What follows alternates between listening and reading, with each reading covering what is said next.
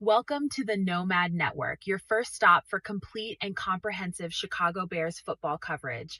Dive deep into analyses, updates, and all things Bears. Subscribe to our YouTube channel today and never miss a beat. Thank you in advance for your support. We promise to bring you the best because together we're unstoppable. Go Bears.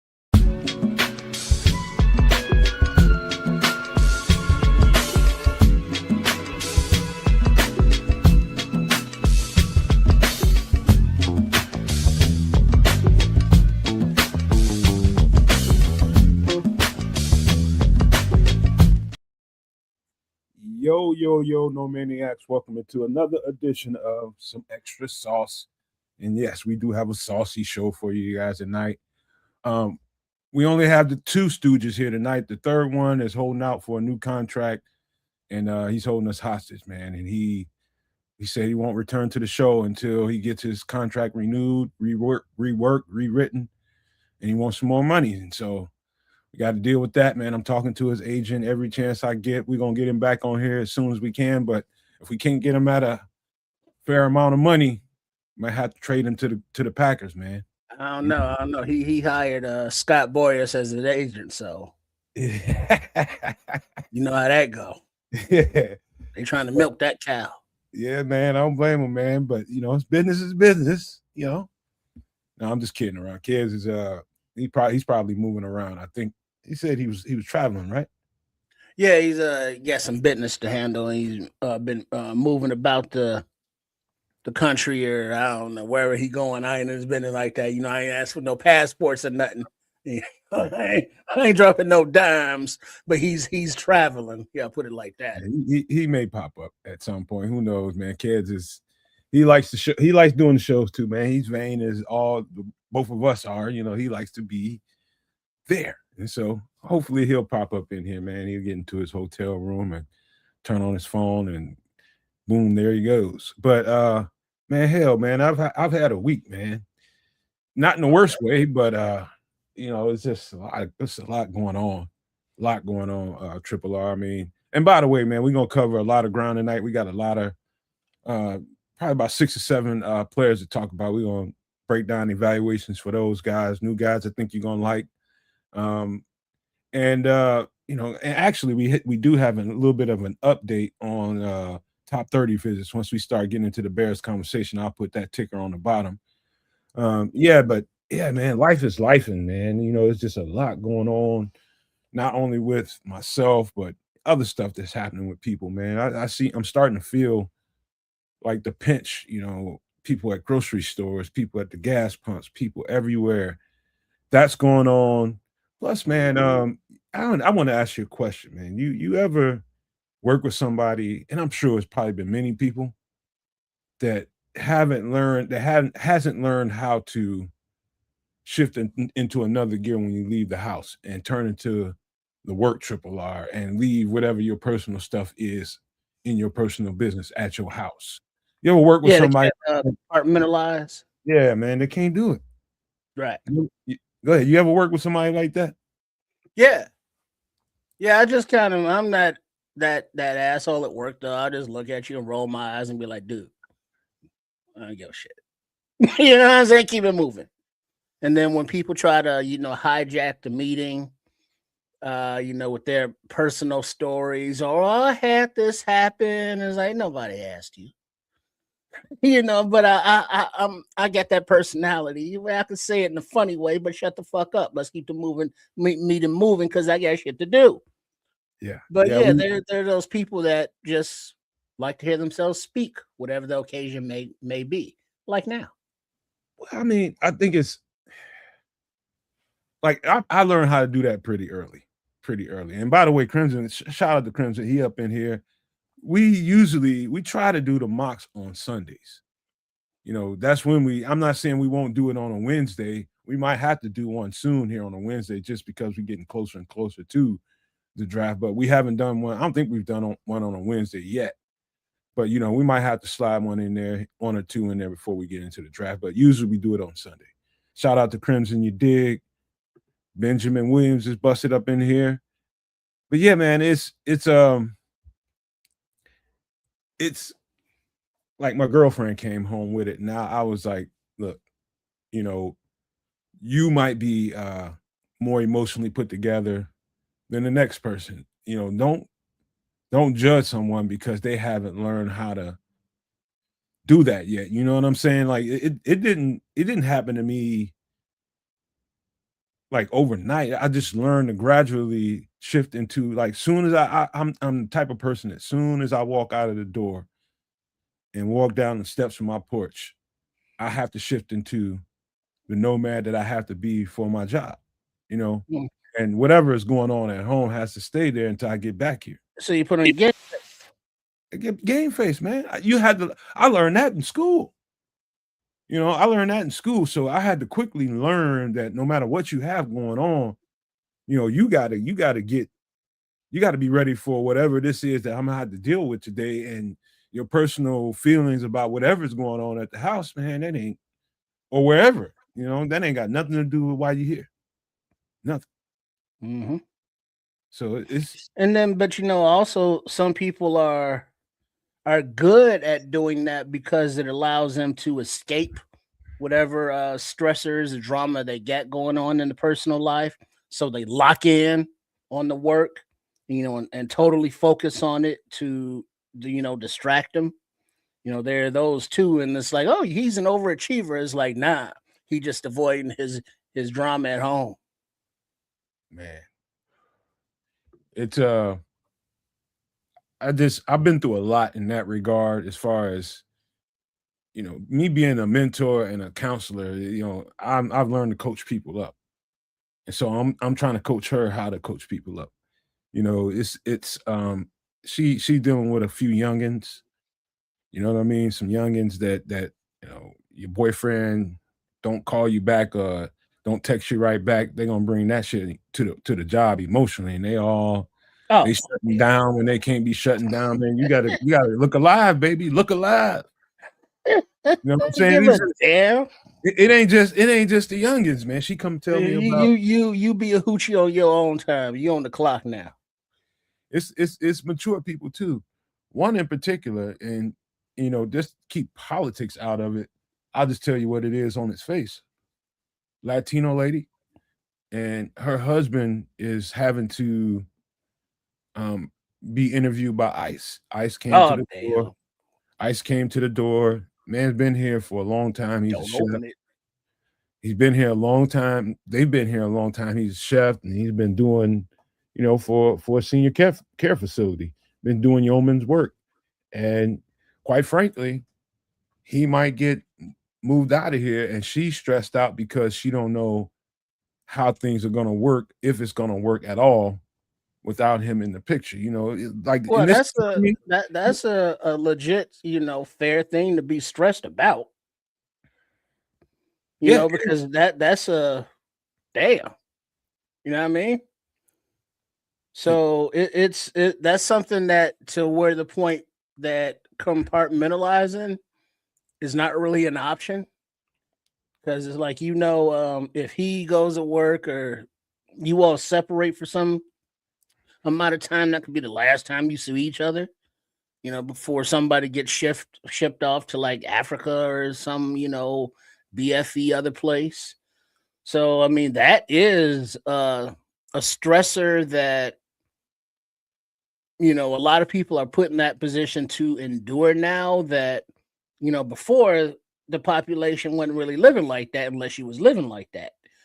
But yeah, I mean it's a whole new world out there nowadays, and being that whether they young or old don't have the testicular fortitude, to handle shit, like previous generations, let's say, whether it be emotional or professional, romantic, however the case may be. The Put it like this: some of this younger generation just soft, as they say. They just can't handle can't handle breakups, can't handle drama. On the shorter end of like ice or something like serious. Just everyday life maturity, growing up, dealing with you know people you're dating or working with or going to school with. They just can't handle those interactions the same. So it's hard, giving advice to someone having to deal with those, because some of the mentality is just off. It's just off. They ain't right. Yeah, true. They ain't right. True. Look, man, let me tell you something, man. I'm a little bit more.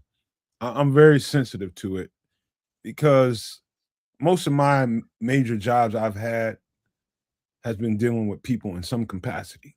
You know what I mean? Some capacity. Even the emergency response job was dealing with people a lot of times. You know what I mean? Like, whether it's the people that's working for the companies you're dealing with in that periphery, or the people in, like, we had to go to down to Katrina and try to help finish clean up that mess down there. We had to go down there, man. And people that were from those neighborhoods that were being cleaned up, and all that waste being disposed of, all that trash and all the stuff that was going on that was contaminated by water, mold, and all that kind of stuff. You'd be surprised how many people would come through those neighborhoods while we were there working in those sections, man. And the tears, bro. I was just like, I don't know how to tell those people that, they would travel from fucking Houston, Texas, from Atlanta, just to see if there's any way that their home can be redeemed. They would travel all those miles just to be told no. And no, your house can't be redeemed. That mold in there is way too bad. You can't exist. You can go try to live in there. I don't think the city would let you, but you can never live back here again. Not in this neighborhood ever. Deuces. It's just too bad. And so emotionally, I understand how people get attached to something, or just, I'm just mature in a way that I guess a lot of people ain't. And I learned that over time. Yeah, well, well, for a lot of people, when you ain't got nothing, whatever it is you do have, you cherish that shit. And then, like, what is Crimson saying here? Saying this generational bias, saying that every generation says the same shit about subsequent ones. And it's like, yeah, true, they do that, but it don't make it less true. I try my best not to be that dude. Well, I'm Generation X. Generation X. And we rock. Because we're on that cusp of old school. We remember how prehistoric days was before all the electronic stuff. And when we still have family structure and morals and values, and Big Mom and them. And we lived through the birth of the hip hop and the power to the people, going through all that, and then the whole crack era, made it through that, then all the gangs and the urban environments, made it through all that, watching the families deteriorate because of the drugs and the violence and the prison system. And now we can say, hey, oh shit, we got gray hairs, and we the the unks and the big daddies and mamas and such, and it's putting that layer of maturity on things, and that just layer of, oh yeah, I've seen that before, and this is what happens many times. And it's like, oh yeah, you keep seeing that. It's like, oh yeah, this is going to happen there. And it's like, oh yeah, okay, that's how you can predict the future without predicting the future. Letting the past do that. But it's just part of, I guess, maturing. Whatever generation you may be, and if you are lucky enough, to have some understanding of yourself and how you comprehend things and the world, maybe you can compartmentalize a little bit better than others. But there's a whole lot of people that can't do none of the above. None. Hey, funny story, man. The first time I heard somebody call me Unc, I wasn't ready for it. I'm down there. I'm with Pac-Man Jones, cornerback, and I always forget his name, but he's the one running the camp. But he played for the Commanders. They were the Redskins at the time. But I'm down there, and I'm doing something, and old boy, one of the 13, 14-year-olds is just like, Unc, man, Unc need to come back out here every day. And Pac-Man then was standing right next to me. And I'm you looking around like, what the fuck you talking about, Unc? I thought he's talking to them. No. And he's like, he talking to you, cuz. I'm like, what? I'm Unc now. What the fuck happened? You got old. You kept having birthdays. I'm like, hold on, I'm moving just as good as you motherfuckers out here. Y'all tripping. I'm Unc now. That's just anytime you're in a teaching capacity, anytime you're doing something like that, that's how the young cats look at you. Sneak up on you. Yeah. That was a trip, man. I was just like, I look back there at them. I'm like, what the fuck he talking to, man? I'm your age, fool. Like, no, you not. He said maybe in your mind. Pac-Man said he motherfuckers been calling me that all goddamn camp. I'm tired of that shit. It was hilarious, man. But yeah, the first time I heard that. But I don't know. I guess I'm more of a coach in spirit, and not just talking about in football terms. I'm talking about in life, and so when people come in contact with a teacher, younger people come in contact with someone that teaches, that's how they look at you. Mm. And that's a respect level that comes with it as well. Even these cats out here on the street, you know what I mean, that's doing wild shit. I go out there, I'll be like, hey, yo, come here, man. Don't let it get to that level, cuz. Never. Once I start talking on that level, that's how they start. Hey, Unc, I appreciate you, Unc, man. You're right, Unc. Giving me a hug, dapping me up, man. I appreciate you saying that to me. All that kind of stuff, man. It's different, man, but I accept it. Especially in a neighborhood or a community or a work environment or a school environment where people are known to, be the mentors or the shepherds of the flock, so to speak. The hard-headed ones or the street people, they recognize that it's like, oh, okay, that's how he's living. We get it. But then also there's a lack of, voices, positive voices, mentors, teachers, trainers, in a lot of these, young people's lives. So when somebody actually does take the time to show an interest and say, hey, you're fucking up, and here's how, here's why, maybe try this, not telling you how to do it, but we'll tell you that if you keep doing this, it's going to lead to that. You want to hear alternatives? Let me tell you. And they go, hell, alternatives? Ain't nobody ever told me about them before. What them is? And then you break it down and woo. They appreciate you dropping the knowledge on them and sharing a little insight to the world. And it's like, hey, thank you. And they appreciate that in their own way. So it's a respect thing. If you can, walk through the hood and people know who you are and don't fuck with you, not because you some badass, but because they respect you. That's a good place to be. It is a great place to be. I remember one time, it was a little girl out there. She's probably about 10, 11 years old, and a cat. I don't really know what's going on with him. He probably got some shit going on, but he said something to one of the little girls. One of the kids probably hit him with something they was out there throwing around, and he started going off. And I just so happened to hear yelling. I'm back here working on one of these shows, and I'm fuck going on. So I go out there, and I was like, "What's going on?" And the young lady that had the kid, she's just like, "This motherfucker, this, he had that." I'm like, "Who, him?" And he was still kind of like, and he saw me and tried to walk down the street. I was like, "Hey, come here, bring your ass back here, come here." And he knew who I was. Soon as he saw me, I locked eyes with him. I knew who he was. He knew who I was, and he knew right off the top. I said, "Now I apologize to him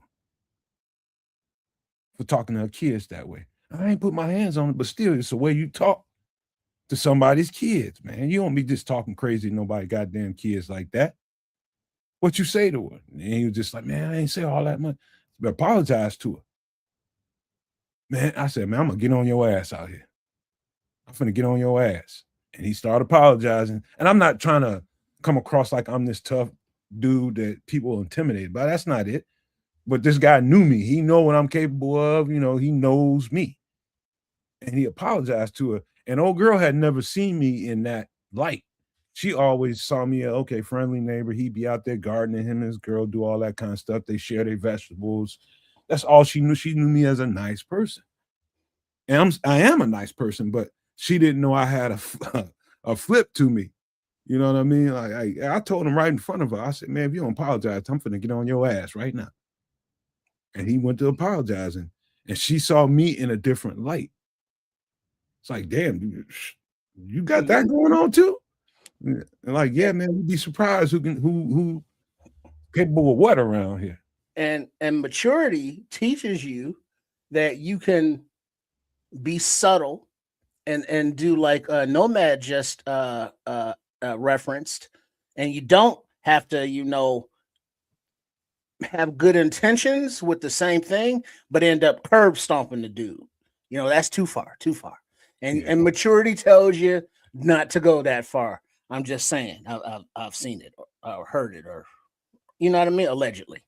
Yeah, you got to be careful, man. How you approach it. Everybody's got somebody that gives a shit about them. You know, somebody. I don't care if it's somebody laying under a blanket in the middle of the road, look like he ain't got nothing to the world. Somebody somewhere care about him. And so my advice to people is approach everything with respect. So long as they ain't showing you no disrespect, bring that first. Lead with that. Lead with respect, and everything will be fine, man. You know, but you coming all sideways at people and people's kids, man. You being got whooped real quick.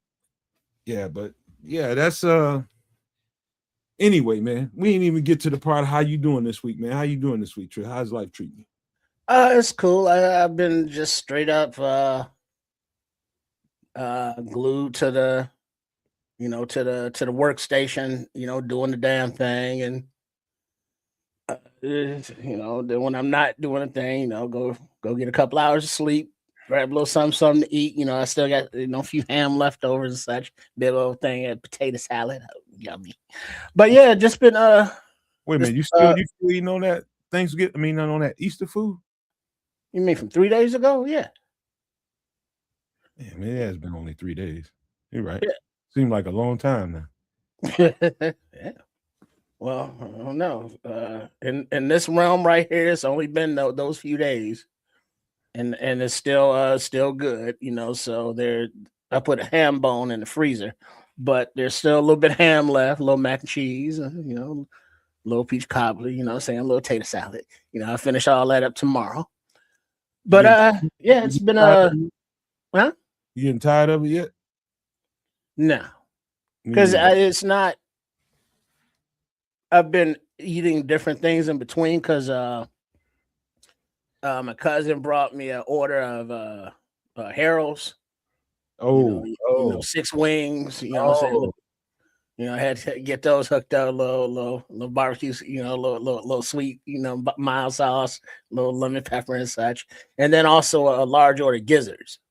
Ooh. You know what I'm saying? So I was fucking with those, you know what I'm saying, on Monday, Tuesday. So I wasn't eating the ham or the Easter stuff like that. So I broke it up, you know, not to get tired of it. Hey, you know what? I don't think everybody here has a concept of what a large order of gizzards might look like. Oh. It's a nice size. Let's just say you're gonna get plenty. Mm-hmm. Yes, and then put it in the toaster oven to reheat it, and that white bread, that, you know, you gotta have that white bread, and it gets all crusty, you know, on the top a little bit, and then the fries, and then and then it's like, yeah, and then but you always, here's the key: when you reheat some Harold's, you put the ketchup or the hot sauce or the barbecue sauce, whatever you're gonna put on it, you put it on there, and then you heat it up. You let that heat up with it. No. Mm-hmm. So you wild now. Mm-hmm. You wild now. Now your condiments are heating up, and warm it into the food like Harold's does and supposed to do, because they never put enough sauce on there. Even if you say, "Can I get some extra sauce?" That's gonna be extra. Well, damn, we'll stop being so skimpy. But they don't never put enough. You put your own on there and let it absorb and soak into the heat and meat and fries, and the bread is just hit different than if you put it on afterwards. Man, dude, let me tell you, every single time I got to go to Midway, I'm going to Brown's Chicken. It tastes better. Oh, the gizzards taste better. Shit, You know what? I've never ordered Harold's gizzards, man. I'm so in love with the chicken, and I don't know. We might have lost a supporter. What's his name? What's his name? Little guy that used to come on the show all the time, man. I forget his name all the time, man. And his feet used to always mess up. And it'd be a little bit loud in his background. What's his name? I can't think of his name right now. I'm having a brain fart. Who, FFG? No, not FFG. Will he be in the basement hiding from his honey? No, not FFG. What's his name, man? Ah, damn. Anyway, man, he used to come on the show all the time. And I said something on Twitter, and I don't know. He's just got different with me ever since then. I was just like, I don't know who need to hear this, but Harold's Chicken its chicken is naked by itself is good enough. You don't really need the mild sauce. Oh, he went in. You tripping, though, man. What you talking about? Petty. There it is. Petty. I ain't seen him in a while, man. I ain't heard from him in a while. Petty Murphy. Petty Murphy. That's my boy right there, man. I love him, man. But he was just like, oh, no, man, you tripping, bro. You tripping hard. And so I'm one of them people that like really good fried chicken. Mm-hmm.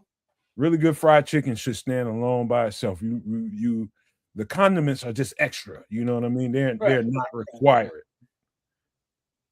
Yeah, but it's I think it's because of like Harold's and Uncle Remus, the signature sauce. The sauce, it just became a part of it. Because I don't remember the name of the fishery, but it's one of those that you can pull up, right on Lake Michigan or one of the docks. One of those, pull up to the dock, but it's not Doc's fish. But and they had the a shrimp order.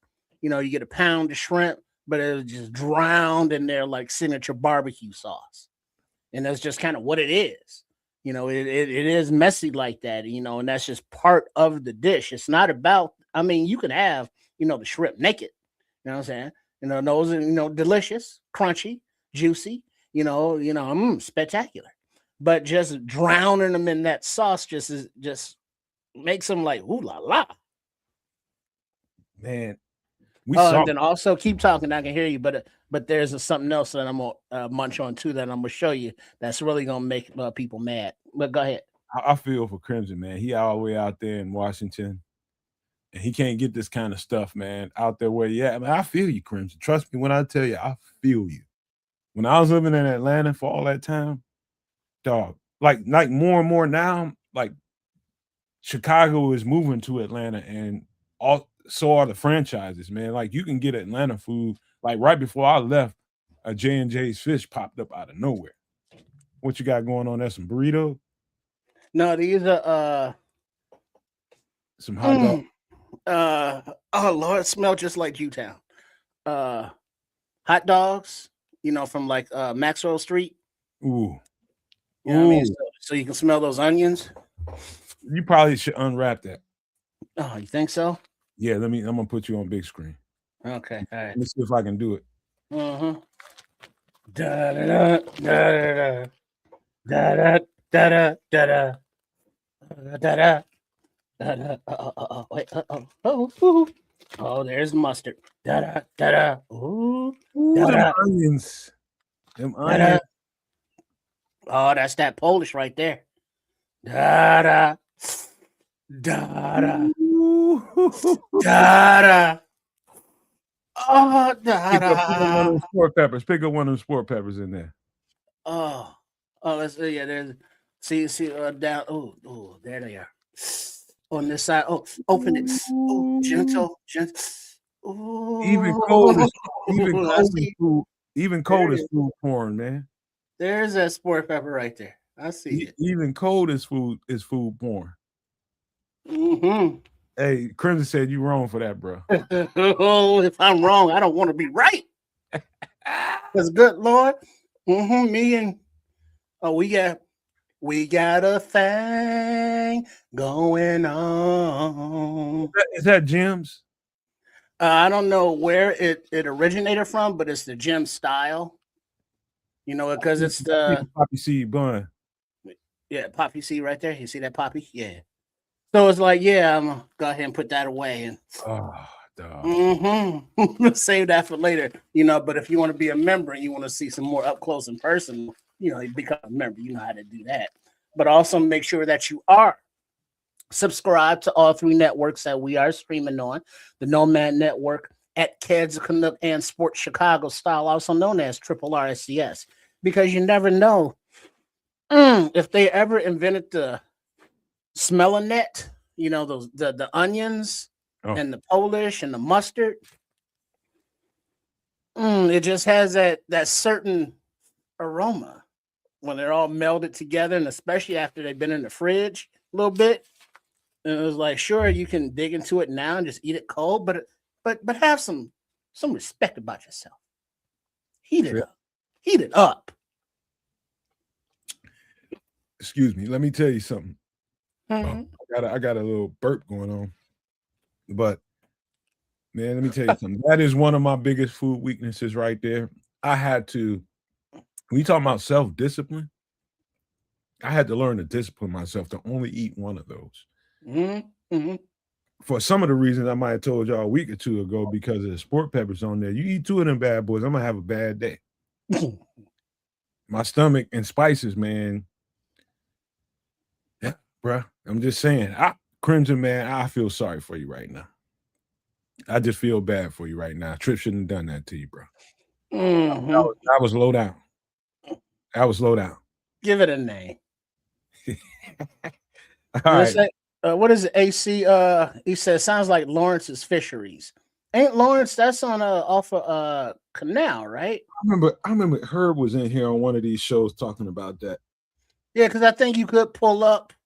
There had a little harbor that connected, a little inlet that connected to Lake Michigan, and you could go like over there by Chinatown. I think that might have been it. But then there's also was a spot right. No, that's off of Torrance. That's further out south by the bridge. And then Goose Island is near water, but you couldn't pull up to it on the dock. So it might have been Lawrence's. Because I remember that you pull up to the dock, then you went upstairs. Yeah, that was Lawrence's because the street was right there. Good looks, AC. Good comms. I remember Herb was on one of these shows. We was talking about food, and he brought that up. When I told him I had never been to the Italian Fiesta, he was just like, man, he started talking about that. Anyway, that was on one of the earlier, when we first got started, one of the earlier shows we was talking about that. But you was here. We was talking about it. Mm-hmm. I had no idea what he was talking about. Mm-hmm. Yeah, it's just certain things, they are made, sloppy, like just it's like, why is there so much barbecue sauce on this shrimp? Because you got to make sure the shrimp is bathed in it. You got to make sure all the French fries are bathed in it. You got to make sure you could sop it up with that white bread, because you always got to have a white bread. So the things that Crimson is missing out on, as we all can reflect on coming up, whether it be in the hood, Man, you get the dope ass. You smelled that like it's a big ass blunt. Come on now. Hey, go smoke it up like a blunt too. I'll be that. But the restraint that I have had of myself not to have consumed these by now. But remember, like I said, I've had the ham, and then there's been the gizzards and the wings, and so this is gonna be like the after ham thing. You know what I mean? So I'm breaking it up, enjoying it. All And right then now. of course, you got to go and heat up some make some French fries or something to go with it. You know what I mean? All right, Tip. Condiment. Yeah. Hey, as a brother that loves you, brother, get you some roughage up in there. Oh yeah. I got the broccoli, and the celery, and you keep it all flowing now. You don't want to be clogged up. That's right. That's no bueno. Keep you some roughage now. Mm-hmm. And those are all Yeah, right. Last thing about that. Yeah, I my would say that- movements are quite supple. okay. I mean, that's all we need to know about that. Mhm. But one of the things I watch a lot of food reviews from people that come from somewhere everywhere, California, Philly, New Mhm. York, wherever they from all over the country, even all over the world. A lot of people come in here, they hear all the stuff about Chicago food, and they want to try it for themselves. They want to see what it's all about, what's the fuss all about.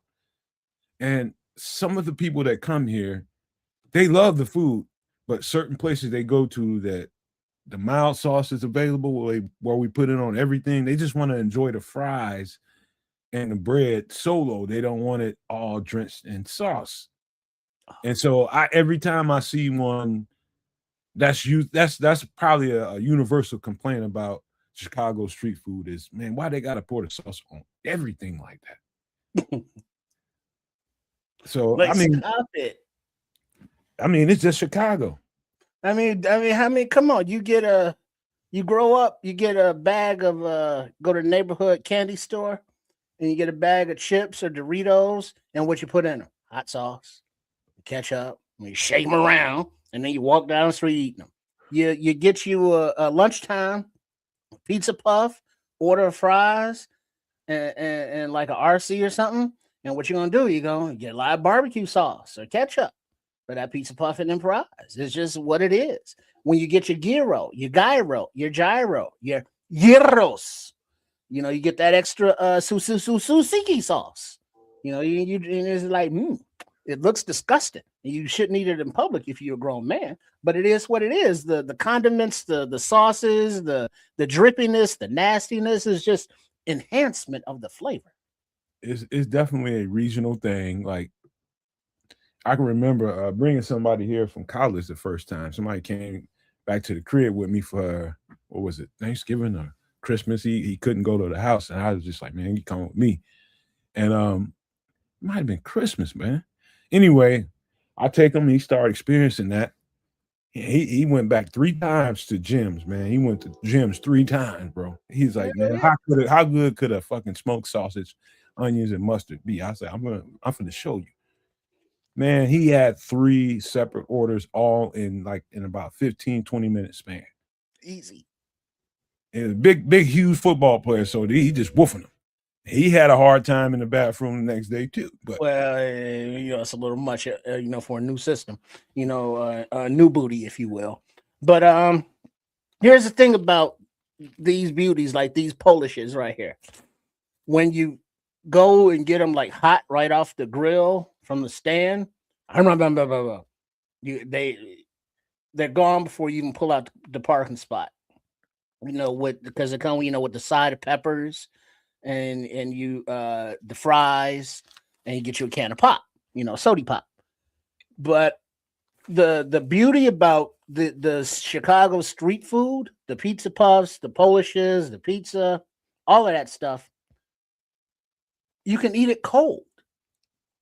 So you get home, you put it in the fridge, or you leave it on the counter. You know what I'm saying? You live a little, roll the dice. It's all right. But they're good hot, they're good cold, they're good fresh, they're good leftover. They're just full of flavor. And Trips, that's truly some big back shit, man. I've never ever eaten one of them cold. Ever. Not the chicken, not the nothing. The chopped sandwiches, none of them. I got to heat them up. Well, So look that at you all fancy. So the now I can eat like a piece of pizza or something cold, but that I cannot eat cold. That the chicken, I gotta warm it up, man. So that the all the membranes and all the everything opens back up. Mm-hmm. I got to eat that warmed up. See, I can understand the Italian beef and sausage, You know, those I could see because of the thickness of them and being a little congealed with all the grease and all that tasty goodness on there. I could see those being warmed up. But everything else, I think is like, because you be in the car, we get the orders in the back seat, you're driving around, you're doing woo woo woo, and then it's like, oh shit, I'm hungry. Oh yeah, I got this food in the back, and you go ahead and you munch out.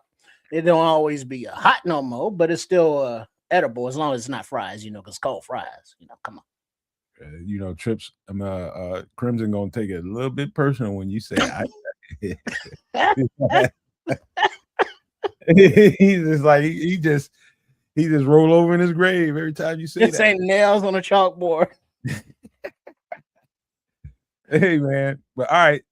Since let's talk about some real quick, man. Let's talk about some doggone drinky drinks, man. This is interesting stuff, man, because lately, I ain't gonna lie to y'all, man. Let me just pull it up. What up, AC? What you know about Funk Doc Spock? Hold on. Hey, wait a minute. Where am I? Okay, here we go. How high again? I should have said. Check this out. Newton's Law. Ingredients: brown sugar, hot water, apple butter, lemon juice, and whiskey. Now, anything interesting to you here? Yeah, that looks like a nice little sweet hot toddy-ish kind of thing. Yeah, same thing I was thinking. With the hot water, where's the hot water in there for? Like, we make homemade apple butter here at the house. Yeah, but I always also noticed that it says that, but there's ice cubes in there. Yeah. Wait, the hot water to dissolve the brown sugar. Yeah, that's exactly where I'm going. Okay. Oh yeah, my bad. I'm just processing. Dissolve up them granules of the brown sugar. You put that hot water in there, and now it just kind of blends into the drink a little bit, and it's very much hot toddy-ish looking and sounding to me. I've never tasted it, but anything that has, like, I would actually throw some cinnamon on top of this too. With the brown sugar, just for flavor. But this is interesting to me, man. Next time my lady comes in here sniffling and sneezing, this is something I'm gonna think about doing. Yeah, and if you think about all of the ingredients, apple butter, lemon juice, whiskey, brown sugar are tasty, cold, and hot or warm. And so you get the warm hot water rather and dissolve that brown sugar and mix in that apple butter. Chef Trips put a recipe for some Amish apple butter made at home. And if you've never had apple butter, wait a minute, wait, hold the fuck up. Why would you? Didn't I tell you I make apple butter? Nah, you make your own apple butter like the Amish? Oh man, people every year be like, man, when you gonna make some more of that? That and them goddamn hot pickles, man. Every year. That apple butter and them hot pickles. So we don't grow apples here. We don't have a bunch of trees out here, nothing like that. We hit an orchard in the fall of every season. And so when everybody's picking around here, you go grab up a whole bunch of apples and you can make it. And people love our apple butter, man. Don't ever buy that again, man. Just let me know. I don't think we have any down. I think it's all gone this year, but come fall, we don't have fresh apple butter, bro. Well, it's even better fresh, but I believe this was a recipe just from the canned stuff, the unsweetened. So, you have less sugar in it than, if you got the sweetened canned applesauce, but you put it in the oven with some, the stevia brown sugar and it's like you cook it, low and slow for was it like 4, 5, 6, 8 hours or some shit until it's so rich and thick and dark and gooey because that brown sugar is dissolved with all the apple in there and there's no butter, but it's apple butter, because it's not apples mixed with butter. No, that's not what it is. But once it comes out, it's very smooth, very cinnamony, little nutmeggy, but butter smoothiness, but apple. And I could see that in this drink with some whiskey that would go nice, and then some lemon juice, to cut some of that sweetness. Yeah, this would be a interesting beverage, I do say. So 7 years ago, I never even heard of apple butter. My girlfriend told me about it. I'm just like, what is it? And we pulled up. I got on the phone and pulled up something. I'm just like, really? mm-hmm. So I can make that? She's like, we Mm-hmm. should. Next thing you know, I made it. I took that shit to work. She took it to work more recently. Man, people won't let you forget about it. It's the pickles, whether they be hot or just the dill pickles, and the apple butter, man. People just gotta have those. That is some like people. So what you do with apple butter, for anybody out there that haven't tasted apple butter, it's a great preserve. It's a preserved vegetable that you use on mostly toast. That's what a lot of people like to do. Is to spread it on toast like you would strawberry or grape jelly. Like jelly or jam. But it's more organic. There's no preservatives in this, additives either. It's just good seasoning and good fruit. Mm. And my advice to anybody that gets apple butter is get it. If you want to put it on toast, warm it up a little bit. Oh, and that now it's smooth like butter. Man. But it's kind of like an apple jelly-ish kind of thing. So apple butter. And you have that on your toast. Get you a hard-boiled egg. Your coffee after you have your morning, bottle of water. Or whatever it is you ingest in the mornings. That's a very subtle but tasty way to start the day. Very. I don't really do much sweet at all, if at all. Every now and again, I'll get some jelly or something, or some of that apple butter and put it on some toast and eat my breakfast. But I just don't do it very much, man. I enjoy people. I like happy people, man. So when people like the stuff that I do, I'm glad to let them get it, man.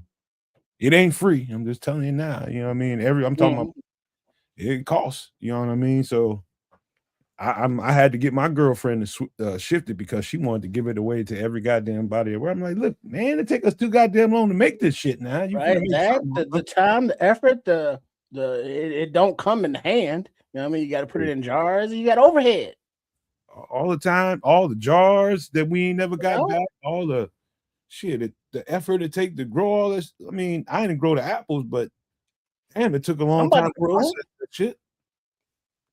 And it's good. You right, AC. Very good. What up, Smitty? Smitty out there rolling. But yeah, this is Newton's Law, man. Very interesting. I would say this concoction is, I'd save this thought here for when somebody gets a little bit ill and you need to bring them back and give them something. This would be if you don't like hot toddies, this would be a very good supplement for that. For sure. I'm glad Trips brought that up. Mm-hmm. All right. We're going to get to the next one. This is, I was kind of saving this for Kez in case he popped in, but what you think about this? Let's see, a Kentucky Buck. Ingredients: simple syrup, ginger beer, strawberry, lime juice, and whiskey. A lot going on in there. I vaguely remember what ginger beer tastes like. I haven't had ginger beer since I was in Jamaica, and that was years ago. I would change that to a ginger ale. That's what I would do. Mm-hmm, mm-hmm. But this concept sounds really, really good. I like a fizzy drink anyway. I like a good fizzy drink. And maybe not, maybe I like it a little too much because I can probably drink a bunch of it. But any punch, that's what it's like a punch to me. A good, alcoholic punch. Mm-hmm, mm-hmm. What it looks like in a glass. And I like anything strawberry, bro. Anything strawberry, I'll eat a strawberry boot. Straight up. A strawberry work boot at that. It does look quite refreshing. Yes. This is, to me, this looks like a good spring, summer drink. You know what I'm saying? Like a good spring summer drinks. Look, anything with a little fizz to it and some ice. Throw a little liquor in there, a little syrup in there. Lime juice gonna make everything taste better. Yeah, you got you something here. This Kentucky Buck looks real good. And don't sleep on the ginger ale or the 7-Up or the Sprite or anything that puts those little bubbles and adds that effervescence, to a drink or to a beverage. That's when they dance up on your nose and bounce off. Is like that. That's a very refreshing beverage because it's usually kind of fruity-ish, and it's like the alcohol being whiskey. That's pretty much interchangeable at that point. Man, dude, I like good refreshments. I like good beverages, man. I'm a good time person, triple R. Yeah. My college boy ain't never died in me. I like to have a good time, drink a little bit.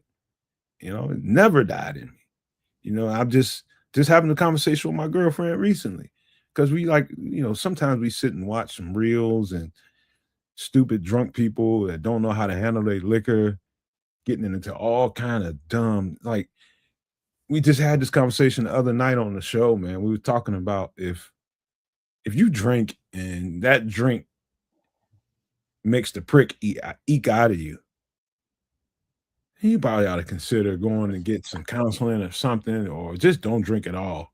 Mm-hmm. Like if you don't turn into a lover when you drink, I don't know what's wrong with you. You ain't fit for turn into too much of a lover, let's say. I'm keep your hands to yourself. Nah. I'm that MFer, bro, when it comes to that. You know what I mean? It just really brings out the best part of me, man. According to you. Oh, yeah, for sure. Hey, bro, I ain't never had a dissatisfied customer. Let's say that. Let's just say that. How about that, man? It's like when you already got pure love in you, just all alcohol does is bring out the true you. And so, or the mood that you're in too, though. I've seen the worst part of me, drinking that goddamn on gin and make you sin. Be out and with your boys, and next thing you know, some shit pop off, and the real ignorant come out of me. I'm hitting people, like I'm going off on you. You know what I mean? It's like all you had to do at a certain point in my life is just irritate me a little bit or anger me, and now you got to deal with me now. Because you don't want to be the cause of the party having to turn the lights on. Because you can't handle your looking and got into it with somebody because they bumped into you on the dance floor. Well, guess what? Y'all dancing. Kind of happens. Man. But if you can't, like what Smitty talking about, his wife says he get nicer to people when he drink. That's what's supposed to happen, man. Smiling and hugging them and shit. That's what's supposed to happen, Smitty. You ain't supposed to turn into no ass when you drink. That tells me, Smitty, you're a good ass dude on the inside, and that just opens you up a little bit more. I would love Smitty, man, just because of that. That's who I become. You know what I mean? I'm that all the time, but that just brings more of it out. And so when you think, you walk around every day with no barriers, which I do, but you really don't know how much you don't walk around with no barriers until you get a little something to soften you up and bring out the real good side of you. But yeah, it was a time when white liquor like gin and shit, bro. Let me tell you something. Yeah, I'm gonna get on your ass, bro. Bad news. Yeah, bro. You got to deal. You gotta have a hard time dealing with me, bro. I done did some shit, man. I'm lucky I'm still sitting here. I done jacked some motherfuckers up, pissing me off, man. I did them bad. But that was at one point in my life when I didn't know how to control my emotions and not drink white liquor when I ain't got no girl to go lay down with. At the time, I'm just out here in the wild. But yeah, bro, it was. Smitty said he's generally an introvert. Hey man, you would hang out. You would love to hang out with me. I'm a good time guy. I love to have a good time, cook food, and just have the spirits flowing. Well, shit, driving a truck is yes, halfway decent job for an introvert. a lot of time, by yourself, but then a lot of time, and with the lot lizards and the truck stops and the pickups and the drop offs, having to deal with all those assholes. So yeah, it's rough out there for an introvert. But those extroverts out there smiling with everybody, they not even drinking or drunk. They just happy to see people. Ain't nobody mess with them lot lizards, man. They done touched everything under the sun. Let's see. Speaking of touching everything, Red Baron said he dedicated a drink to Trips called the Sweet Feet. It's Johnny Walker with a shot of honey. Yes, Lord. Where's that at? Oh. All sticky on those feet, on those yummies. I don't let them drip off and fill up from the top down the little wrinkles and between the toes and with the honey. And it's like, oh, I'll get this man. We're gonna start calling his ass Gym Socks. That's see, when you want to go top shelf, you go with the Johnny Black Gym Socks, man. That's all I can tell you. Everybody's feet stink at some point. Feet all dirty, need to be cleaned. Everybody rubbed. All right, I gotta do a Jedi mind trick on Triple R. We finna hit some food up. Trip, I want to see if you ever had this, if you ever ordered this, and just want to see what you think. General Tso chicken. Yeah, good stuff. Ingredients: sesame seed oil, key; chicken thighs, flour, cornstarch for your slurry; sugar, vinegar, sesame seeds to finish them off; garlic, soy sauce, chili peppers, and ginger. The all-important ginger. You won't believe it, but I've never ordered this, never tasted it. What? Never. Oh. Yeah, it's shit. Get you a little beef and chicken, a little Mongolian beef, a little General Tso's chicken. Never once. I'm serious, Crimson. I ain't never had it. Stay with the orange chicken then. I don't even eat that. One time I tasted that one time. My mother ordered it. The orange or the cashew? I just don't like it. She's going, you won't like this one. You gonna try this. And I'm just like, okay. I don't like sweet, man. Well, this one, the General Tso, isn't as sweet as, let's say, the orange chicken. That's kind of inviting because orange chicken is very sweet to me. Yeah, there's nothing sweet in this. It's sugar. I mean, it's just a different way they prepare the chicken.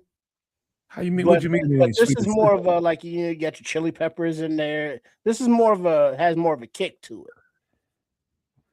I just don't like my fried chicken. This is chicken thighs fried. That's where the flour and the cornstarch comes from. I just don't but it's not a crispy fry. It's more of a saucy, soggy kind of coating. It's not like a soggy crispiness, but it's a moist crispiness that's supposed to be on there. So you've ordered this fairly on a regular basis throughout your life? Oh yeah. Never once. Never even tasted it. Only had orange chicken once. My mother ordered it one time. I was over there. Now, I mean, it's okay. It's okay for people that like that flavor profile, but for me, it ain't. I don't really like too much glazed fried chicken. Yeah, it's just a different, like this soy garlic, vinegar glaze that it's in. It mixes well, and it's just a different flavor because, you go to your local, Chinese food spot, and it's like you can't get the same thing all the time. So let me try some different chickens or some different beefs or some different scrimps, and you just end up around the whole menu. And then because when you make the order, it's like, give me a small one of those, a large one of those, a small one of those. It's like a little variety pack. And I never ordered just like one thing and some rice. Yeah. So they always ventured around the menu.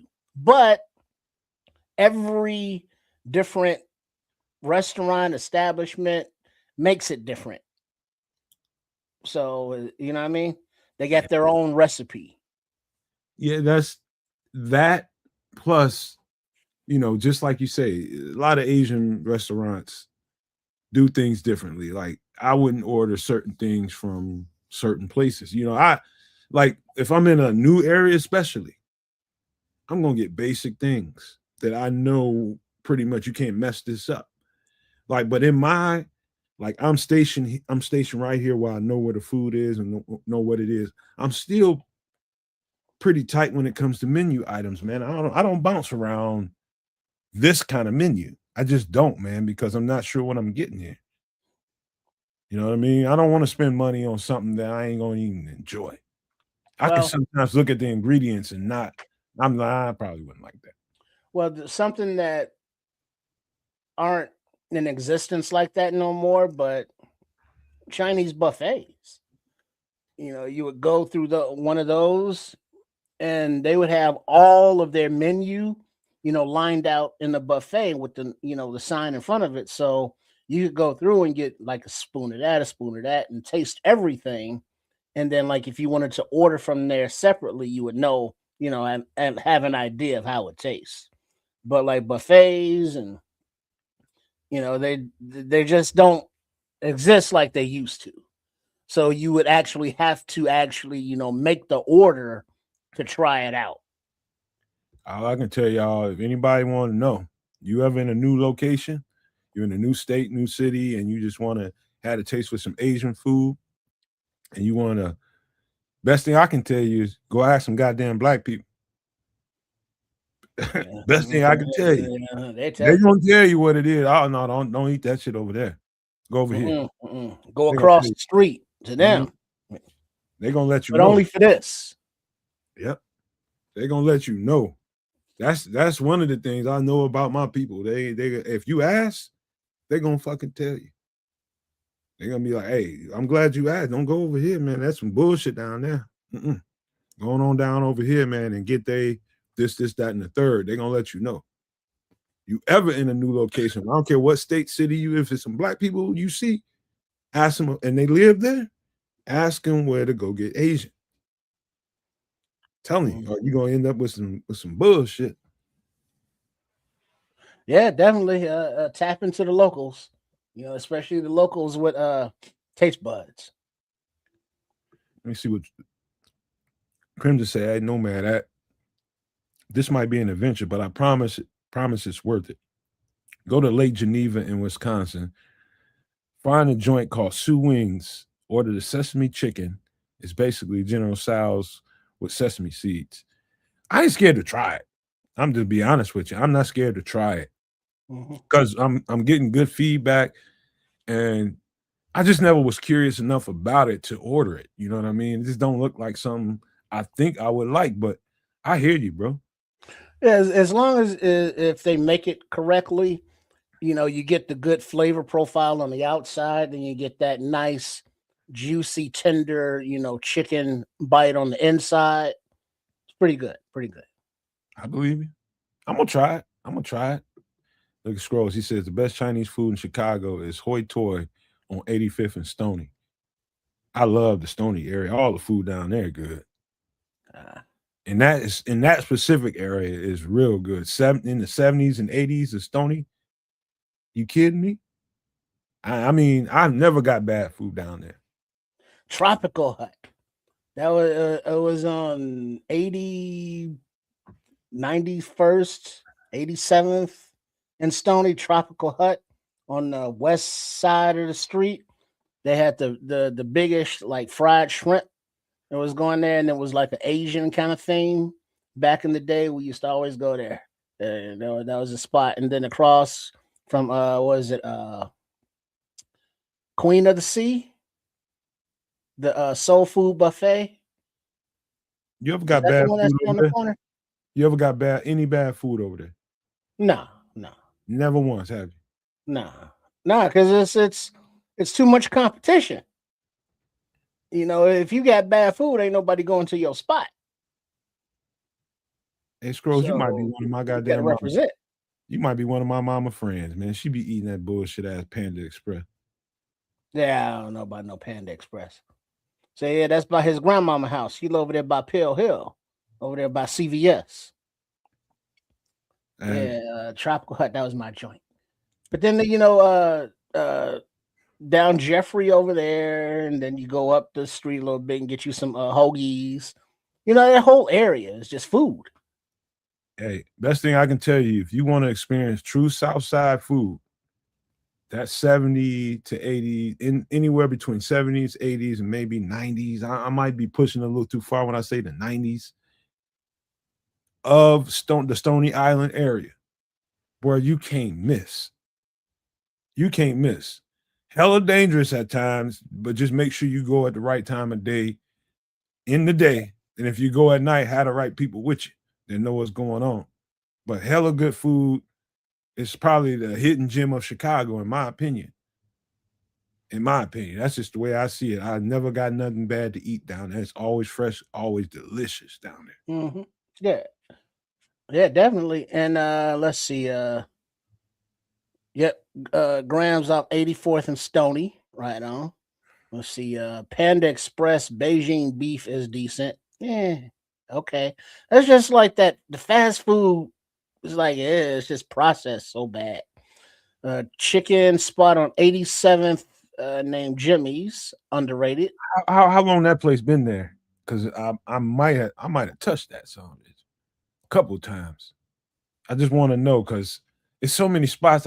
My people. I got a lot of people up there. So as soon as I get there, here come the drinks, here come the blunts, and all that kind of stuff. And I be hazy, and we just be rolling. And next thing you know, we at a spot. Yeah, and just like I know you hungry, and you got the munchies. How long that place been there, Scrolls? Let's see. What was that? Smitty said he's going to Chinatown for his Chinese food. Yeah, that's a spot. Three Happinesses right there on Cermak across the street from the fire station. They open, late at night and early in the morning. Very small spot. So you can get it to go, but you go in there, you eat, and they got the lazy Susan around the table. You spend that and get your dishes. Very good spot. Very good. Three Happinesses. Man, Say they've been there at least a few years. Jimmy's on 87th. I might not have been there then. I ain't really been moving around. Probably hardcore. Probably about a good 7 years since my cousin P passed. I just ain't been in the thick of it really at all. That's my guide. That's my guide. He used to guide me. He know what's what. I don't live in the city. I live south of the city. So whenever I'm up there, I make sure I'm with the right folks. And I don't mean that facetiously. They are folks. Literally. You know what I mean? So Mhm. that's my family, man. That's my family, man. I miss my cousin P, man. Cause man, dog. Spots I didn't even know. I ain't never heard people talk about. There's spots there. In fact, man, I'll tell you another little story. I was up on the far north side with an Italian guy that was just like, and I was skeptical. Yeah. I'm like, man, dude, I don't where the fuck are we? He's like, trust me, dog, it's gonna be a good spot. And we went into a bakery. Front facing, it was a bakery. Mm. And went right on past him. He was like, come on. Went right on past him, right through the kitchen into a little back door, then went downstairs into a whole ass nightclub. Mm. Literally a whole ass nightclub. And I'm just looking around this. I'm like, the fuck is going on? That was some real Al Capone era. Speakeasy type shit. Yeah. Yeah, I was in one of them. I'll never forget it. It smelled like you was underground, but it didn't stink, but it smells like the amount of steps that we had to walk down. It was almost like they set up a bomb shelter or something and made a big bar. I mean, it was nice as hell. I didn't pay for shit down there, bro. And Yeah, people, it's a lot of private clubs, social clubs, if you will, around the city. Now, some people take advantage of the situation. Like there was a after hours spot, which are different than speakeasies, because after hours spots are basically somebody gets an apartment or a condo, then they throw parties at 2, 3 in the morning, and that lasts for a few weeks until the neighbors get tired of all the late night activity and the fights and the shootings and such, and that gets shut down. But the speakeasies, if you will, last for years because they're private. And there are some quote unquote speakeasy type clubs like, the Key Club. Y'all don't know what that is, but it's basically a 24-hour bar that is not advertised as a bar. You go by it, it just looks like a building. The windows are covered up, with decorative stuff so it doesn't look out of place. But 24 hours a day, 7 days a week, you have your own key as a member, and you unlock the door, you go in, and now you're in a club, a bar. And it's like you at the bar, you got, over there, it's cool. And they got a few of those throughout the city. So in a city historically likes to party, that because of your Al Capones and the speakeasies, those places do exist. And if you are lucky enough to be with a local to experience one of those, that's some cool shit, to do, because that's a part of history. I got a little nervous. I ain't gonna lie to you at first.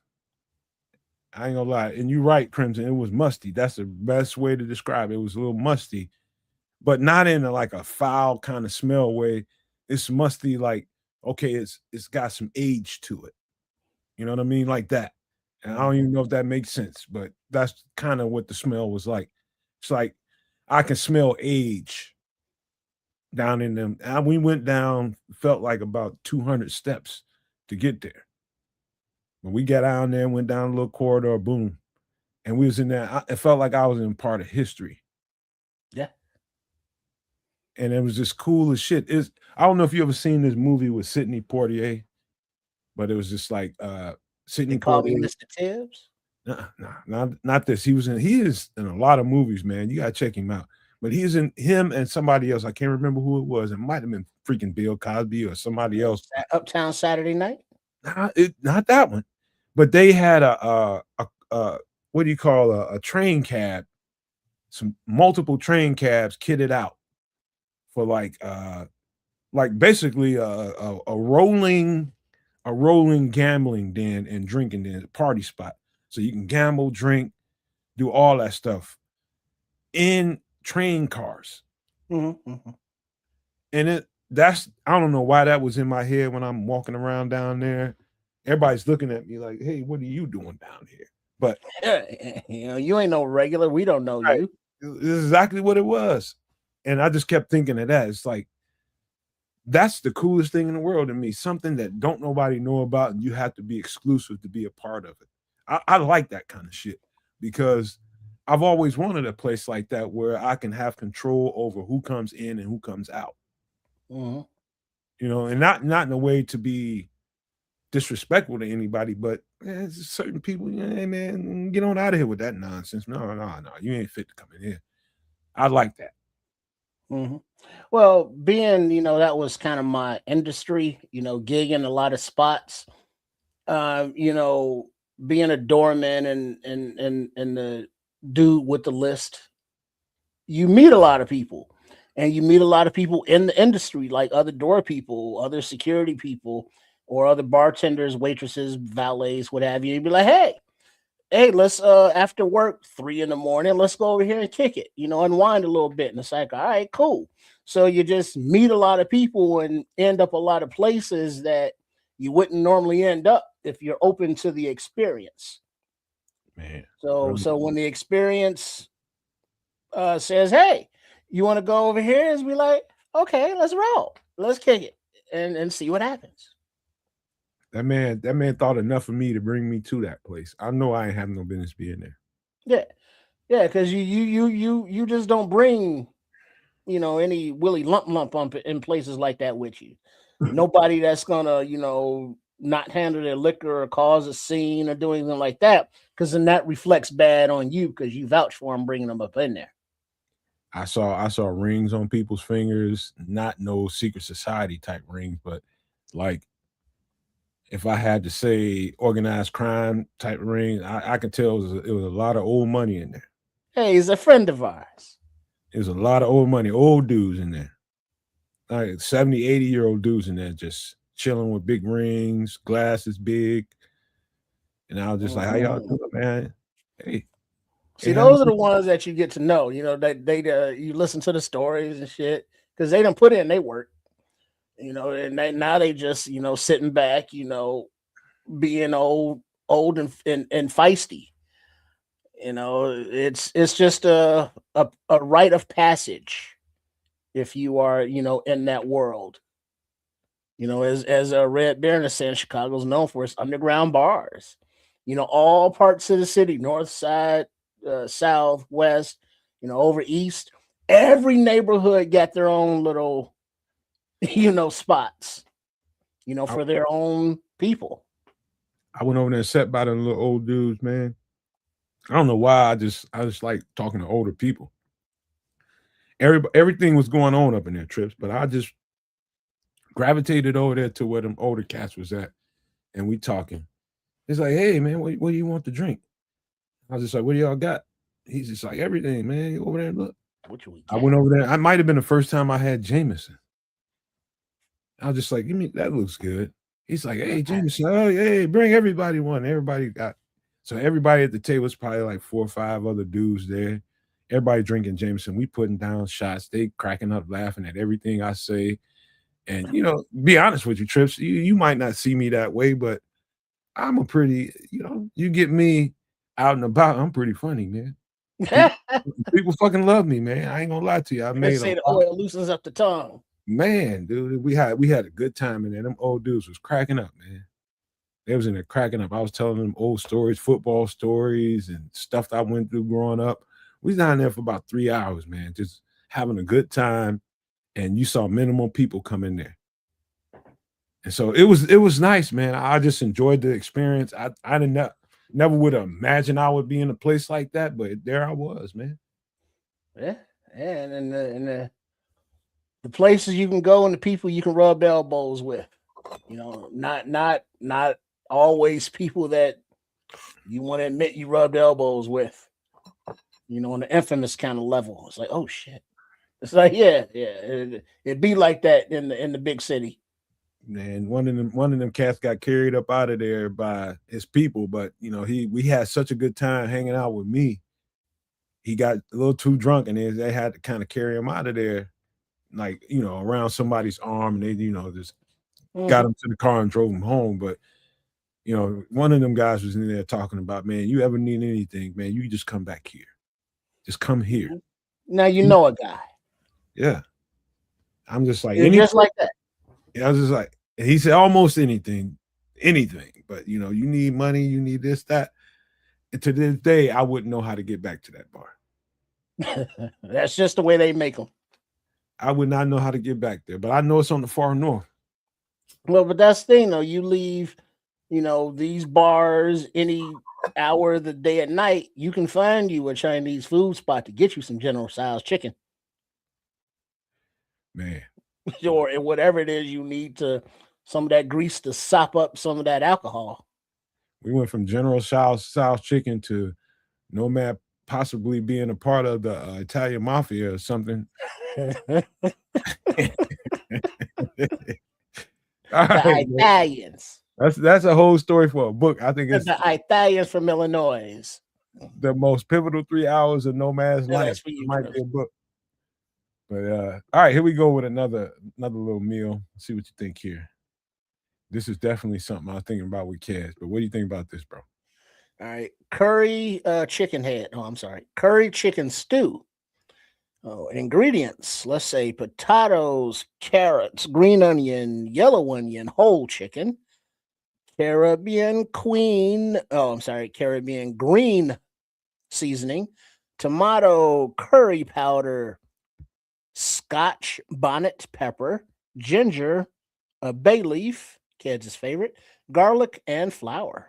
Sorry, it's so small, Triple R. I had to because there's so much in it. I had to squeeze it on there like that. Um, but Caribbean green seasoning, I never heard of. I just heard of green seasoning probably 10 years ago. I had never heard of that until 10 years ago. And so Caribbean green seasoning, I'm curious about that. Very, very curious. Have you ever seen that anywhere? I have not. Does it make you curious at all? I've probably tasted it, not seen it, but yeah, I don't see. Here's the thing, like specific Caribbean flavors, I'm not really up on because they have a little more spice than I'm used to, but like your jerk chickens or your curry goats kind of thing, whereas like the actual green seasoning, I've never, been that uh deep into their cooking or their palates or their seasonings or spices to even have heard of that. But just looking at this dish with the like, I don't even know what Scotch bonnet pepper is, Oh, but it's got pepper in it. And then you got the curry powder, which is kind of peppery in itself to my system at least. So I mean, this whole dish kind of gives me a little pause up front. It's like, ooh, that looks like it's gonna be a little spicy. well, Kid said it a couple times during the show. One time we was talking about something that has Scotch bonnet in it. And how you deal with the Scotch bonnet. You love the flavor from a Scotch bonnet, but you need it in there for a minimal amount of time, especially for people who, if you're going to serve this dish to the public, you for sure don't want to leave that Scotch bonnet in there for extended periods of time because it's just going to make the dish hotter and hotter and hotter. All right, A here we very go. hot pepper. The Very hot Scotch pepper. bonnet pepper is a very hot, fruity chili pepper plant named for its resemblance to the Scottish tam o' shanter hat, essential in Caribbean cooking for jerk seasoning and hot sauces. It is it's very good flavor. I'll tell you that. I'll just say this to you, Trips.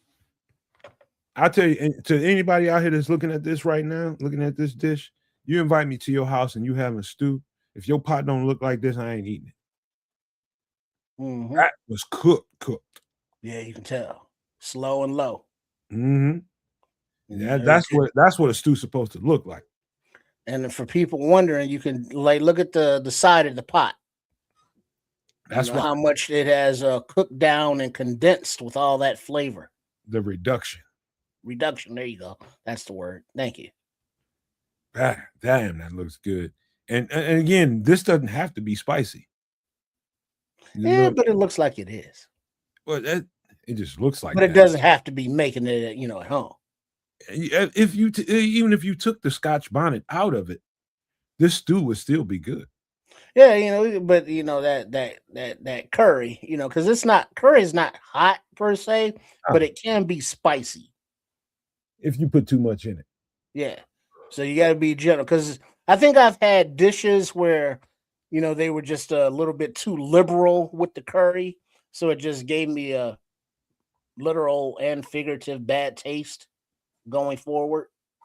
Trips, you know what I So think? anytime I see stuff with curry powder in it, I kind of get that. Trip, well, you know what I think you got to do? I think you got to get it. You got to get something that you want to cook, whether it's curry chicken, curry, whatever, and you gotta use it and just see if I can make this palatable to me. And it's just a spice powder. Yeah, yeah. So It you just can a little less and a little less, and maybe a little more. dog it is you try something next time you make try to make you a curry chicken in a way that you would like and with the stuff that you want in it. Use some curry and use it lightly the first time around, but then after you taste it, then make a decision. I mean, when you go and get curry for the first time by true Jamaican people, oh, that curry dish is probably gonna be spicy as fuck for sure Well, because they just used to it. You know what I mean? That's just the way they cook. And you just understand that curry is just it's a flavor profile, mhm, mhm. and you use it how you want to use it. I use it a couple times with my girlfriend here in the last couple months. I told y'all on the show.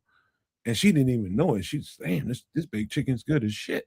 Mm-hmm. Just regular baked chicken. I just threw a little curry in there on it, just not much, but I put some on it, dusted it up a little bit, and she was just like, "What is this?" Little something different. Yeah. You know, and like Lord Crimson is saying, this dish is a very good colon cleaner. Thank you very much. This will keep you regular. That Scotch bonnet, man. Let me tell you something, man. Bro, let me tell you something. You get something with too much Scotch bonnet pepper in it, and I got a sensitive stomach when it comes to spices and dairy. I felt a little bit of that before the show. It's like so Nomad's ass was like a hydrant in the summer. Hey, bro, let me tell you, it wasn't bad because I didn't overdo it. One thing about, I'll be honest with you, I got a little hemorrhoid going on. Oh, I've been had one for a while, and one of the things I learned about the hemorrhoid is it won't, if you don't bother it, it won't bother you. Yeah, so, but you bother it, it's gonna fuck with you. Yeah, it will. So, and you know what will bother a hemorrhoid? Pepper and spice. Too much spice. I can do a little bit, but if I get too carried away, obviously, in the last 24 to 48 hours, I did a little too much. Mm-hmm. I already know what it is. I fucked around. I got snacky about 12, 14 hours ago, and I grabbed a small ass bag, 2 small ass bags of corn chips, and I threw some Louisiana in them and shook them up. Oh, Lord. That'll do it. And it just now got me. Don't know better, do better, because you about to pay for that. That momentary 10-15 minutes of flavor on the tongue is about to be about 2-3 hours of burning in the bum. Man, dude, spice is good. It's a very good colon cleanse, and I think that's what the spice is from the earth, so it's a good thing. It's a good thing. In moderation. Yes, spice is from the earth. Anything that grows from the ground or from a tree is from the earth, and it's there for a reason. And spice is a good cleanser. If nothing else, it will cleanse you in a way that's sometimes very uncomfortable to you, very inconvenient to you, but very good to your fucking body and the functioning of it. Mm-hmm. So don't run from spices, run to it, just do it in moderation. Because remember, if you overdo it on the spices, the spices do eat your stomach lining and your intestinal lining. So you're wearing away your insides, literally, your organs and all that stuff by overdoing it. If you just have that tongue that it's like, oh, I gotta have it hot. Your tongue may like it hot, but the rest of your body, they get a vote in that too. You're right, Smitty. I did. Yeah, it didn't get to that level this time, but I have had to do that. Preparation H for real. And that's when I didn't understand. You and your body is a lifelong journey, and you learn your body over time. Am I right, Trips? You learn what and what not to do with your body over time. And enough bad lessons. Yeah. It's like you remember the last time you drank something and you prayed to the Lord while you was over that porcelain god that you would never do this again. Pray to never do this again, and also to keep my toilet cleaner. But I'm calling bullshit right now in the chat. Somebody by the name of Real Parrot Burp is going to say spices never affected them. I know people like that. It's in the name, man.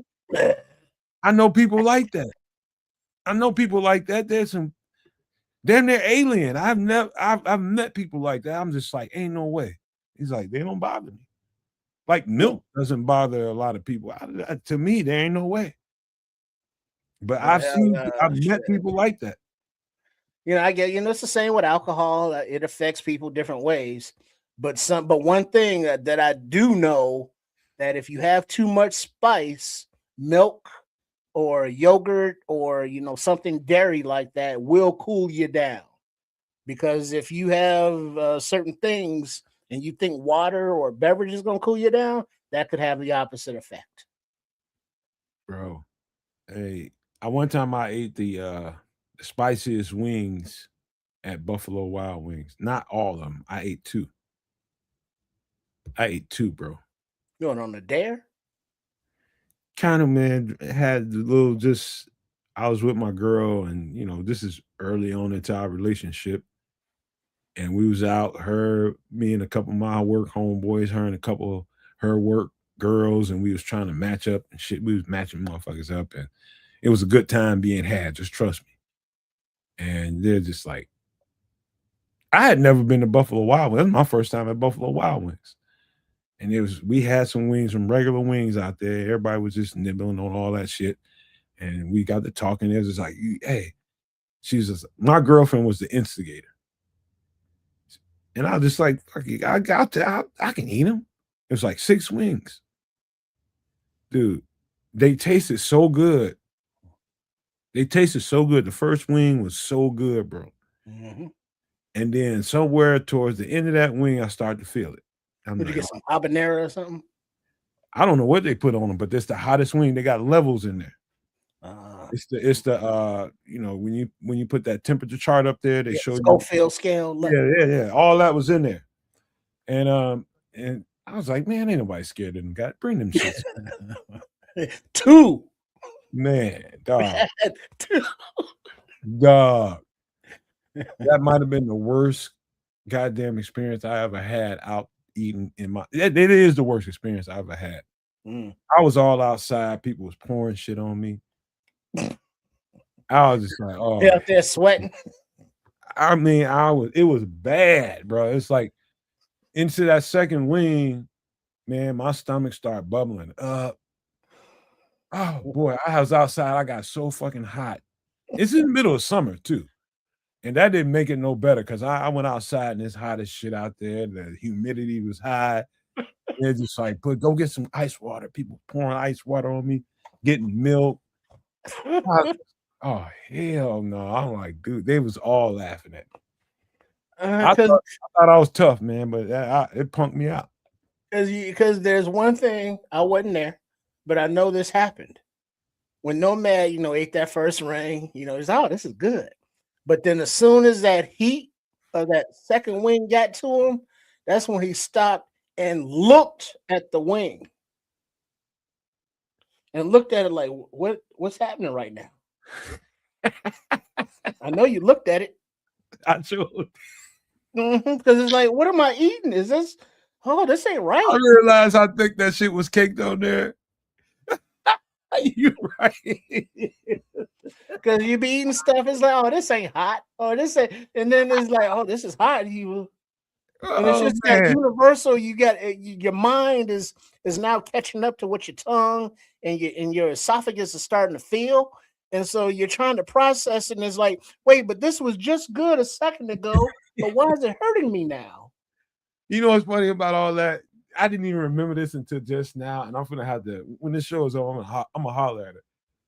The dude that was back there cooking, believe it or not, was a goddamn pre-med student that she knew. A fucking pre-med student that she knew. And she went back there and told him that I thought he think he's bad. All right, make him some. And he put some extra shit on there. Oh, dog, I was hurting so bad. She said, make him feel it. Oh my God, bro. Talking all that shit. God. It was nothing but suffrage, bro. Nothing but suffrage, man. I laid in the back of that girl's car. And from where we were at on the north side of Columbus, Ohio, to the east side, felt like it took fucking 2 days just to get to my house. I got to my house, man. She's just like, you want me to stay here with you? No, get the fuck out. I don't even want to look at your ass no more. I need some alone time right now. Get the fuck out of here. Wow, she's like, damn, man. I don't want you to see a grown man cry. And she never told me that she did that until like probably 6 or 7 months later. She thought I was upset at her. But I was never mad at her because I didn't know that she did that. she was no connection to the fact that I ate 2 fucking hot wings. Yeah, that could have been a little perturbing. Man, Like, but you tried to poison me. I she almost was called like, you out your name. she was just like, I was just real careful around you because you was real hostile when I was taking You you mean home. when I was poisoned? What the hell you want to be around me for? And my stomach fucked up and I'm hot. Fuck wrong with you? Knowing that it's got to pass through and on the way out, it's going to leave its revenge. Man, dude, You probably did that shit on purpose. the worst 24 hours I've ever had, bro. Oh, Lord. Oh, God, it was bad. It was so bad. Well, hey, I don't want to relive it, but 4 days. 24 hours, 4 days. Bro. And I know it was 4 days because I remember the exact day. It was Super Bowl goddamn Sunday. And a buddy made a jalapeno chili in the slow cooker. So you could not taste any pepper whatsoever. It tasted like just a very nice, smooth, sweet chili. So I had like 3 bowls. I went right till Thursday. You know, the Super Bowl is over at like what, 5, 7, 8 o'clock. By about 1, 2 in the morning, I was done. I couldn't stay away from a toilet longer than 10 minutes. You just look at the toilet, you just walk past the bathroom, you had to go, didn't you? Man, and then it was one of those where you didn't want to go because it was like a shooting a fire hydrant force out your boom boom, but it was like full of like hot lava. Bro. Like, I'd much rather deal with the heat. I'm talking about on my upper half of my body, that the initial heat that I dealt with eating those things, and it was bad. Versus what I had to deal with when that shit passed through the Strait of Hormuz, bro. If you think it's hot now, wait until tonight, girl or boy, whoever. Shit. The Strait of Hormuz opened up, and I tell you, it opened up all the shipping lanes. That's when you make sure you down in cups of yogurt, bro. You know, keep it cool, have fire out on the inside. I didn't know nothing about none of that. All I knew is how to curl up in fetal position and suffer. Because it's just hot for no damn good reason. It was bad, bro. I'd had a few nights like that. You know, the times I did, like I said, messing around at gyms. And you know what? It could. I'm not saying that it was, but that could have been a precipitating cause right there from Mr. Hemorrhoid. I'm sure it was, man. It wasn't just, I love spicy food. I get it from my mother. My mother has always eaten everything pretty much with Tabasco. And I got used to eating that over the years. And that went, you know, from Tabasco to Louisiana, Frank's, and all the other hot sauces out there. Anytime I was eating, whether it was chicken or fish, things like that, fried foods and shit like that, gotta have that hot sauce on it. And one day my uncle told me a long time ago, he was just like, boy, you keep eating all that hot sauce on everything, boy, your ass you gonna fuck around and pay for that later on. Man, get out of my face, man. I'm eating my shit. Ignored him. Then years later, sure enough. But yeah, that's what too much spices can do to you, your body over time. It is a level to all of it, and spices have their place, but too much of it is gonna have a permanent place on your ass. Too much is more than too much. There's a Trip was so messed up. He needed a what does that say? Was so messed up the toilet turned into a commode. Oh, not a commode. Yeah, do a bedpan. Right? You gotta get up and sit down in your little thing and hope everything stays contained in that little bucket. Man. But then somebody gotta empty the bucket and you got to clean yourself. Yeah, I don't like them. Bro, I remember that night like it was yesterday. You know, some things happen to your life in your life and just really traumatize you. I can remember every splash of water. I was just waiting on it. I was like, oh God. Here come another Oh, one. please. Here come another one. Oh God, it's coming through. The straight of home moves open up, and the burn, bro. Woo! They'll burn. I had a different respect for life after that. I just Yeah, know that yeah. it Yeah, I just mean that will an experience like that will train you to say next time you have the opportunity to eat something spicy or a dish like that again, you be like, "Yo, we gonna back up off that spice." Oh, it's not that hot. Yeah, it's not that hot. Kiss my ass. We gonna back up off that spice. You enjoy it as spicy as you want to.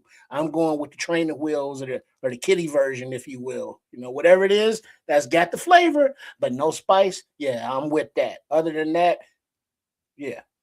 I know one thing. If you ain't had Jolly Bee's chicken, Ooh.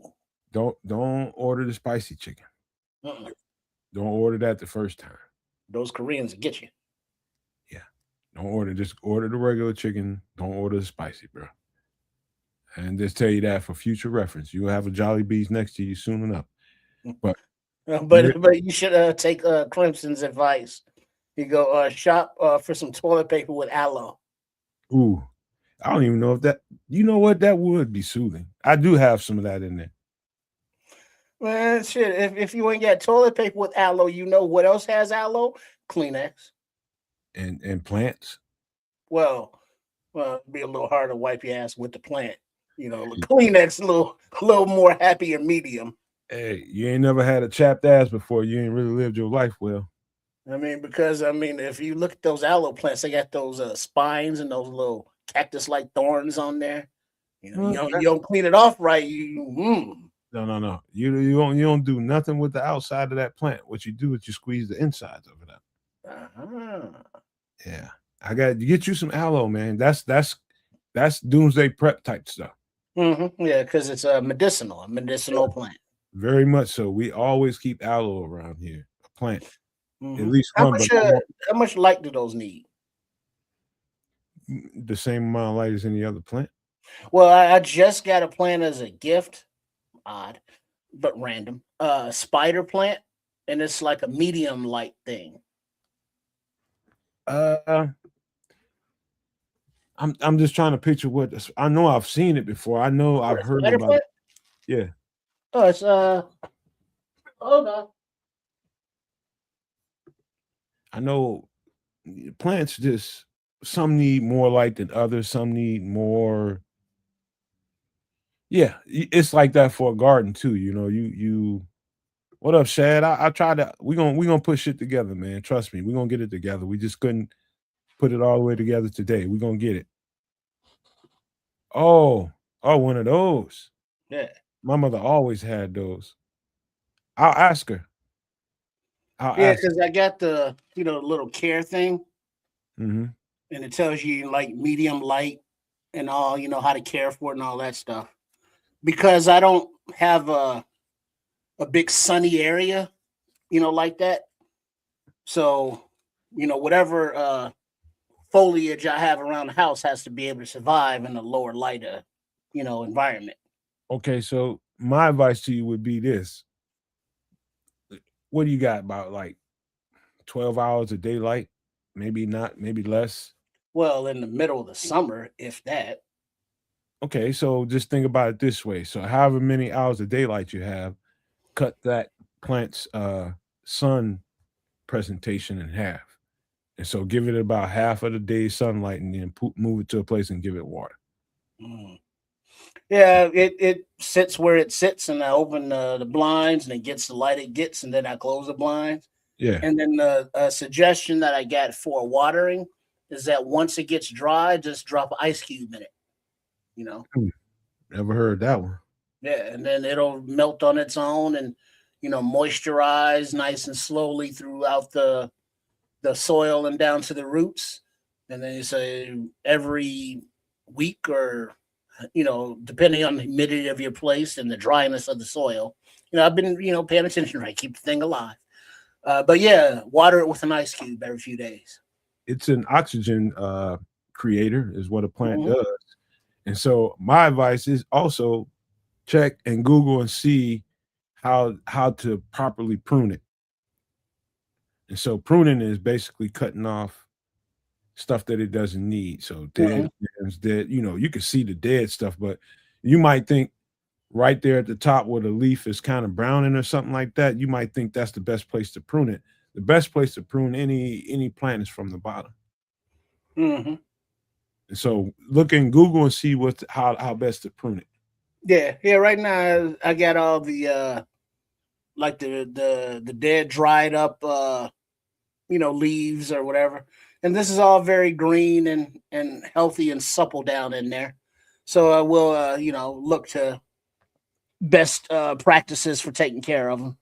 Look at Smitty. He's giving you some good sound advice, man. What do you say? Indirect light and water when the soil gets dry. Keep the temp around 65 degrees. Well, in my older age, the temp is at 70, 71. Thank you very much. And yeah, indirect light is what it's getting. And water when the soil gets dry. Well, yeah, that's the ice cube when it gets dry. Well, you know your room temperature, so that means you got to give it a little bit more water. Because it's going, yeah, a little bit warmer. So yeah, yeah. That's just good general maintaining plants, man. There's nothing complicated about that. Knowing the plant and how the plant acts and how it responds, like there's certain things in my garden. Like if I plant like my far south part of my garden, I know that those plants have to have those are the plants that really love sunlight and a lot of it, and love a lot of water. But the plants I plant closer to me where the tree coverage is at, the house shadow, the tree shadow, those are plants that really, really excel in kind of cooler temperatures, like your potatoes and shit like that, Mhm. carrots and things like that. That really like dense, moist soil. Those things are going to excel in that. But when you got other stuff that has flowers to it, like your cucumbers, your tomatoes, some of the tomatoes ain't the same, but that's just we'll get more into that when we start talking about the doomsday survival. But in the any last things you want to say about that, man, before we get onto the bears? Well, just closing out on the plants. It's interesting because looking through the chat, um, Patrick is talking about aloe, and well, that's not going to cut it when your ass is on fire. But Smitty Q saying his mama used to grow aloe plants, and he himself just bought a bonsai. And they say, okay, Miyagi, with the everybody should bonsai. have everybody should have aloe in their house, multiple plants, and use it. And so when you get aloe and you growing aloe plants, just Google it and figure out how to take care of them. It's not complicated. You just put them in the sun, you water them, and maybe rotate them once in a while. Turn the plant around a little bit, give this side a little bit more sun than the other, and you just let it grow. When you're harvesting the aloe, you got to clip a stem off of the tree or the plant, and you harvest that aloe. You put it in something and figure out how to preserve it. That aloe is very medicinal for people that have all kinds of stuff going on. Well. Here's a little hitch in the giddy up. Aloe vera plants require bright, direct light, ideally receiving at least 6 to 8 hours of direct sun a day. And that's exactly what our aloe plants get. And it's I can go in there and pull a plant right now and show you how thick and dense those branches get. And the aloe that comes from it, squeezing all that gooey ooey stuff out of Mm. there, it's so medicinal. Yeah, I've had It's that. I've actually seen and utilized the aloe from the plant. But this it's a plant that, like I say, I don't have this much light, and this to stay healthy, they have to south or west facing windows, neither of which I got. So if your property orientation is one that you can get that direct sunlight, make sure you get you some aloe a plant. my girlfriend, and I'm gonna make sure I say this the right way. She had a little um She had a little something going on, dry skin, something going on. It started in her hands, started in between, like between her fingers, like in between her fingers. It just started. She just started to dry and crack up and get a little rashy. And trying all kind of stuff, all kind of little ointments and shit like that. Next thing you know, she gonna probably get mad at me for saying it, but next thing you know, it was around like her chest area, up around her neck and chest area, around her breast and shit. And she was just like, she went to the doctor. The doctor didn't give her nothing to really help it. And well, he thought it was helping her, but it didn't. And she was getting a little frustrated with it. So I was just like, fuck, we got aloe in there. Cracked one of these plants open and cracked off a stem. And I just rubbed that shit all over her and just really dig into her membrane. I had her go run her hands in hot water to kind of open her pores up a little bit, so that when I put the aloe on it, it got right into her pores. Mm-hmm. So clip that. You open your pores up by putting hot water on your body. You open your cells up, and you put that, whatever that plant's medicinal quality has to it, you put that directly into you by opening up your pores. And I put that shit on her probably 3-4 days in a row, and the shit went away. Yeah, the properties that it needed is exactly what the body needed, for its ailment. That's when a beauty of a plant comes together from all of the seeds and herbs and plants provided, to use on the planet. And speaking of, Smitty Q said he even got a Venus flytrap. Those are so cool when they close up on the insects and stuff. Growing up, we used to put roaches in them, because we had an abundance of them. So we watched the plant, and the plant was like very well fed. It was pretty cool. I've never seen one of those up close. Yeah, it's just real freaky just to watch the little thing just go zip, and go, oh shit! It's like then it just sits there like a plant and digests its prey. How much is one of those? I have no idea because it was just a plant. I don't even know. I didn't really know plants cost money. I don't buy plants. I didn't even think that was real. Venus flytrap, and I don't mean from WKRP in Cincinnati. Venus flytrap at Walmart, $7.99. Really? And then the large one, $25. And like the large one, it looks like feed me, Seymour, feed me. It's big. Little Shop of Horrors type stuff. Now I don't know how big. That's just like the mouth part, but it's just regular plant size. I don't think it's like. Do that again. Do that again, Trip. Do that again. Oh wait, hold on. I lost it. Oh, there we go. Put this back. Hold on. There it is. Oh wow!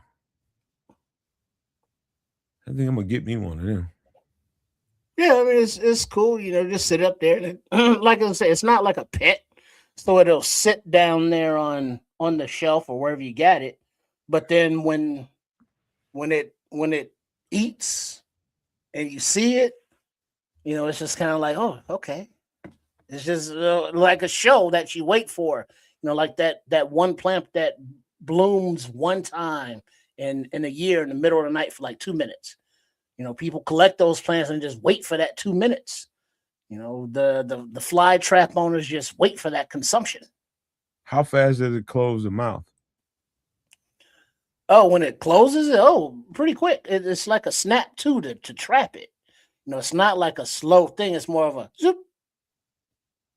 And then that's it. And then it just stays closed until it's done its thing. And then it opens back up when it's ready to eat again. You know what, Trips? And everybody in the chat, and anybody watching the show, I have so much respect for nature, and everything in nature has its reasoning for being here. and that particular plant has this particular purpose. And wow, I'm getting fucking. I might get a few of them. Yeah. I might get a few of them. I don't have a bug problem, but gnats around here sometime in the summertime they can get pretty rough. But yeah, man, I love that. Mhm. I'm Yeah, it's getting just something, another species to add to your, you know, your environment, your echo chamber. I got a cat. I wonder was she attacked that thing or something because it looks weird. Yeah, I don't think no more than any other plant. She don't mess with the plants, really. She doesn't get on. She doesn't get on things. She's kind of trained to not. She gets on the couch. She gets on the ottoman. That's it. Yeah, She and it's knows like how to get on stuff. the neighborhood Dr. Green Thumb, Smitty Q. Get a couple of Venus and some Monstera plus lemon, and you can tame mosquitoes. Mm. I'm gonna remember that, Smitty. I appreciate that. I appreciate it. I'm all about doing natural things, man. Hmm. On a good tip here from Lord Crimson, like if you do get a Venus flytrap, don't tease them, don't touch them, because if they close without food, they're starting their digestive process with no food, because that sense of touch triggers the mechanism. Mm. So it's like touch it and then watch it close. But don't do that. I had to go outside and get him an ant or something, throw it in there and see what happened.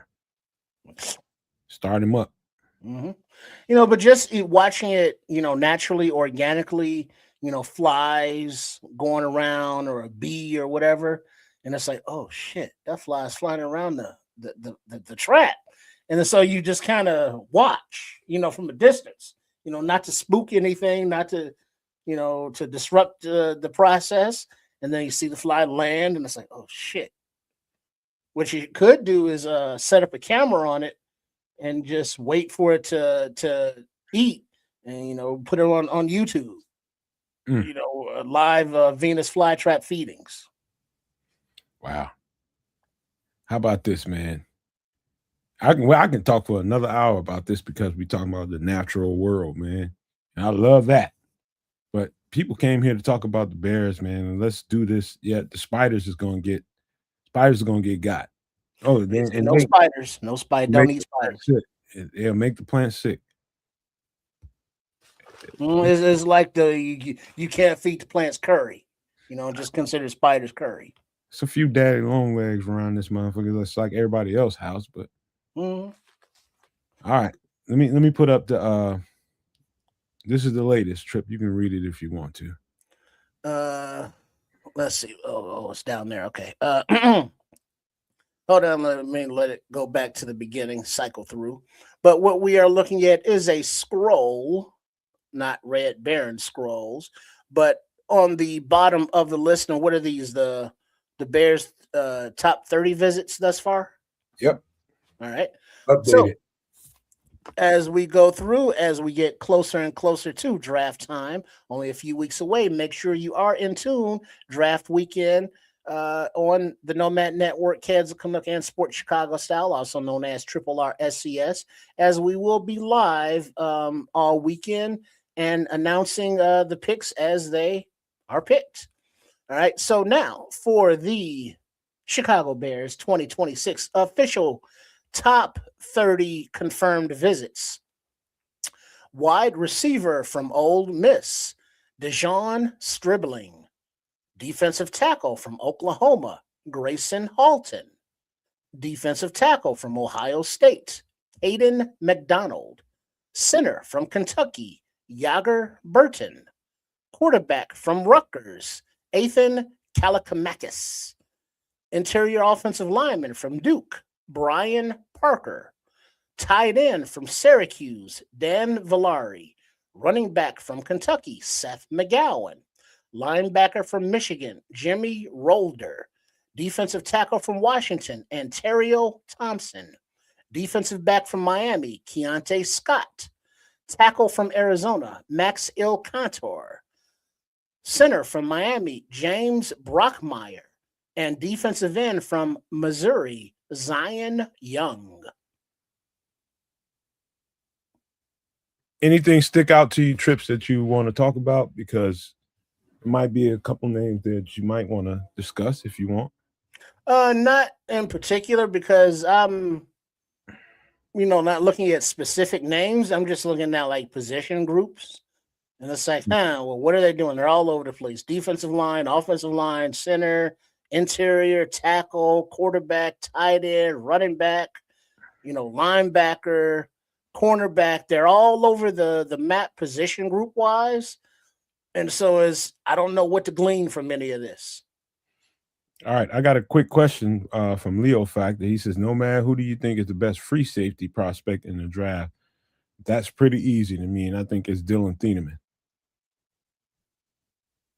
I think it's Dillon Thieneman, strong, and I know Emmanuel Warren.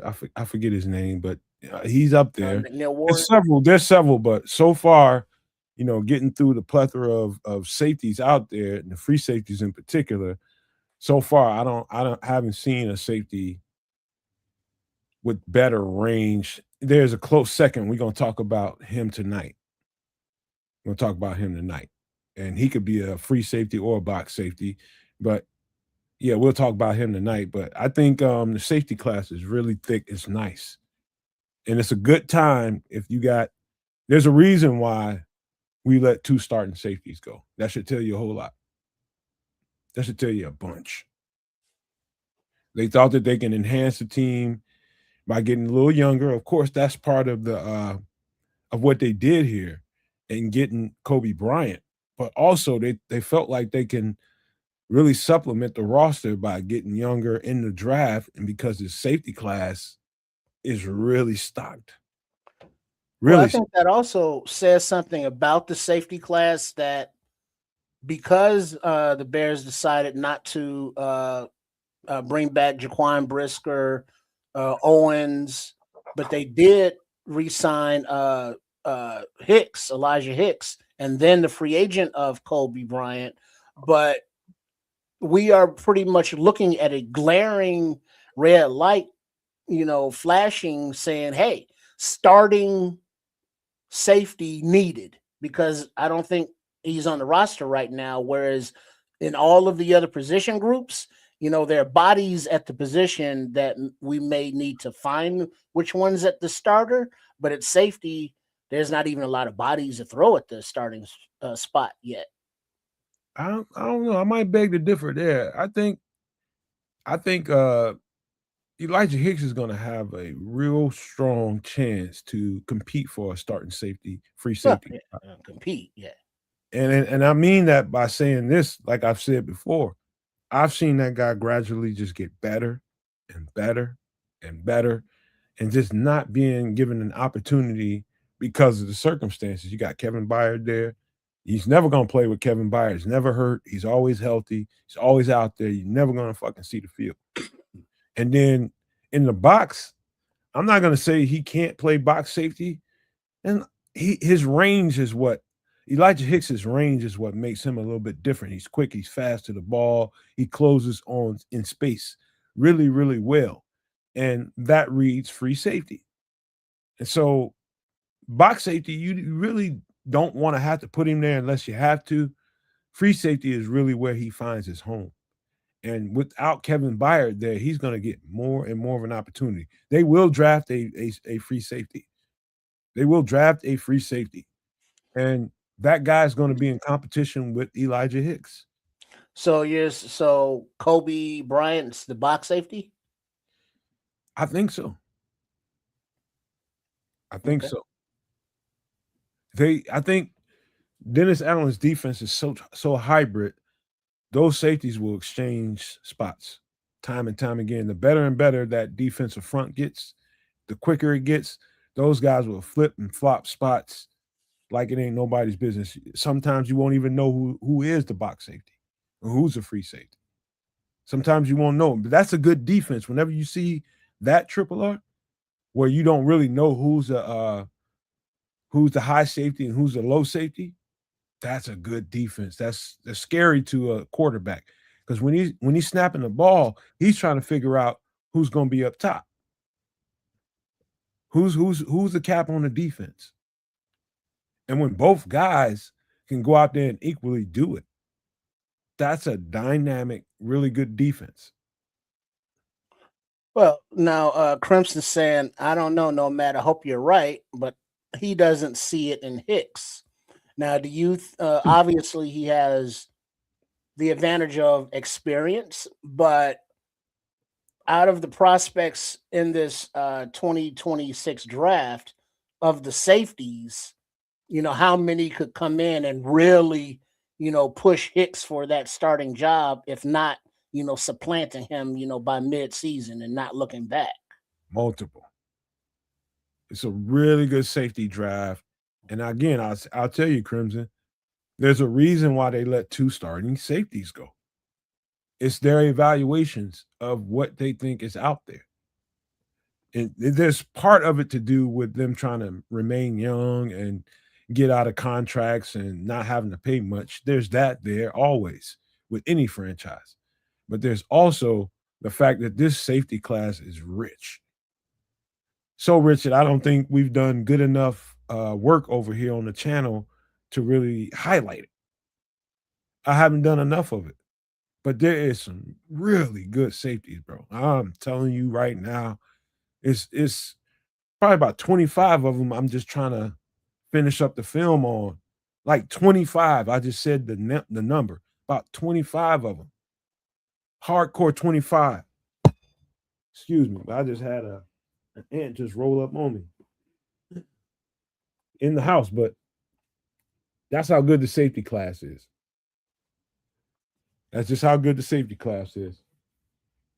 Well, so yeah, definitely we don't know what day, what round, but safety will be definitely coming off the board for the Bears this draft. Look at Sarah and Collins says we need 2 of those safeties. Yeah, 2 out of the 25. It wouldn't surprise me. I think they'll go safety fairly early and then another one fairly late to challenge that safety. Somebody they think high of and they just lucked up on them later on in the draft or some UDFA or something like that. But yeah, it's definitely something they're gonna, as holy as this roster is, as holy as a piece of Swiss cheese, it's gonna firm up in this draft. I promise you that. All right. Well, with the guys you're looking at, are any of them cornerbacks? Let me see. Do I got a cornerback in here? Because I think that corner is higher on the Bears shopping list than most fans would believe. Well, let's start with this guy. All right, let's go. Go ahead. Keith Abney out of Arizona State. This is by request of the last show we did. I think it was Scrolls that mentioned him. Now, Keith Abney is a boundary corner at Arizona State. Let me hold on, bro.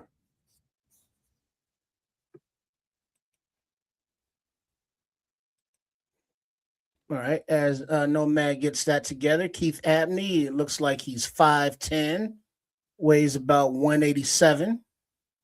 He runs a 4.45 40.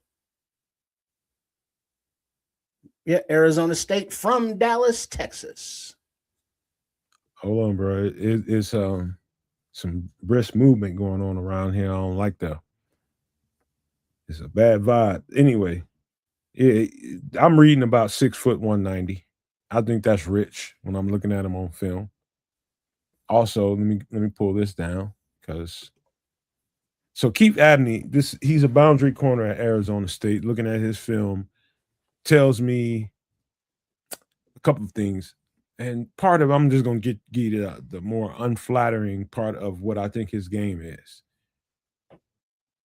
On field, and I don't know what he might run in the 40 in his private workouts or his combine workouts, doesn't matter to me. That's why I don't pay attention to this shit. Because on the field, I do see he lacks long speed. I don't think he has long speed. And that's what a boundary corner has to have. You need to be able to take that guy that's trying to take you on the top of the defense. You need to be able to stay in phase with him. So far, I did not see this guy having the long speed to be able to play boundary corner. Not to say that he can't translate to the NFL and play boundary corner. I'm just telling you, I think he's going to be a slot corner in the NFL. He's quick, he's sudden, aggressive, tenacious, and really, really physical in the box. And that's going to definitely stand out to anybody scouting this guy. It's just like, okay, what do I want him to be? Okay, I want him to be a boundary corner. What is he really good at? You have two different kinds of coaches out there. You got coaches that want this out of a person and it not really being his strong suit. And then you have coaches that know exactly what he is instinctively off of looking at his tape. And that's what we're going to have. You if Keith Abney ends up as a Chicago Bear, they better know right away. Train him in the box. Train him in the box. Train him to be either a slot corner or some kind of low safety. So he can be physical, he can be fast, he can be sudden, all that abruptness that he plays with. He's got really good instincts. I just don't think you leave that guy soloed out on a what's the cat's name out of Cincinnati? The receiver. Chase, Jamar. Chase will eat him up. Number one, I don't think he's polished enough to deal with him. And so Keith Abney is going to come into the league. If playing boundary corner, it's going to definitely take him a little bit. If they play him in the slot where he can be a little bit more instinctual and play fast to the ball, track down all those little screen routes and the short area game, that's when he can really excel. But the long game, he needs some polishing, bro. That's just the truth about him. I know I come in here and I really give high praise to most of the guys we evaluate on the channel. I'm being honest with you when I tell you this. I don't think he's polished enough to play boundary corner yet. Not today. Not in the NFL. You can get away with a lot of shit in college. Stuff I'm seeing him doing on the level he's doing it on works in college. But in the pros, different game. Let's see. Shad on Sports is saying a dime defensive back. Yep, somewhere in that you're in the right. You definitely in the right area. Definitely in the right area. You're definitely in the right area. So good tape, and I'm talking about in the box where all the football really happens. You're talking about your screen plays. You're talking about your halfback tosses. You're talking about your tight end stuff. You're talking about a lot of trickery that goes on within 15 yards and under. That's an important part of the game because a lot of football is played there, right? So, he has a lot of value. But to me, my opinion is Keith Abney II is a slot cornerback. I don't know who y'all watch out there, but some people might say different. But I'm just telling you from a cornerback's perspective, that guy belongs in the box right now. And not to say that he can't graduate out and play boundary corner. He could. But right now, what I see on film, he's a box, either safety or a slot corner. But good player. Good player. I love the aggressiveness that he plays with. He's tenacious, man, like a little pit bull. But he can go. All right. Let's get to the next. Doesn't seem like he has that Dennis Allen versatility. No, actually, that's why he might be a little bit attractive because a lot of the cornerbacks that he really likes are really, really tough in the box. He does a lot of blitzing. He likes to blitz. We didn't see as much of it this year because he just got this personnel and he's trying to figure out how to really use this personnel. And it's not what necessarily what we saw in New Orleans because he's not used to those guys and their skill sets. He's trying to figure them out all year long. And so now that he knows what he has, he'll know how to use that shit's coming. And plus, we just grabbed a couple of defensive tackles that really are really setting off the ball, and they'll be able to collapse the interior of the offensive line fairly faster than we've been able to do in the last few years. Those guys are going to be very impactful, and that's going to make the secondary play a little bit more fast and more physical. And so a guy like him can be very attractive. This is definitely a Tyrann Mathieu kind of player. But I don't know that he has the range as Tyrann Mathieu had that can play out top effectively. I don't know it. But that's what I see, man. This is Keith Abney, about 6 foot, about 190. Good football player, man. Good football player. Let's see what happens to him in the draft, man. Right on. All right, let's get to the next guy.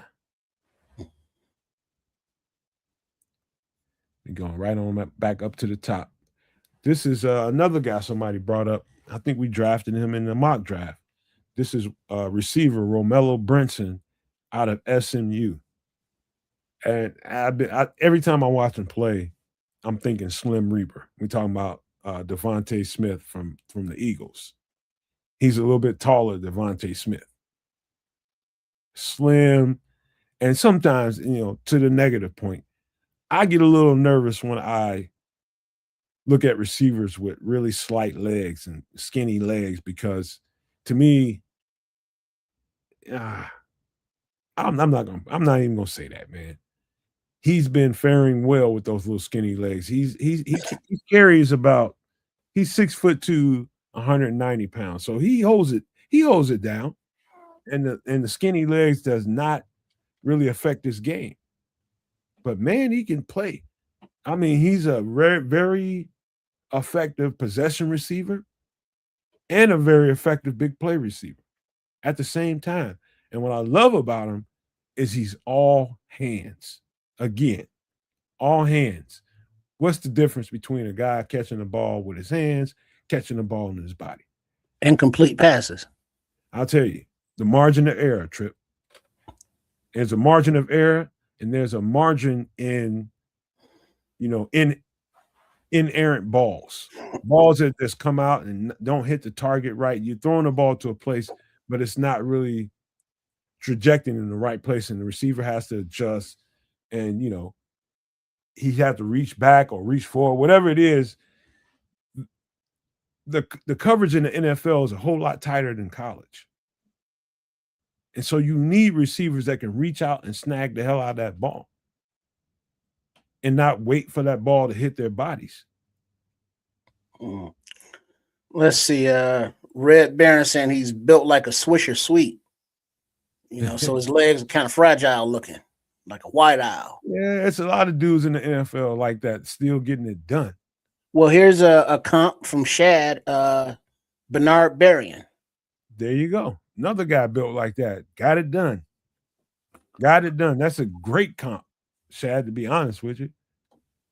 Great comp. Yeah, he's he's built like Jaden Daniels. Look, man, the guy is he's sinewy.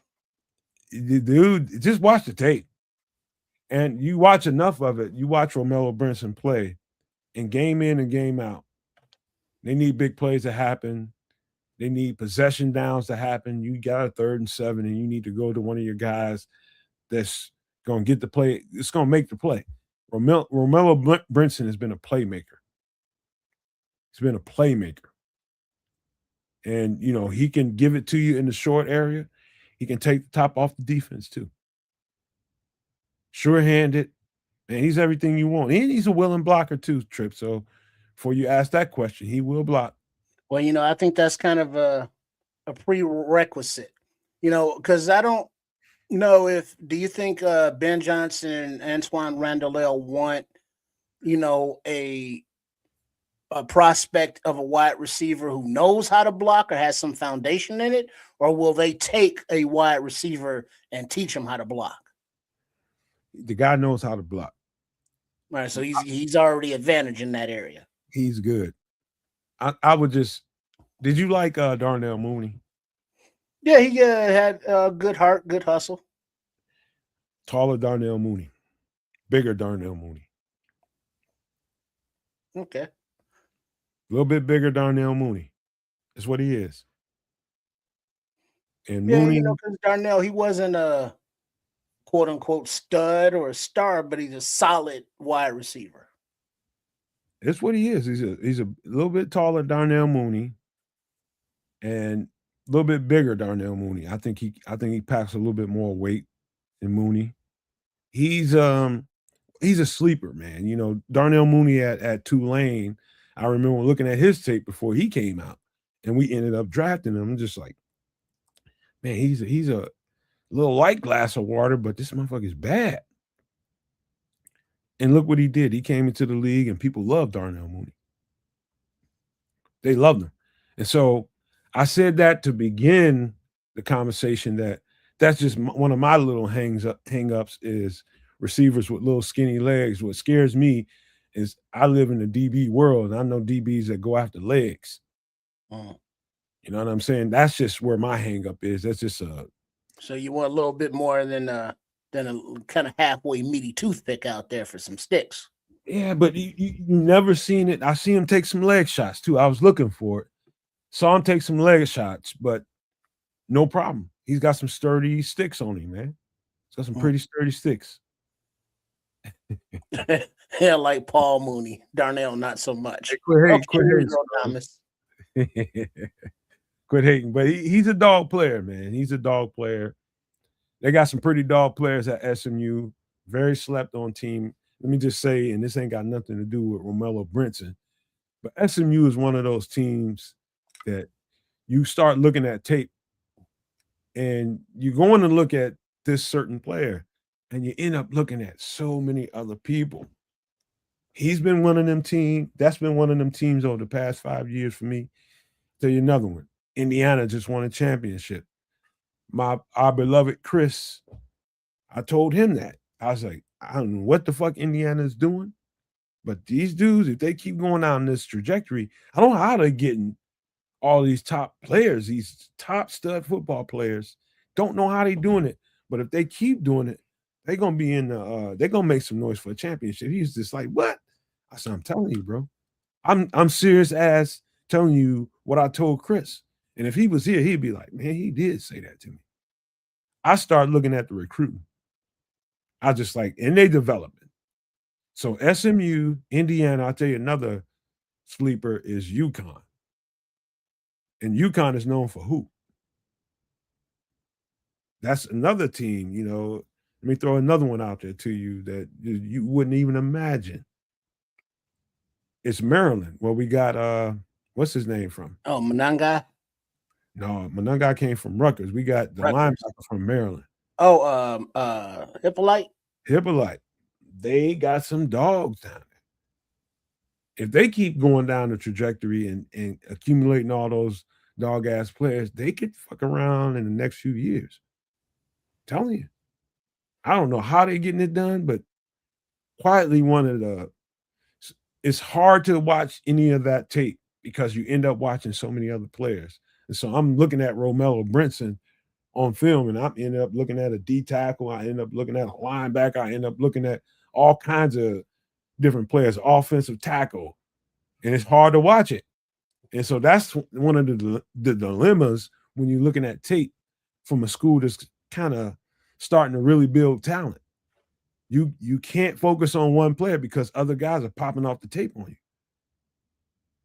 So Romello Brinson ended up being one. I started watching him a little bit last year, just a little bit, but he really started to really come into his own this year, man.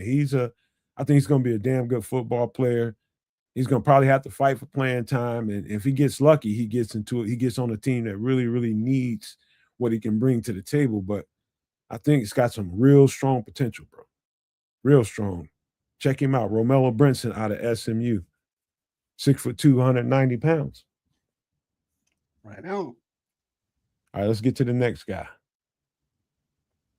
Another guy people talked about last week, and told you guys, well, actually Sunday, I was almost done with this film. Watched enough reps, and because of what people were talking about in the chat in the last show, I was just like, let me go ahead and finish this up. Genesis Smith, and he's right there at the top of my echelon of free safeties. Right there at the top. One of the things that really stuck out to me right away, trips about Genesis Smith, is it's interesting because we just came off of the Jaquan Brisker era where we had this really physical, he's really, really dominant as far as the physical capacity is concerned. The thing that stuck out about Genesis Smith that's different. He's physical and he tackles, but he tackles. You don't see him put his head in the mix. He's not a hitter, although he will hit you. Most safeties, most linebackers lead with their heads. And that's part of what got Jaquan Brisker classified in the realm he is and why he didn't get nice money. It's because he leads with his head. He's a bullet for the most part. This guy tackles you. He's not interested in making the big hit. He's interested in getting you on the ground. Form tackler.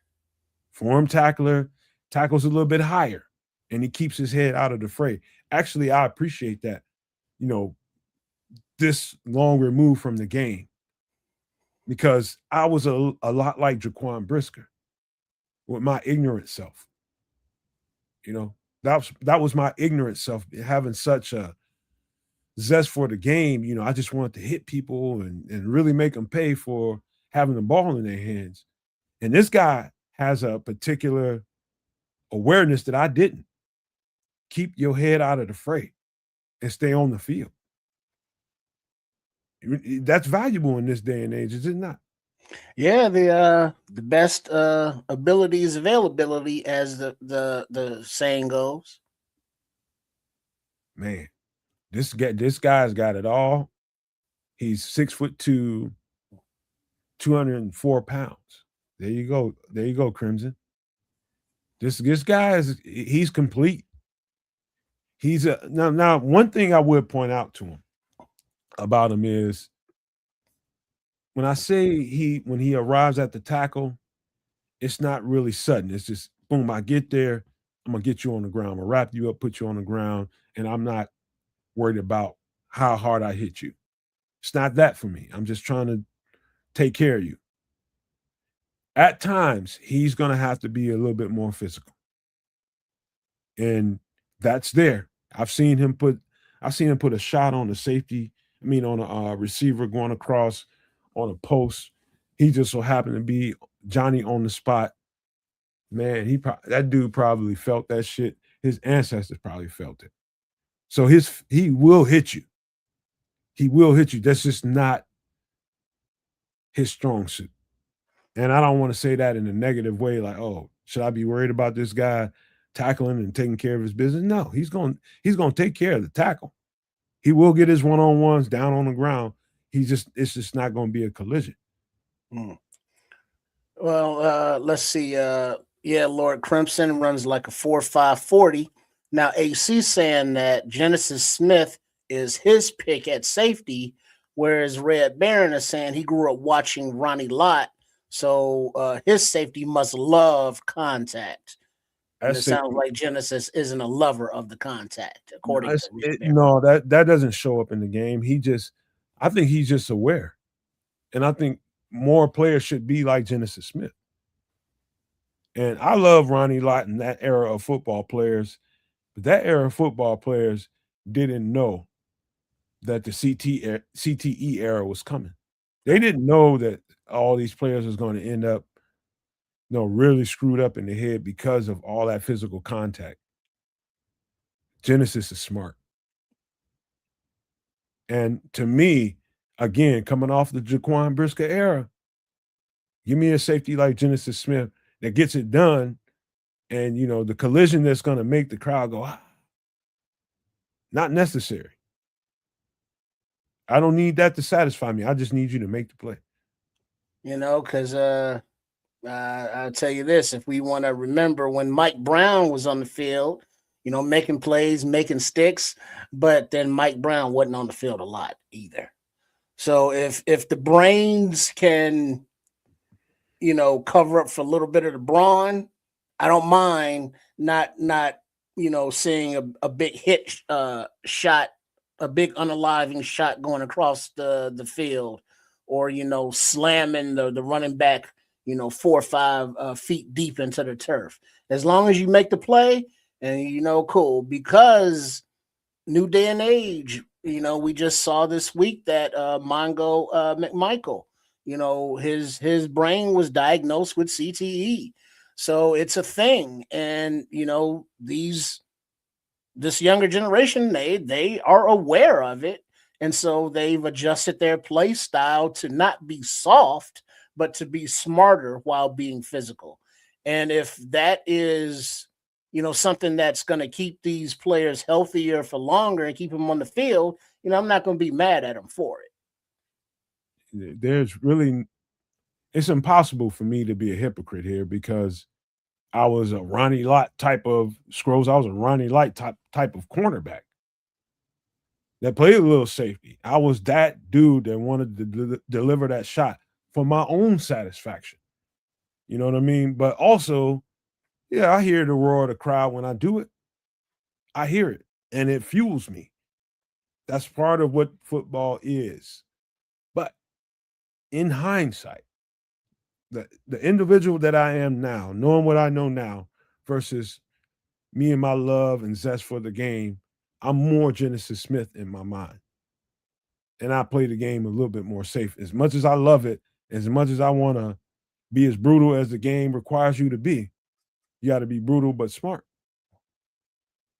You got to be wise, man. Just running out here to satisfy somebody's need to see violence and epic collisions, man, you can hold mines. I'm not here for you.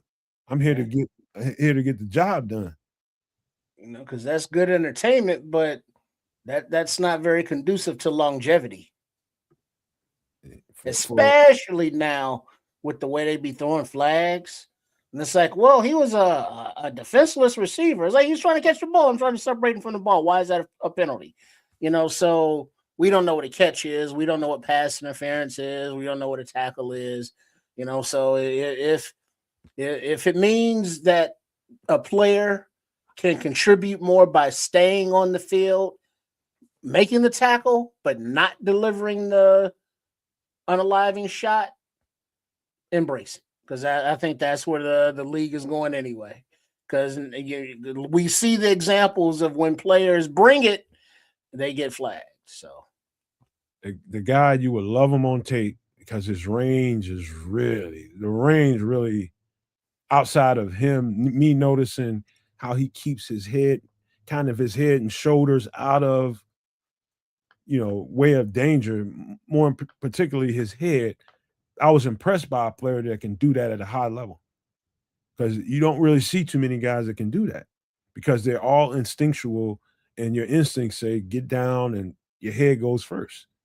Well, we've been coaching for a while now. See what you hit. Eventually the generation or the era of players are gonna, be coming out into the league that have grown up by those parameters of seeing what you hit. Not protecting them as well. Ultimately. I've seen a couple of Palomalu quotes here, and God Troy willing, Polamalu. yeah, and God willing, he'll never have to deal with some of the stuff other guys from his era are dealing with. And truth be told, we don't know the big ramifications of what CTE can bring to the table. Uh, it's kind of scary, man. It's kind of scary, man, because I've witnessed my own self, some of the people that I know that played this game at a high level. Over time, I've witnessed them be different. You know what I mean? Just really, really, let's just say, can be triggered real fast and depressed real fast. And I'm just like, dog, what is going on? And they don't really know. You know what I mean? It's just why I highlighted that about Genesis Smith, and I see that as a very strong attribute. His ability to be able to keep his head out of the fray most of the time is going to definitely make him last longer in football. Also, the range is out freaking standing. Ball skills, out freaking standing. Agility, out freaking standing. Let me just make sure I get that right about Genesis Smith. He's got other things to his game, and he's big. He's a big safety. He's going to get bigger. But I think his range is outstanding. It's almost like I'm looking at the safety from the Ravens, the free safety, the tall one. Hamilton. Yeah. He's got a lot of, I think Hamilton might be an inch or two taller, but not by much. Hamilton's like 6'4". Yeah. This guy's got some of that in him, man. And I'm telling you, this is going to be a steal for somebody. 100%. One of the best safeties I've seen on film. He's still a little bit, he's even a little bit raw, and it's going to get better and better. But that's not to say that he can't come and start day one for the Chicago Bears. I think he can.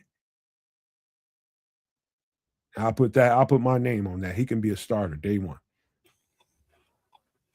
Okay. Let's get to another football player. This is linebacker Bryce Betcher. The O is silent. This guy is, you talking about somebody that don't keep his head out of it? That's Bryce. Bryce is a tackler. Linebacker out of Oregon. He is 6'2", 232 pounds. I keep seeing, okay, first of all, Chicago Bears fans are going to be like, oh, another linebacker out of Oregon. When we get another Noah Sewell. Let me tell you something, man. No player is the same. No player is the same. The thing about Bryce Betcher, one of the first things I noticed about him was how often they send him on blitzes. Bryce Betcher is a two-star athlete. A two-sport athlete. He's a star baseball player at Oregon, and he's a star football player at Oregon. Also, both walk-ons on both teams. And now he's getting ready to be drafted somewhere late rounds in the draft, but he will get drafted. Bryce Betcher has got range, but his tenacity in the box and his run defense and run support is definitely going to be something that's going to stand out to Dennis Allen and the scouts at Hallis Hall. Period, point blank. That's going to stand out. Now, I do think that I'm not saying that he's a bad cover linebacker. He's a solid cover linebacker. What I'm going to tell you is it's not his strongest of suits. I think because we were talking about how you don't want to project too far with these players. You want to really find a home for what they do really, really good. I think Bryce Betcher, if drafted in Chicago, is definitely going to start off the way Jack Sanborn started off in Chicago as a Sam linebacker. Only on the field for so many reps, and everybody's clamoring for more and more of them. Same way. Same kind of guy.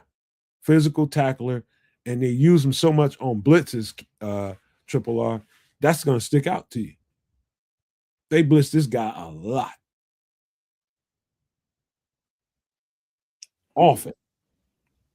And so his ability to be able to close space, his short area quickness really sticks out to you. And they realize it at Oregon. It's just like, man, this guy can go from 0 to 10 in a short area really, really fast. We're going to use him on some blitzes. Smart. Use that attribute that he has. And he's very aggressive. So strong suit is definitely run defense. He's a tackler. I'm not saying his weak suit is coverage, but I'd say, okay, you definitely give him some reps at Mike linebacker, which he played a lot of there. but you definitely don't want him kind of being your will linebacker and playing in coverage all the time. Definitely don't. But man, this guy can bring something to the table. One of the, I just say one of the top 10 run stopping linebackers in this draft. Anybody want to argue with that? Go ahead. Top 10 in run defense in linebackers in this draft. Any thoughts, Trip? Yeah. The try hard linebackers, Chicago Bears have a history of those guys, where this young man is a projected 5th rounder. 6'1", 233, 6'2" or so. So he's got that good linebacker size, and he's he'd be more than welcome if they decide to bring him in, because TJ Edwards, question mark, Noah Sewell, question mark, Hippolyte is not as much of a question mark, but still a question mark. So with the re-signing of Jackson, and then bringing in Bush, linebacker room could use a little help. Then we also did bring back Sanborn, Jack Sanborn. So it's like, yeah, linebacker could be on the shopping list. And if Mr. Betcher is going to be the pick, welcome aboard. I think he's going to be, if he ends up being a Bear, I can almost guarantee you he'll be Sam linebacker trying to push for that starting Sam linebacker job. When you play a lot of nickel coverage, Sam linebacker ain't on the field as much, but that's what we're looking at here. I think he's a Sam linebacker. To Crimson's point about him running the 4.6, I definitely see a long speed issue, and that's going to kind of, I would just say, handcuff him at roles for Will a lot. Mike linebacker, maybe. Because he's a great communicator, and you need to be that as a linebacker or a middle linebacker. He's a really good communicator, really good at shifting and making sure everybody's in their spots, getting everybody all set up. That's an attribute, because they will ask him to put on that green dot at some point in camp if we draft him. You will put on that green dot, and we'll see how we'll stress you out with a lot of information and see how you handle it. That's how you weed them out. Well, it looks like Crimson, his issue is that the speed or lack thereof factor. Saying too slow for Mike. That's what they said. And then who ended up being the starting Mike linebacker at Dallas while Jack Sanborn was healthy? Was Jack Sanborn. And so with Mike linebacker, when you're playing, the thing is, Crimson is not wrong. Excuse me. He's not wrong. And I'm trying to fight for the player a little bit and trying to defend keep Crimson off of him a little bit. What I'm trying to say is, in a limited capacity, right? Like if you had to place Bryce Betcher out there at Mike linebacker, right? It's not ideal. But if you get in a situation and you need to get out of a game, and who's had that green dot practice and green dot reps more than others, and you trust more, because I think that doesn't get spoken to enough when we talk about these players and who should be here, who should be there. The question should be asked is, who does the coach trust? And we can start asking a bunch of questions during games this year about why this player isn't out there, why that player isn't out there. And I think it came down to that in practice. I really do. You're talking about Blackwell, why he didn't get in there, and different things like that. There's a lot of that going on. And, we failed to talk about it enough over here. So if he can earn the trust of the coach will kind of design whatever they're doing around what he thinks Bryce's flaws are. And so if he doesn't want Bryce in coverage much, play a safer defense, right? Mm-hmm. Don't put him in one-on-one situations. Yeah, I think it's just counterintuitive if the way that Ryan Poles and Dennis Allen have been harping about speed, you know, does Betcher, meet those standards? His short area speed, I'm talking about sideline to sideline, in between 0 and 40 yards, is better than you would think. A lot better than you would think. And so when we start talking about when you got to carry a running back on a wheel route down the sidelines, right? When he just slips out of the backfield and start running down the sidelines, one of the really quick, fast running backs, he's going to be struggling like black folks in the 60s. In a short area where he's got to carry a tight end, that's more of a matchup for him. If that makes any kind of sense. Quick, fast, really fast running backs is probably his kryptonite. Right Well, in, that's scary because there's a lot of those backs in the league nowadays. Yeah. You just got to hope that the defense doesn't break down and Bryce is on them. I don't want any of our linebackers on a damn running back, to be honest with you. These running backs are too goddamn fast for linebackers. That's like let me tell you something, Trips. Any good defensive coordinator, if a linebacker ends up on a running back, more times than not, they think the pass rush is going to get there in less than like 2 seconds. Like 2 seconds, that pass rush is going to be there, and that coverage ain't going to last long. If a linebacker is on a receiver, on a running back, 30, 40, 50 yards down the field, we didn't get home. There is no world where any coach, any good defensive coordinator worth his salt wants a linebacker to carry a running back all the way down the field. None of them really can do it, man. None of them. They're not built to do that. That's the same thing I can say about Bryce Betcher. He's not made to carry fast-ass running backs down the field. He shouldn't have to. And if that ball goes in the air and is going towards that running back that he's chasing, you just praying to God he just overthrew this guy and it's an inerrant ball. That's what you do. As a coordinator, you can't protect everything, but if you end up with this guy soloed out on a running back, you're just hoping for there to be some malfunction somewhere down the field, but you don't want that for no linebacker, whether it's him or any other linebacker. Right on. Well, that's Bryce Betcher, man. Let me see what Barrelissimo says. He says, "No, man, I need to ask you a question about a player I've been watching for 3 years, waiting for him to get old enough to draft." Creepy. People are saying he's too tall to play. Who's that? Too Tall Jones? Who's that? Let me know. Let me get to the next guy. If you see it, Trips, put a star on it. No, okay. Let me get to the next football player. Doing some good breakdowns right here. And these last 3 players I'm about to talk about, and we got 3 of them to talk about. Look, this guy's on the thumbnail. This is Tyreek Sapp. Defensive end. What else he wearing?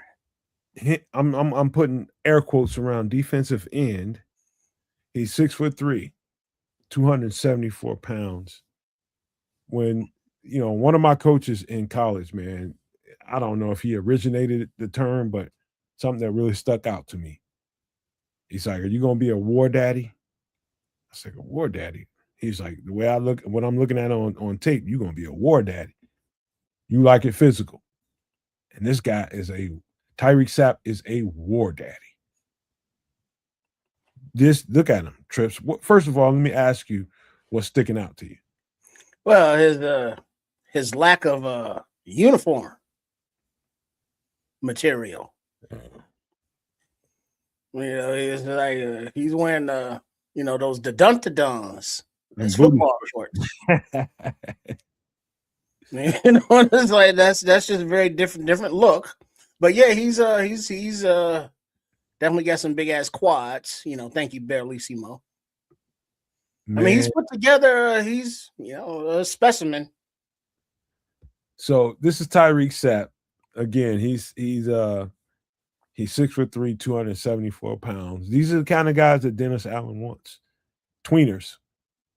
He's a tweener. He's in between defensive end, defensive tackle.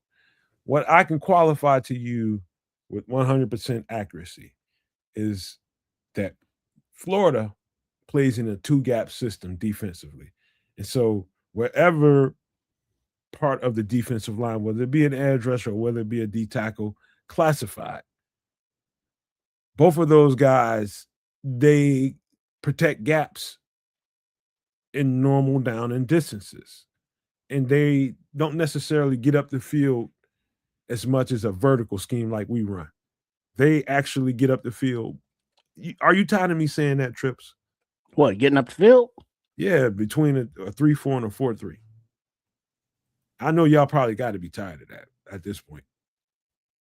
Because I said it so many times. To watch a Tyreek Sapp on tape, knowing that he is coming out of a 3-4 system and trying to see how that manifests itself in a 4-3 scheme.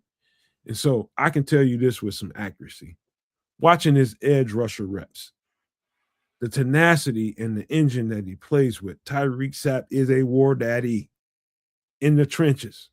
He gets down. And I'm telling you that this is, I ain't going to say definitely, but I'd say with about 85 to 90% surety that this guy's going to get kicked inside to a 3 technique. And I'll tell you why. It's not that his edge rushing reps didn't translate to edge rusher. No, it's not that. It's just when you look at the body of work, where you really saw him really excel is when he was between the tackle and the guard, or between the center and the guard. When he was just able to just get upfield, not think about boom, just get on it, just get on that ass. That's where he really excelled. And that body you looking at right there with those big, huge thunder thighs, that's when you see Tyreek Sapp. Very. He's a what is a projected 5th rounder, but I could see the versatility being of, well, 6'2" is not short, but that's kind of a shorter stature for a defensive lineman nowadays. But his stockiness, his 275 pounds, that is gonna, increase by a few pounds here or there, I'm sure. So he can use that same athletic get off on the exterior as well as the defensive end position is definitely a Dennis Allen trait, that versatility. Yeah. You want a guy in this system that when you ask him to kick inside, he's got the strength to be able to handle it. And all you got to do is look at this. This guy's a physical specimen. He's a physical specimen. That his lower body is definitely built for the trenches on the interior. I'd say his pass rushing ability or acumen is better than average, but not ideal for what most people think of as a pass rusher. He just gets it done with his hand usage and his lean and his power. And let me hold on. Barrelissimo, I saw that. Markel Bell. I know that name. It's just I got so many of them swimming around in my head, kid. I mean, Barrelissimo, let me get back to that with you. Show up next week and I'll be able to give you more information on him. But I know that name. I just got a bunch of players in my head right now. Let me finish this breakdown. This guy, I'm telling you, Trips, when you turn on the tape of Tyreek Sapp, first thing you notice is the tenacity and the physicality that he plays with. And you want that. You need guys in that front that have a certain urgency, that get off the ball and, I mean business, and however I need to get it done, I'm going to get to what I need to get to. And it's just about 50-50 with him when it comes to this defense because they play a 2-gap system. It's not often that they tell him, boom, get up the field. Most of the time, he's 2-gapping. protecting two lanes. And that's not fun to watch when you're looking at guys that you see that have more. Tyreek Sapp is a dog. For real. And he's going to be a factor in the NFL for a long time. Right on. Because I don't know him off the field, but he just looks like the type of dude that be wearing his little brother's clothes. Man, he's really he's showing the people like this is what I work on. It's these legs that is basically gonna pay me. Yeah, being 6'2" with that kind of power, being able to stay low and get off. That equates to nice, bull rush. Nice strength to power ratio. The guy is built for the game. The guy is built for the trenches, man. Tyreek Sapp, very, very underrated around a slew of good Florida Gator football players. And I said that last week when we was talking about George, or earlier when I was talking about George Gums. Just trapped around a bunch of other guys. Everybody want to talk about Caleb Banks. Nobody's paying attention to Tyreek Sapp. Nobody's paying attention to George Gums and some of these other talented, really, really talented football players. Because like usual, the media catches hold to a name and the fan bases all over the country take heed and they just talk about those football players. When there's these other guys going to be probably better than them. Just telling you, Tyree Sapp is going to be a war horse for somebody's defense. And I think he's going to end up being a 3 technique. That's just me. Is there any relation to Warren? Not that I know of. Oh, okay. All right. Let's talk about a couple more players, but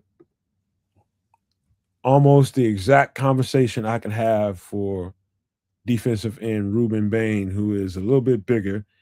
He's 6'2", not even a little bit bigger. He's the same football player. He's 6'3", 275 pounds. Straight up war daddy. Look at that lower body. And what I would tell you to pay closer attention to is the size of the calves. Yeah, I was checking those out. It's like he's a little built different than Sapp, but you could tell that this Baines, his quads, his calves, they've been in development together very well. The guy, I just want people to understand that in the game of football, most of what happens in the game of football is 90 to 95% to do with what your lower body can bring to the table.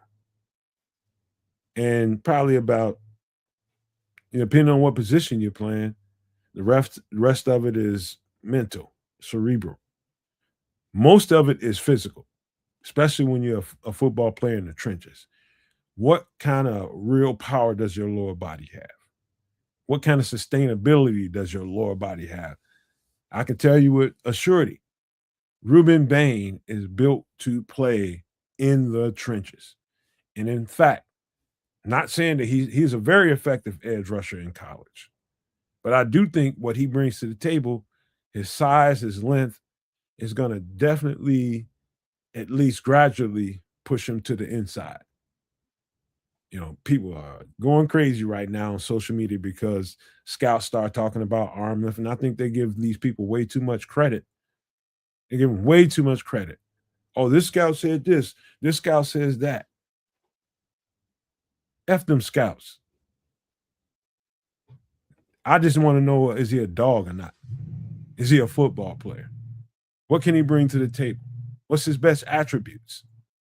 Where can I get the most Rueben Bain I can get out of Rueben Bain? In my opinion, with everything that I've seen on tape with him, that guy is probably more than likely going to get kicked to the inside and going to be a 3 technique. My opinion. And that's not the worst thing in the world. I think he's going to get paid. for being a 3 technique. His suddenness, his ability to win at the line of scrimmage, at the point of attack, his hands, where he can shed blocks, his power, the combination of the surge that his lower body gives him, that power, that push, and how he can put an offensive lineman on its skates, along with his ability to be able to use those hands and arms to really shed blocks, is going to make him, in my opinion, if he kicks inside, he's going to be an elite one. My opinion. I think he can play edge rusher, but I don't think that's his best position in the NFL. That makes sense to you? Yeah. But now the as far as Bears fans are concerned, Rueben Bain is a projected, top 5, top 10 pick. If, let's say, he were to fall in the draft for whatever reason, do you think Ryan Poles would be willing to trade up for him? I think if he slides somewhere if he gets past 18 into the 19 area, I can imagine a phone call. But that projection is even, pretty generous. Big up Sam O. What up, dog? But yeah, from everything I've seen, he's a football player, and he's a definite blue chipper or whatever the top color is on, or whatever board. But the opportunity to be able to get him without giving up, a lot of assets is just might be hard to do. I can actually see him, because and sometimes you hear some of this stuff, on social media, you see some of this stuff. It's just people putting stuff out there to kind of make that slide happen. People talking about his arm length and all this kind of stuff. Man, let me tell you something, man. I don't give no damns about some of these measurables, man. I really don't, Triple R. That's why I don't pay attention to statistics. Don't mean nothing to me. They really don't. Because I'm looking at what he can bring to the table. And what I'm talking about right now specifically are his strongest attributes. And I'm telling you, I think his strongest attributes are at D tackle, 3 technique. He's 275 pounds now. What's this going to look like in 2-3 years? Is that going to look like an edge rusher to you? Or is that going to look like a guy that can beat guards and centers and really shoot gaps and really be effective in the interior defense? He's already strong as all shit in his lower But he still has to fill out. And he's just going to get stronger. And so a lot of people might also tell you, and I think this is true, some people mature earlier than others physically. You probably seen that in your life, Trip. Some people just physically mature earlier than others. And I think some of that may be going on here. Mm-hmm. And there's one of my ex-coaches, man, he got with me and was talking about some scout talk and some of the scout people that he had been dealing with over the years. Hey, be honest with you, man, he started talking about things I didn't really understand at the time, talking about where the guy has body hair, facial hair, and different things like that. Is he looking like a guy that's aging like really fast and at a young age, like at a 19, 20, 21-year-old age point? Is that somebody that you think is maturing a little bit fast for a football player? If this even makes sense to you, this is stuff I've sat in my coach's office and talked about. Like, really? I'm like, they think about everything. So does he have a lot of body hair as a high school kid? Like you've known that kid in high school that had a full goddamn beard. Right. looking like fucking 21 Jump Street and shit. Razor bumps and Freshie. What the fuck going on with you? You know what I mean? Like that kind of things they look at because they're looking for a guy that hasn't hit that maturity level in college. And so, where Ruben Bain lands on that radar with those scouts that really break down this stuff and take it to that extent, it's interesting to me because he's got almost partially mature body parts at this point, talking about his exterior. He's very mature physically right now. And he's about 24, 25. Oh, I shouldn't have said that, shouldn't I? Hey, so he already got a little of that grown man strength. So he's almost fulled out for development. As far as physically goes. Because you stopped growing at what, 25, right? Come on, Samo. All you gotta do is come on. You want me to send you an invite? Come on, chop it up. Chop it up. And we in the thick of it right now. Shit. Well, Samo's scared. Nah, he got his kids, man. Oh, they gotta be in bed by now, right? Look at Samo. He said he could be a nightmare at 3 technique. What up, JoJo? Got JoJo. Oh. I think that's where he's gonna. I think he gets drafted as an edge rusher, of course. That's just what it's gonna look like on film. I mean, on the surface. But I think that's where he's gonna eat, like Samo said, at 3 technique. He's gonna be a monster. Hey, hold on 1 second, Trip. My girl just texted me. Just talk a little bit. Yeah, right on. So yeah, big up Samo and everybody else who's been grinding the prospect film and the tapes and such. The day is almost here, a couple weeks away, a few weeks away. And make sure that you are in the place to be and subscribed to the Nomad Network, to Cads the Canuck and Sports Chicago Style, also known as Triple R SCS, because we will be live all weekend long for every pick to keep you up to date. And then we'll have the player breakdowns as they're selected, plus all the fun stuff that we do on draft weekend. So make sure you are in the place. And let's see, Patrick is saying Bain is only 21. You're thinking of Mesidor, who's 25. That is correct. I had to get up and walk away for a second. Yeah, I think you're right. Samo said he's still on duty. Okay. They still up. And babies. Hey, all you gotta do is look up some melatonin. When you ready, Samo, and you feel like you got a little time slot carved out, just let me know. We'll pop on. If it's one of these shows, it's one of these shows. If not, just let me know when you're ready. We'll get you in here. We'll get you in. But this is I think Ruben Bain, again, man. And I also heard a few people that people give a lot of credibility to about, defensive tackle, 3 technique kind of football players, talking about it being a shortage of them in this draft. I'm one of them people that will argue with that, man. I don't think that's the case. If you projecting Ruben Bain to be a elite edge rusher in the NFL, I think, in my opinion, you missing the big picture with what his real game is and how he can really eat. And I mean that with sincerity with Ruben Bain and Tyreek Sapp.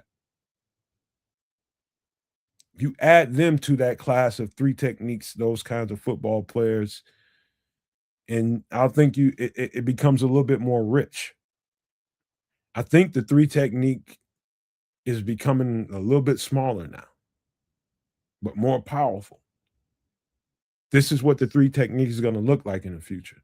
This guy and Tyreek Sapp. Quick, burst, good hands, good quickness, get up the field really, really fast, beat these offensive guards and centers and shoot gaps. This is what you need. That's immediate effectiveness.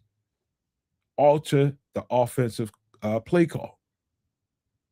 That's what we have, a vertical defense that asks you to get up the field as quick as possible. Beat your guy in front of you. And I've seen one too many times between Rueben Bain and Tyreek Sapp. There's a reason why I chose those two edge rushers today. For those reasons, who can win one-on-one battles, shoot gaps. And at times, I just say this about Tyreek Sapp more than I can Rueben Bain, because Ruben's tape at three technique is a little bit less. It's limited a little bit more. I see more three technique work with Tyreek Sapp than I did Rueben Bain. Not to say that he can't get it done, but I seen solid proof with Tyreek Sapp. But Rueben Bain is definitely a guy that I can see just really tearing it up, kicking inside a little bit more. So it sounds like Sapp and Bain could be players that, cause, opposing offensive linemen and offensive coordinators to make sure they know where they are every play, and make sure that, that they aren't allowed to be game wreckers. Because it sounds like, from what you're describing, that Bain and Sapp could both be, defensive line game wreckers / changers. For sure. For sure. You start thinking about what a three technique does. Whether he's on one side or the other, whether he's on the left side, whether he's on the right side, it's the defensive play caller deciding whether, okay, I want you to play between these two football players right here. And I'll tell you why. And once he learns the defense and learns why is the biggest question in the world. Why are you asking me to do this over here instead of over here? Because this team has a tendency to do this or that over here. And I just want you to shoot this. If he shoots a gap between a center and a guard, or between a guard and a tackle, there's a reason why you shoot this gap. And when he shoots this gap, you do it as fast as possible, but do it under control. I don't want you to shoot this gap and just go straight after the quarterback. Not this time. I want you to shoot this gap and also control any flow coming to your side of the ball. That means any screens, any toss passes, any toss runs, anything coming over in that direction, any quarterback runs, anything. I want you to shoot and present yourself over here. So the three technique is more than just boom, get up the field and do it as fast as possible. There's a technique to that role. Why are you shooting that gap? The whys. Yep. Well, Samuel's saying that Bain will need to gain weight, but he would have an Aaron Donald dominance at three tech. Yeah. He's got it written all over his body. He does. I see guys, I just look at that trunk, and I know all I need to know. I see the tenacity that he plays with. I see the big play ability and the big game performances. How he raises his level. He's another one of those guys. And I'd say right now, from the edge rusher standpoint, Akeem Mesidor probably showed up more in that playoff setting, but Rueben Bain wasn't far behind. He wasn't far behind. His level went up a notch or two as well.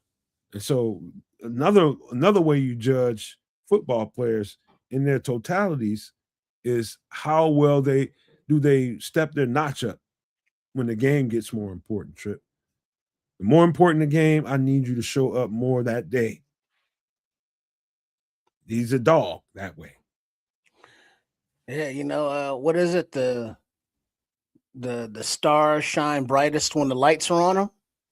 Yep. When the pressure is there, are they willing to step up and make plays? And it's like we need those playmakers on defense. Some of it we're lacking in that area right now. Some of it, Trips, is more than that. Some of it is, do you have the juice left? Do you have the wind left? Have you been playing a lot of reps and we needed you on the field and we couldn't really take you off the field because the game is important? Do you have that other gear? Can you kick it in? And time again, I've seen Ruben Bain kick that gear on.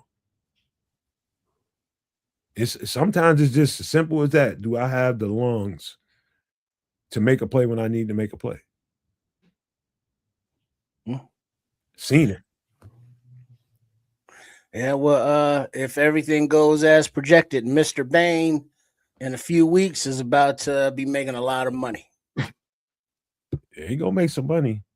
He's causing quite a disturbance, man, just because of the simple fact that he's got some short arms and people want to hold on to that kind of shit. And that's gonna drop him out the first round. Damn, because he got a little bitty short arms. Don't be surprised. But that would just be so serendipitous to say, oh, he's got short arms, we can't take him before 20, and then Poles be like, huh, that's kind of in our neighborhood. And then former assistant but now head assistant general manager Ian Cunningham ain't there no more. Will Jeff King talk Ryan Poles off the ledge or encourage him to make aggressive moves? So that's another dynamic that we're going to see from this front office. If a player like Bain falls to within their grasp, what will the determination be? Another thing I noticed about him, Ruben Bain's hands are extremely powerful. Very powerful. And I'm just to be honest with you, man, like his hand, wrist, forearm, it's almost like anvils when hands get on him, the way he hacks him off of him. It's like effortless, man. It's like boom. He touches your hand, your arm, your wrist area to get you off of him, whether it's over the top where he's chopping your arms off of him, whether he's, doing the forklift maneuver and heaving you off of him that way, equally effective. Equally effective. And so that kind of thing to me is more, let's just say, constructive from the interior, in my opinion. Those two qualities. It's because you're going to need to do that probably 9 times out of 10. Chop, uppercut, or swim over. You're going to need to be able to do that, and your hands need to be kind of heavy. That's what it is in the trenches, in the interior. So that's another attribute I've seen about him. Got relentless motor. And, if he's tired, it's hard to see when it happens. It's hard to see when that guy's, I've seen him be the same in the first quarter and the fourth quarter. Right on. Hell of a football player, but we got one more guy to talk about. Scroll said he got them steel mill hands. Yeah, he's heavy. He got some heavy mitts on him, man, and thick. He's a thick bone guy. All right. One more guy. And I say this, man. I said this last week when I was talking about a week or two. I don't know how long ago it was, but I was talking about Senator Logan Jones out of Iowa. And I said probably the most athletic guy in the draft. And I forgot Parker Brailsford was here. He's on my list. He's been there for 2 years, Triple R. Parker Brailsford is 6'2", 290 pounds. And to anybody, like, I know what that just did to your brain. He's too small. I would tell you this. This guy started off at 270. When I first started looking at his stuff, he was 270. And, the anchor stuff was kind of showing up with a little bit more regularity at 270 for sure. But everything else was dynamic and special. I'm telling you right now, he is the most athletic probably the most complete center in this draft. And I know I sound like I said that about Logan Jones, but this guy has got it all. You can probably look at his image right here, and you can see about how athletic he is. Yeah, he doesn't look like offensive lineman. He looks like a defensive lineman. And that's where the league is going. Guys that can really, really move, hit the first target point, hop to the next target point, and open up your running lanes. This guy is the truth, even at 290.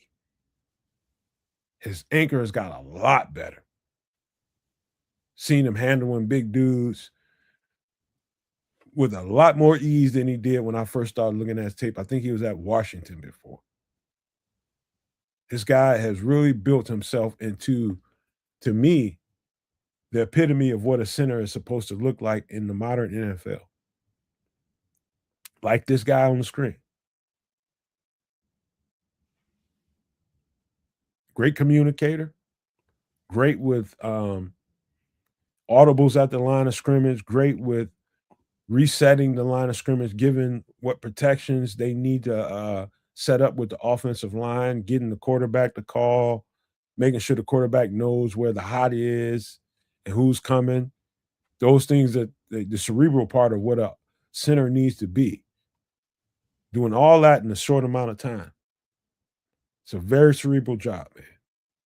Because football happens really, really fast. Once that clock starts going, you got to be quick, cerebrally and physically. And this guy's got the whole package. The entire package, bro.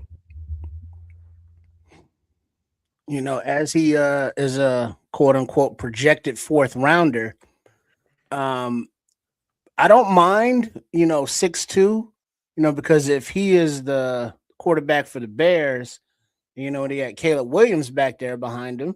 I don't think that, having a 6'2" center is a bad thing as opposed to like a 6'6" center. Just that line of sight, right in the middle of the line could be helpful. And, considering the situation that the Bears are in, with the abrupt retirement of Drew Dahlman, then they traded for Bradford, but he's only got, 1 year left and he's already on the older side. So if they do decide to draft a center like Brailsford, they wouldn't have to, be a day one starter right off the bat. They can obviously compete for it, but contractually and just the way the team is set up, theoretically they would have, this season or half a season at least to develop and get their NFL chops in. But Brailsford, seeing that team, they're pretty much a NFL team as it is. And he is a standout amongst them. And Crimson's question is, can he snap the ball and block? And from what I can tell, Nomad, tell me if I'm wrong here, but he can snap the ball because he is a center, shotgun and under center. He can get to the next level in running when he pulls out, and he's a good anchor and picks up stunts well in the pass blocking, correct? He has just gotten better and better at all you just got through describing. Just see, center is to me one of those positions that I think it requires, at least at the very minimum, and that might be a little rich, 3 years to stay in school because of the caseload. What you're required to do cerebrally. You have to get used to the what they want to pour on you, the information they want to pour on you, the responsibility they want to pour on you, and it's a lot. And you have to be responsible. You're the centerpiece. You said it, and it goes off of what you can bring to the table. If you get it wrong, everything goes wrong. You don't get that offensive line jointed up for what it needs to protect. You just basically threw the whole thing off. So there's a level of trust between him and the quarterback that has to be had. And that takes a certain amount of time to build. And this guy has shown me over the span of me watching his tape, this guy is just done nothing but get better and better. I thought he's coming out last year. That's why I really dug into his shit a little bit last year. But he was only about 275, 280 then. Now he's up to 290. He's going to get bigger. And I'm just seeing his game with his strength just go up and elevate.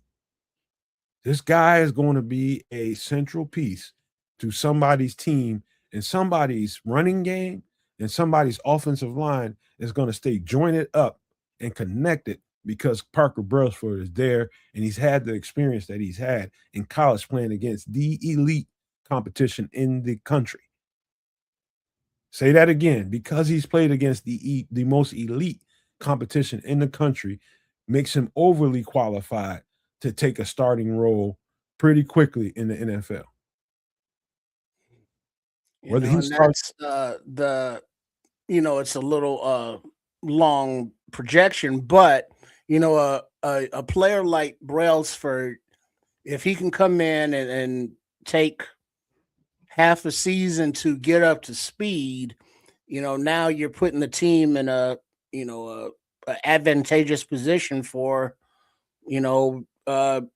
if Bradford becomes expendable because Brailsford, I'm getting these Brailsfords and too many syllables at center, but the rookie can come in and develop quick enough that now you can have an abundance of centers, or trade the vet at the trading deadline, what have you. But a starting center, I think, is going to be high on the list for the Bears in this draft. Now, it doesn't mean they're going to take them high, but getting a center someplace in a decent round, fourth, third, fifth is someplace, I think they're going to be in the market for. Now, here's the thing, Trips. I'm gonna just throw this synopsis I have in my head about what the Bears should do if they're really targeting this kid. If you were to see the quarterback, I can't think of his name right off the top of my head, but he's in the draft as well. If you see him pop up on the list of top 30 visits at some point or another, just know this is why. Ty Sampson? Yeah. Just know this is why. Simpson. This is why. And if he doesn't pop up, I can also see the mindset of this might give there might be a tell to the people that are drafting around them. They're trying to get information on Parker Brailsford, which would, to me, be the more likely stance that I would take if I was in that GM room and it was me thinking about making this decision. I would think about bringing him in for a conversation, even though I have no intentions on drafting him. But if I did that, what kind of sniffers would be around us? They know that we're looking at Parker Brailsford. They know it. They know we ain't thinking about drafting Ty Simpson.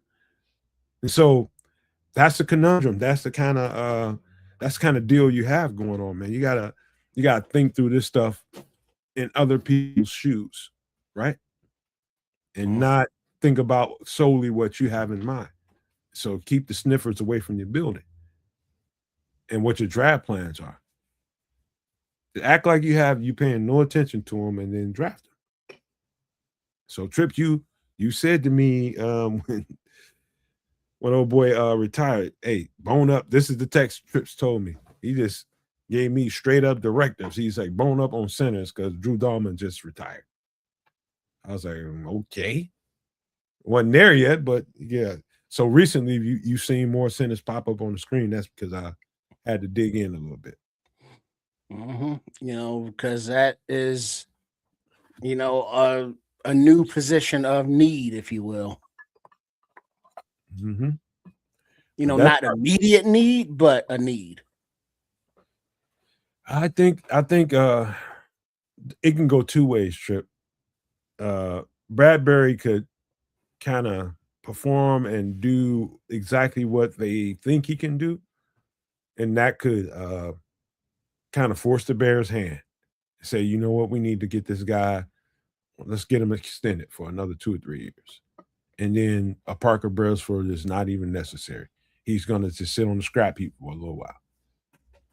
There's that, or that they sincerely only have plans to rent Bradbury for a year and draft another center.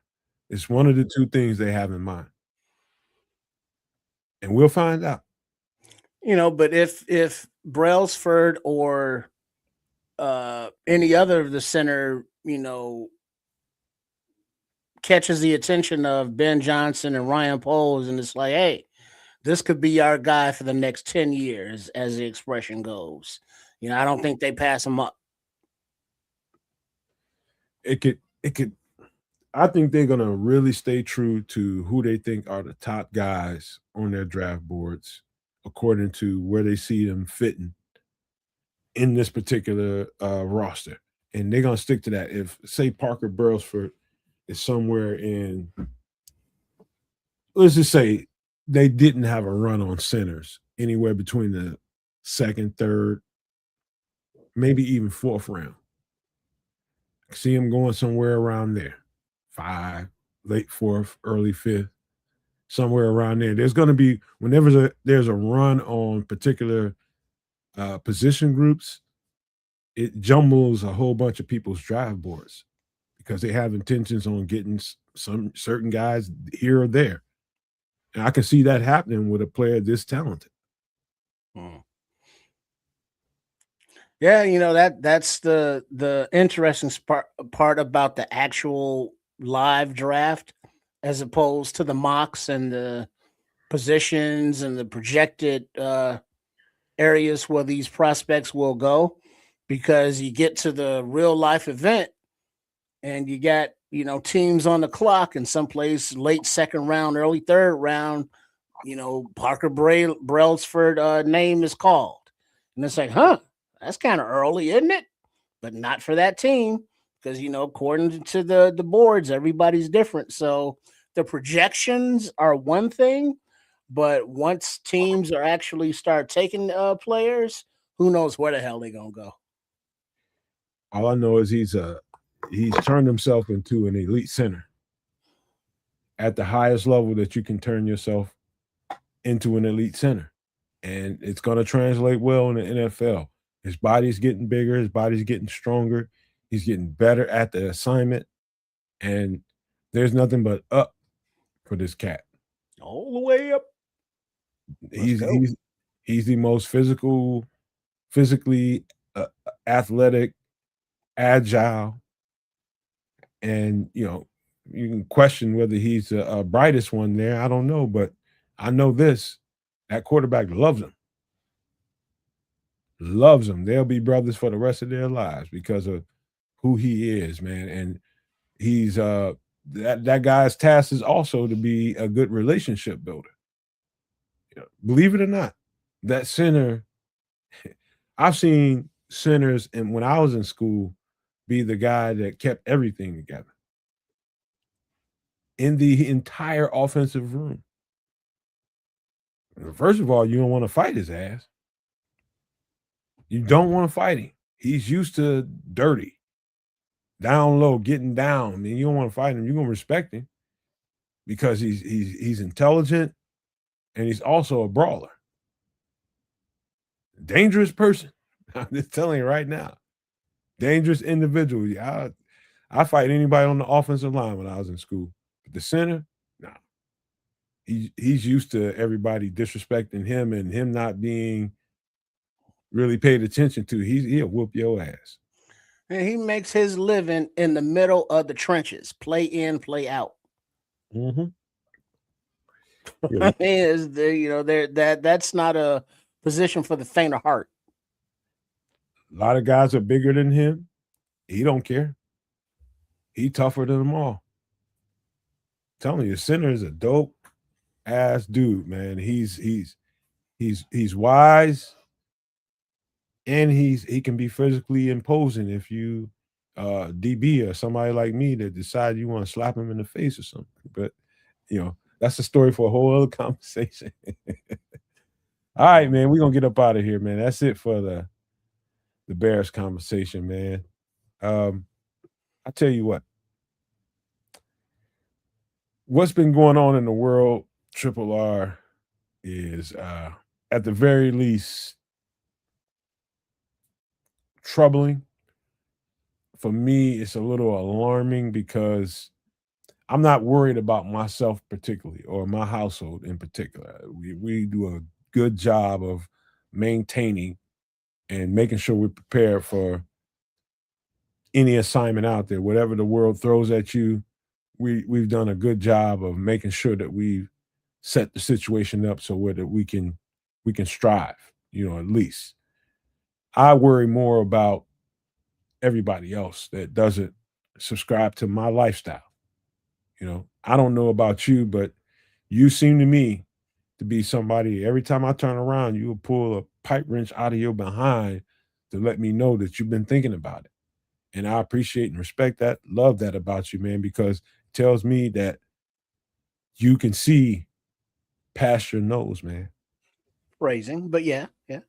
I respect that, man. It takes a certain kind of individual to be able to have that kind of vision. It's not easy. But I say that to set this up. Give me a second.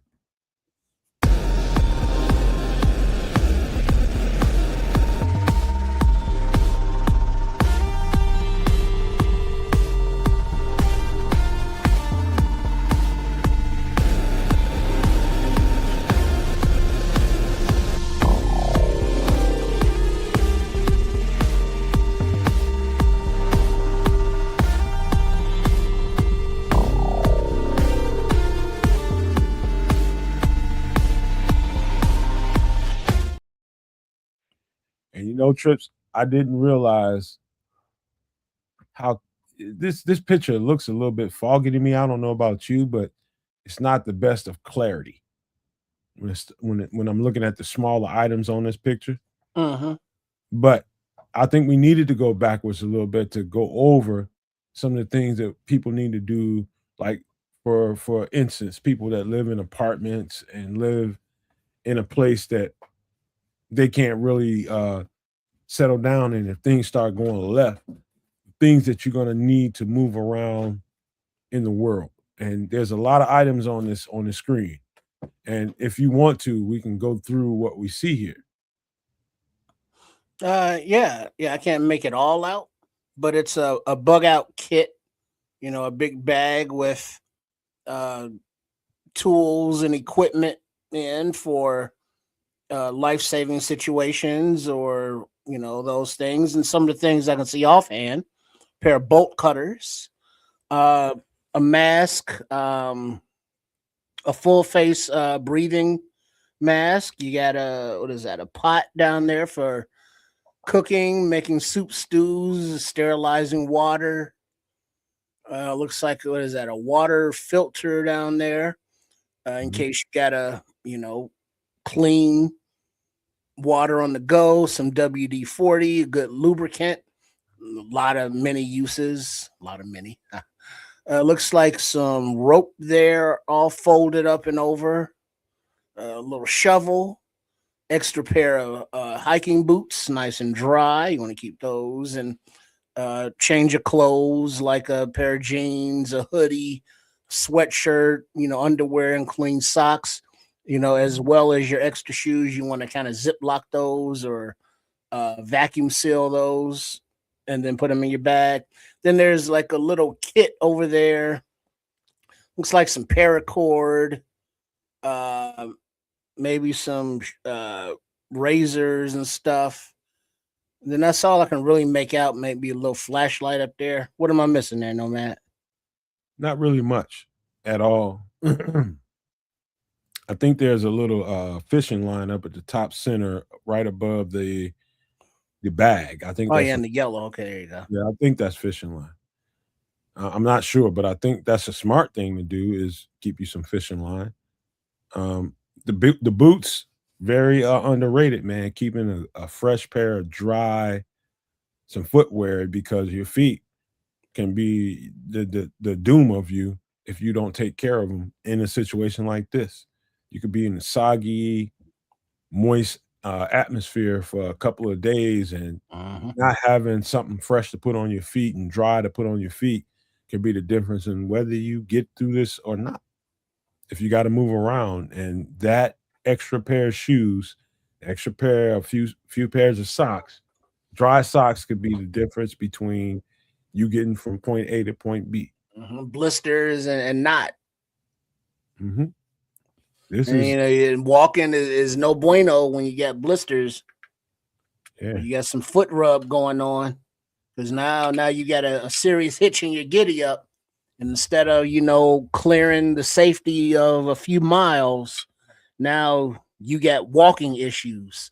And in this kind of situation where you got this bag on your back, your feet are your conveyance.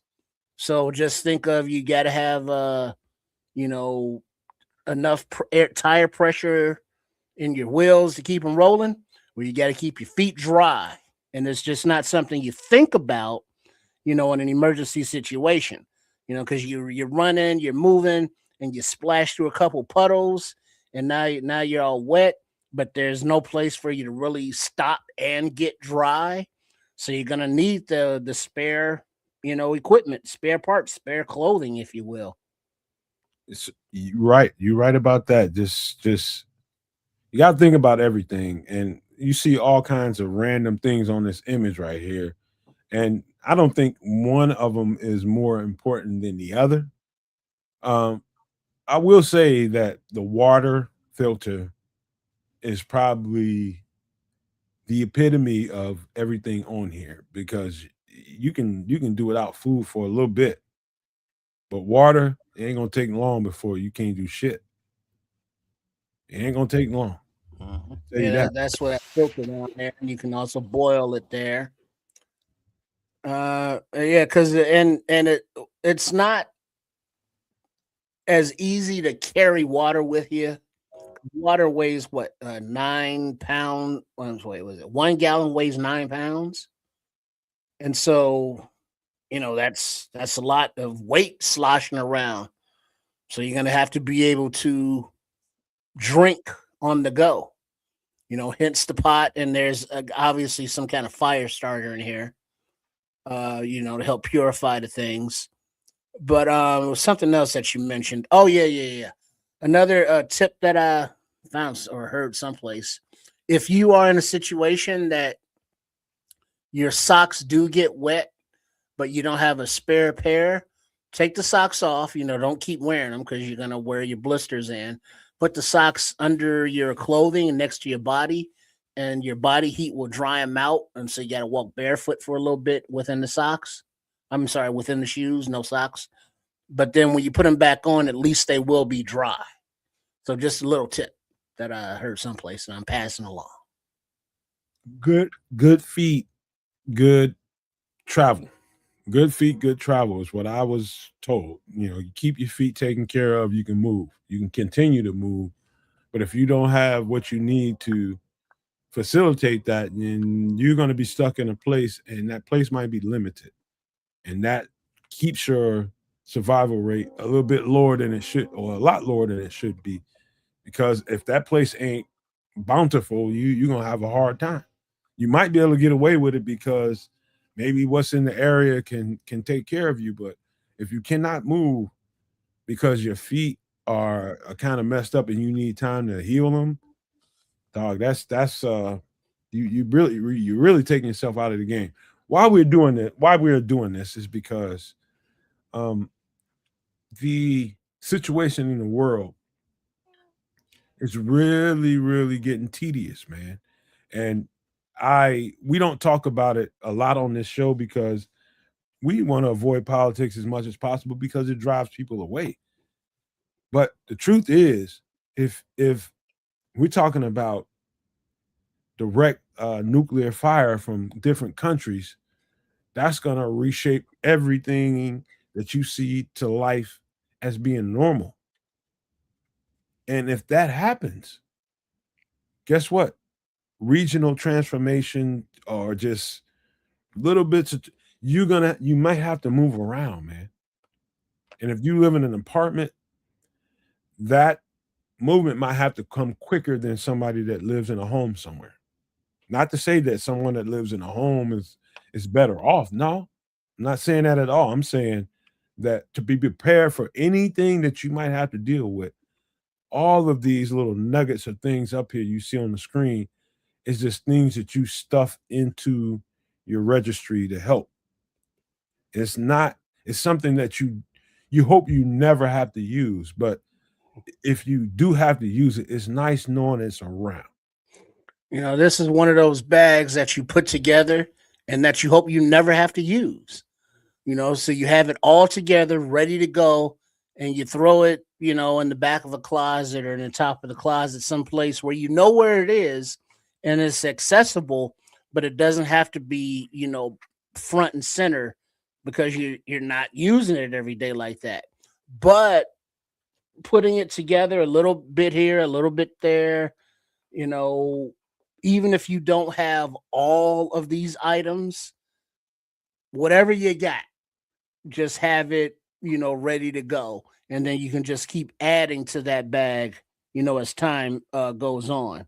But, just in your house right now or your apartment, do you have, a couple gallons of water that are not coming out of the faucet or the sink? Do you have, bottles or however? Because something as simple as the water goes off for 4 days, are you prepared for that? Because after 2 days, people are going to be draining the back of their toilet tanks and panicking because they're thirsty, they're dehydrating. So just little things here and there, things that that you need to survive. Just have a few extra days on supply of it. Let me play out a real scenario, Trips, and we'll just play into it a little bit. Let's just say a nuclear device hit Japan, right? And now, No. oh yeah, okay. So now the wind is blowing kind of eastward, right off onto the coast of the western United States, and it's blowing. The fallout from it is blowing. So the reaction from that weapon is going to waft all the way across the United States. The west coast of the United States is going to feel it first. So they're doing everything they can to negate some of the effects of what it can bring to the table. And you knowing that it's going to hit and come to us in the Midwest in a matter of a day or two, wherever, however long it takes. Do you have the plastic? And I'm talking about plastic to trim, the borders of your home, doorways and window spaces, duct tape to do it so that you can at least minimize and hunker down for a little bit until this the reaction kind of goes over and that kind of settles. So the fallout kind of settles and gives you time to readjust. And so you're going to need at least a few days, maybe more, for that to settle in your environment. Do you have the plastic to trim your door frames, your windows, and everything to do the best you can to negate the amount that's coming inside your place? Take plastic. And don't think that you got to go out and find a roll of plastic because you don't. Guess what? You can get a big bag of heavy duty garbage bags. And then if the need be, get a box cutter and slice them along the edges and open them up into big ass plastic sheets. Able to be, cut down to whatever sizes you need. And then, duct tape, you always got to have that on hand because that's just a universal thing. So, just next time you're out at the store, just grab a box of, extra large, heavy duty garbage bags, put them in the closet, not for your everyday garbage, and if you got some heavy duty shit, you got to clean up, sure. But, now you have a couple of tools in case you have to, seal off your environment from any kind of outside contaminants. You basically keeping oxygen out of your house. The oxygen is bad, the air is bad, and you need to stuff every crease and crevice in your house and tape off every creep and crevice in your house. And that takes time. Yeah. But then also that means knowing your house, knowing like the people that live in, let's say, the areas that have a lot of hurricanes, they already have the equipment like the plywood, already measured out because they know, well, this window is this big and that piece of plywood goes on there. For your own personal abode, know your windows, know your doors, know all your ventilations openings, whether it be from the washer dryer, whether it be from the hood exhaust, any and every place that air can flow in and out of your place, know where that is. So when the defecation hits the rotary oscillator, you know what to seal up, and now you're not panicking, just kind of looking around, like a babe in the woods, like, what do I do now? Mhm. My last piece of advice from that is prepare I say by plan B, I mean you've already taken care of the nooks and crannies of everything you need to try to keep yourself as safe as possible.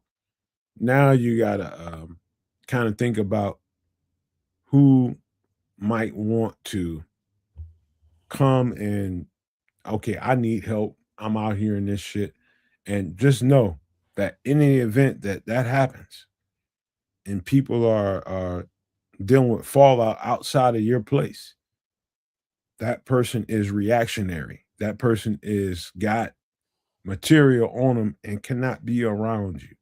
And whether you love them or you don't love them, you don't know them, you don't know them, you got to do something to keep that off of your place.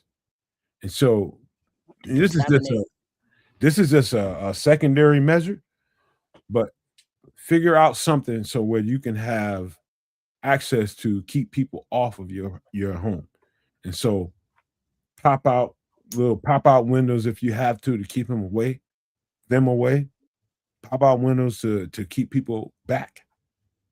And that's just a measure I would take. I'd seal my stuff up, but I'd have a little window. So I gotta get your ass away from my house. I'm gonna get you away from my house. I know you out there struggling, but I cannot let you in here. And I'm gonna tell you why, because you got fallout on you and we don't want it in here. And I'm sorry. And Yeah, yell at them through the transom. hey, Like, nah, y'all can't come up in here. if it's your You know, loved one, that's where it got to be. unless you got some kind of interior decontamination chamber, that they can strip off all their outdoor clothing, spray them down with a little dishwashing soap or whatever it is, and rinse them down. If you got those kind of resources that you can allow women, fine. But if you're inside safe and people are outside panicking, you're gonna have to be prepared to defend your insideness because they all gonna try and come up in there. And it's not that maybe they're bad people or violent people, but they're afraid. And when people are scared, they do things illogically, irrationally, and if you are planning ahead and you're like, all right, I'm ready for this, and I can try to help who I can help, but I can't help everybody. You know, just be understanding that the people that wave at you or ignore you are going to be adversarial because they need what you got, and they didn't plan ahead like you. Yeah. Yep. You got to think about it all, man. There's no simplicity to this, but there's a lot of simplicity to it with the items that you can get. The items that you can get, very, very simple, man. You just pay attention to what you see on the screen, and even go and Google some stuff, some thoughts that people might have as to things that you can have to help facilitate your life. And And well, on that facilitating life, a little thing that maybe you don't see in this kit, but there's a first aid kit in there somewhere. oh yeah, And in that, you get things like your antibiotics, like your aspirins, like your preparation H's or your stomach settling stuff. Because basically, you're going to need all your emergency pharmaceuticals and medications to be portable. So, think about what you need, what you use medically, what you will need out, in the wild, sterilization type things and all that, and have that in your bag ready to go as well. So, your medications, your first aid equipment or tools, those are necessary as well. So look into, what you want for your first aid kit, because now you got to build your first aid kit while you're building your bug out kit, because the first aid kit goes into the bug out kit.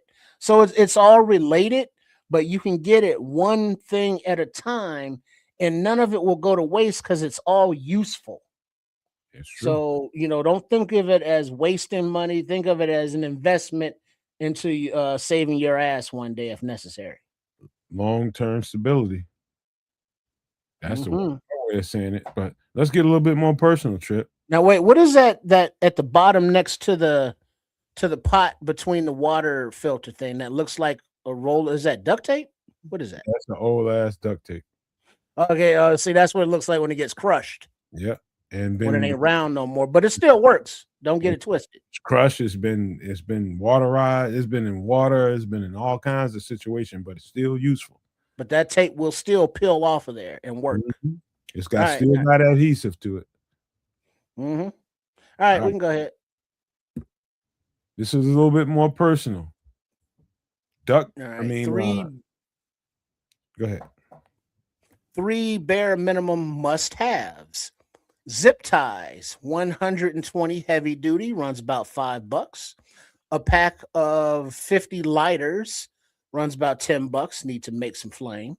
And surgical gauze pads. Speaking of medical equipment, a 200 piece of $5, and those surgical sponges, 200 will go very very fast if you're trying to stop bleeding.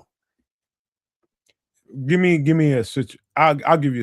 You want to give a situation where zip ties can quickly help you in a situation where you gotta move around and keep a place for yourself. Zip ties will tie things down. Like, say for instance, you need to make a quick little shelter over your head. It's raining outside, and you just need to get somewhere where you can hunker down for the night. You got some, you got Your some tarp tarp. that you Yeah, have, yeah, you could secure it, the tarp, to something sturdy, pole or tree or whatever, that zip ties can just a very quick zip zip, and now you're secure.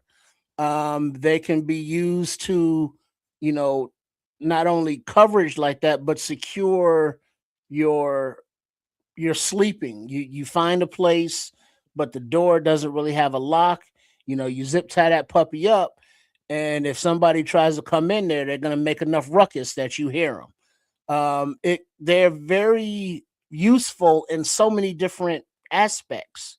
Because it's like, oh, I need a rubber band, oh, zip tie. Oh, I need a whatever, zip tie. And so you will have the occasion to have to rig up stuff, and zip ties are very very good riggers. zip ties can save your life, man, in Hmm. more ways than one. So many different ways. It's like you need to keep something together, and you don't have a belt. You don't. I mean, just all kinds of different reasons where you need to use something to be an adhesive that's not an adhesive. I Hmm. mean, just keep something together. It might be your shoes, it might be your anything, a shirt, you down to nothing, man. But that zip tie can keep you in the game for a little bit longer than you probably thought. If you out someplace cold and you ain't got no buttons on your coat, that zip tie, will keep you closed, keep that wind off you. Man, those And things. see, Benjamin is saying he got a problem with these lighters though, because you got these cheap joints and these will break too easily. True, but there's a reason why there's 50 of them for $10. Shit, this is process of elimination, man. One of them motherfuckers don't work, you get to the next one, that one works. But that keeps you saving energy from having to start a fire to something you can just go ahead and flick that thing and get one started. You know what I mean? It's that simple. Starting fire can be done. It's been done for thousands of years on with rock and dry wood and dry anything dry. You can do it. All it takes is a spark. Mm-hmm. Now, if you don't have the energy or the time to do that, guess what? This is going to help you. Them cheap ass crackhead lighters are going to help you. And getting 50 of them for $10, you can't beat that shit with a bat. Now, if you want to conserve a little space, and you want to plan ahead, look into some like waterproof matches as well as lighters. We got some of them. Yeah. I got some here too. But those are very portable because they can slide into the opening of like a Bowie knife or some fire starting equipment tools. But lighters, fire is very important because you need it to maybe sterilize your water. You need it to maybe cook your food. You need it to maybe start to get yourself some warmth to dry out your clothing or just to keep your body warm. So rubbing two sticks together, is pretty cool on Naked and Afraid or, Survivor Man. But in the real life scenario, ain't nobody got time for all that. You trying to flick it and then go. So get you some lighters or, or okay, Benji, get you some nice Bics if you need to, you know what I'm saying? The more sturdier ones that when the wind is blowing, they'll light on up. But, fire is a life-saving necessity that you don't think about until you do. Till you need it. Yeah. Till you gotta have fire to warm up them joints, them limbs, them little toes and fingers. And fire is it's a must have. And while these people are running around trying to satisfy their meth habit and doing anything they can do, looking for anything to stay warm after they find something to give them some kind of rush, you're gonna be warm and like, hey, keep your ass away from here before I shoot you.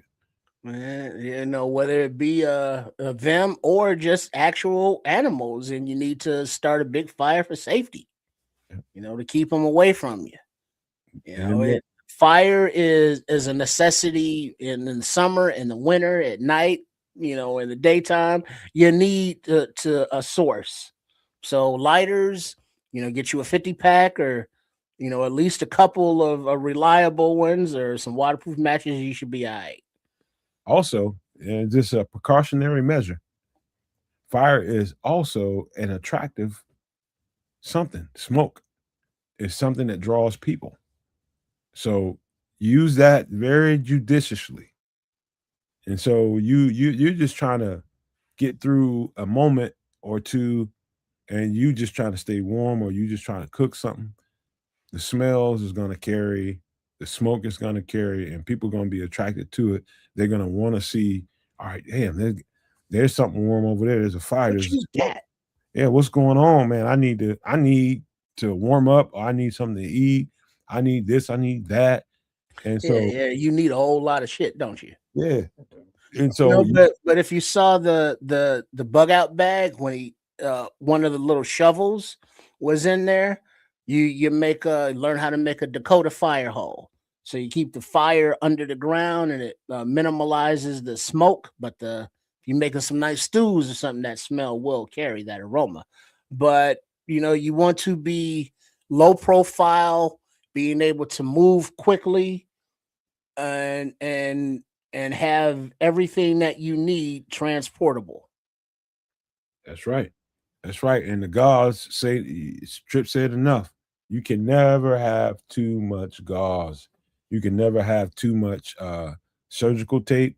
You can have those two things can be like man lifesavers. And not only that, there's so many different things. They can be fire starters as well. And Yeah, so there's a lot of different things you can do, but the medical aspect of what a surgical gauze can do could save somebody next to you their life or yours. and So that's the thing though, because you have to replace the gauze once you put it in a wound. Because I don't know if you've ever used gauze and you had a cut or something, and you pack it with the gauze to get it to congeal and clot up, so the blood isn't still dripping. But the bad part is that once it kind of does that and that gauze is still in there, you got to take that gauze out. yeah, and and and so basically the little scab that is forming over, you're just ripping that off, to get that fresh that old gauze out there and get the new one in there. So you have to change it, because once you pack it, it gets dirty, it gets infected if it stays in there too long. So that's why you have to keep them dry, you have to keep them clean, and you have to have an abundance of them. Because even if you rip off, article of clothing to try and pack a wound, which you have to do if you have to do, but that's not optimal because of the germs and the getting infected factor. So you get you some surgical sponges, you put them over the wound, and you wrap it with some duct tape if you need to, so you can keep it moving until you can address it later in a safer spot. also another to that point Trip just made about when you have to remove that gauze, it will stick to you like glue and cause another reaction, tear off the scab level on you. You also want to prepare that wound with some kind of lubricant so that gauze comes off a little easier. You might have a little bit of sticky part here and there, but if you apply the right lubricant or some antibiotic gel or something, that's going to definitely help when you have to remove that and replace it. So keep some antibiotic gel as well.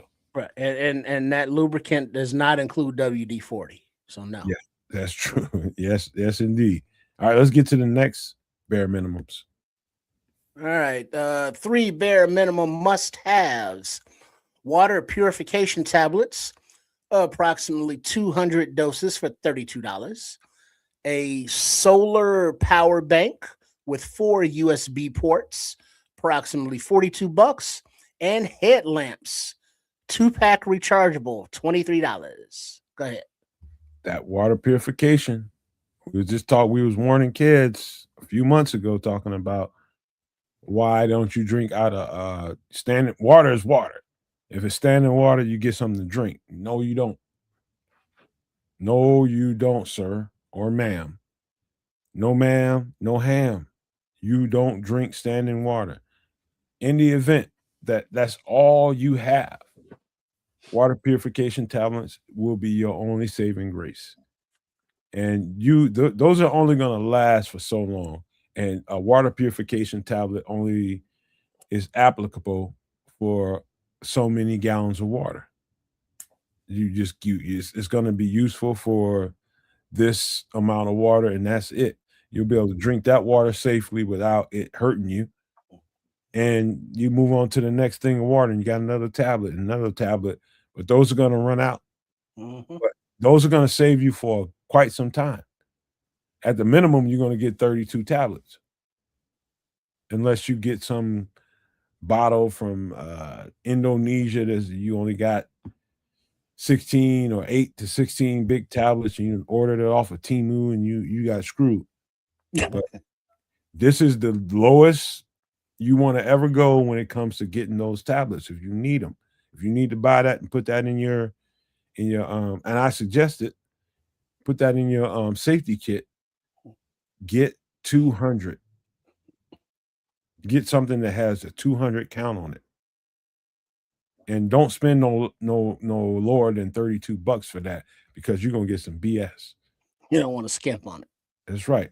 That's the bare minimum price. That's the bare minimum price. You want to don't go under that. Under $30, you're in trouble. You're gonna get some BS, I promise you. So pay that, be willing to pay that, and stash that somewhere and don't even think about it. Just do it and don't think about it. I paid that $30 for these tablets, and I'm not thinking about it no more. That's the way you gotta that's the way you gotta think. And the power bank, dog, that's probably gonna help your mental health more than anything else to be able to communicate and have an outlet outside of who you're around, whether it's just yourself or if you're around several people, to be able to communicate and to know how to move, you know? And for nothing else, you just have an outlet and you don't have to be secluded to probably the crazy that's going on around you. You have a diversion. You can plug up your whatever your devices are and see what's happening, and it's just a way to get away from the crazy that you're dealing with. So you need a power bank to plug up devices, find out what's going on in the world, what's your next move, what the weather might be like here, what the weather might be like there, what's the time frame if some nuke went off here or there before you would have to deal with it. That's where the just having a connection to sources helps you. You got to have it. And a headlamp is self-explanatory. You're just going to need it. Well, that's the thing though. In combination of the power bank, even if the communications systems are down, the grids are down, so it's not like you're charging a cell phone. But guess what? The headlamp is rechargeable. So you utilize the sun to recharge your headlamp. So when the sun goes down at night, you can do what? You can turn it on and you can see. So the power bank is very useful if you have anything electronic rechargeable in your go bag. And the way electronics are interdispersed with our lives, there are a lot of things that you can charge up that don't need the internet or need any kind of global communications or local communication systems. It's just little, gizmos, gadgets, accessories that you have that, charge up by USB that you can use daily as long as they're, charged up. And when the power goes down and the sun comes up, now you can utilize that renewable resource and charge your shit. And if for nothing else, that power bank is gonna be very impactful in the way of you can get some kind of power to try to figure out coordinates. And coordinates it's just going from A to B. Okay, you might get some information, something might come across some kind of frequency wave to tell you avoid freaking Indiana for whatever reason. Don't go Obviously. that way. Obviously, don't go to Indiana. Indiana ain't worth shit. But that is, Unless it's Hammond on game day. man, ain't going there then. But that's where it comes in handy. It's a frequency and a wave comes through. Might be a little sketchy, but you can hear just enough information to know what not to do. You know what I mean? You're gonna need some kind of power for communication, and these power banks are extremely worth your money. One of the I never imagined that this kind of power could be this compact, but yes, it is. It's here. This is a lot of power in a small device that can basically charge up 4 individual pieces of equipment, 4 devices, 4 people or 4 devices that can get communication. It's it's unmatched in its value. You gotta have it. You Mhm. gotta have it. All right, let's move to the next thing. Last thing before we get out of here. We're not gonna do the Phoenix Light story because we ran into a time problem here, man. But this is gonna be good too. All right. What are we looking at? Canning pot and accessories. It's a 7-piece kit. So you got the big pot with a top. You got a basket, with handles so you can lift and lower your your uh your jars and such. You got the little tongs to pick them up by the neck so you don't burn your hands. You got a little funnel over there and all the other tools necessary. Looks like a thermometer for canning your foods, your fruits, your veggies for storage purposes. And this is in the event that things like for the people that will and whether you live in an apartment or you live in a home right now, it doesn't really matter. Once things settle down, you're going to locate yourself somewhere. You're going to be somewhere where you can kind of settle down and try to maintain. And how you maintain is how you can procure your whatever it is, whether it's a bunch of fruit, bunch of vegetables, bunch of meat, how you procure it. This is how you do that. One thing about a canning pot is it has a temperature gauge on it, which will tell you exactly what temperature that meat is. You're gonna boil it to a certain temperature for a certain amount of time. These are Google instructions that I would encourage you all to do. If you get a canning pot and accessories, it's gonna come with it. The instructions are gonna come, so you'll have it in a pamphlet. But if you don't, if you had just have pots and pans and a glass jar and some lids, you need to that deer, that rabbit, that whatever you got, and you want to save it for as long as you can save it for a later date. You can't eat it all at once, but you want to set it up so where you can have some resources. Learn what it takes to can. I've been doing this for somewhere in the neighborhood of 9 to 10 years. And I'm telling you right now, probably some of the best money I've ever spent in my life. Some of the best money I've ever spent in my life because I've learned to preserve goods, and that means food. And you don't live long without the procurement of good food. Canning meat only lasts for so long. Canning vegetables, much longer period. Botulism, very real. You canned some meat and you canned it and you kept it for a little while. That's very sketchy. It's very it can go left or right depending on how long you've had that meat, what temperature has been kept at, up, down, left, right, doesn't matter. That's very sketchy.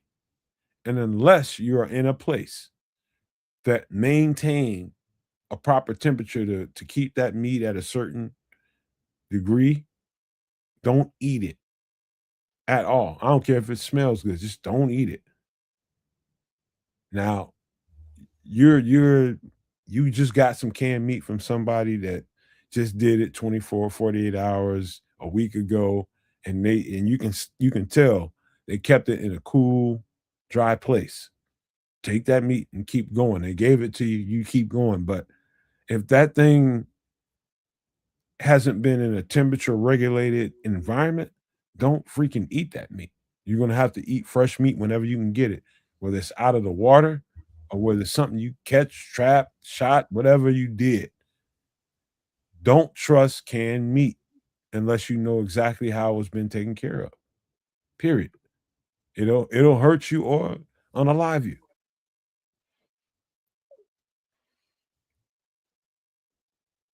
Yeah.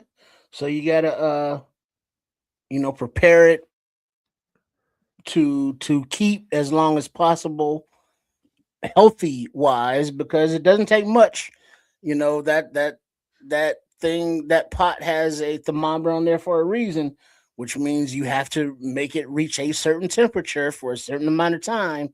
Because if you don't, and you have step, take a shortcut, and then you package up some food, you just packaging up, the stuff that will take you out. Man, we got to keep talking about this stuff, Trip, because let me get this off the screen before we get ready to close this out. We got to talk about it because the world is becoming more and more unstable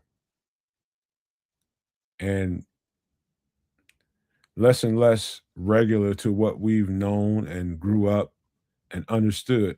The chessboard is shifting big time.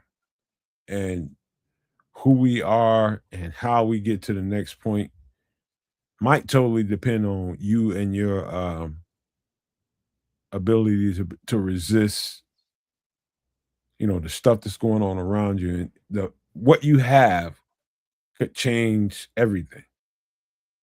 Can keep you where you need to be at for extended period of time or not. We're not doing this for just okay, I have the ability to prep. No, that's not the point. The point is to point out things to you so that if you've never had the gumption to do it, we're gonna give you a reason why it's a good idea. Is what how this thing all started. Why it's a good idea in the first place. That's why. See, Triple R? That's you got to be able to function. And no matter what you think the world is or what you wish it to be, ain't gonna have nothing to do with the reality of the world. And how you react to it is the difference between you living and you no longer being a part of this world. And I'm telling you that with my soul. Start doing things while you can, while you have access to it, while you got a little bit of money. Start using that little bit of money when you're going to go spend it on McDonald's for you and your few kids and your wife.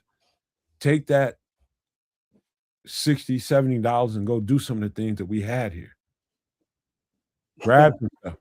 I'm telling you right now, toilet paper, disinfectant, all kinds of stuff. Socks. Start stashing stuff in abundance. I'm telling you, you're going to need it. Oh, and something that I would choose above toilet paper. It travels better and has, I think, more uses. A thing of baby wipes or adult wipes nowadays. Because they're moisturized, they're individual. Wrapped up in the package. You can put them in your go bag, and you can open up the thing, take them out as necessary, and you can clean yourself basically, a step above than you can with just toilet paper or tissue.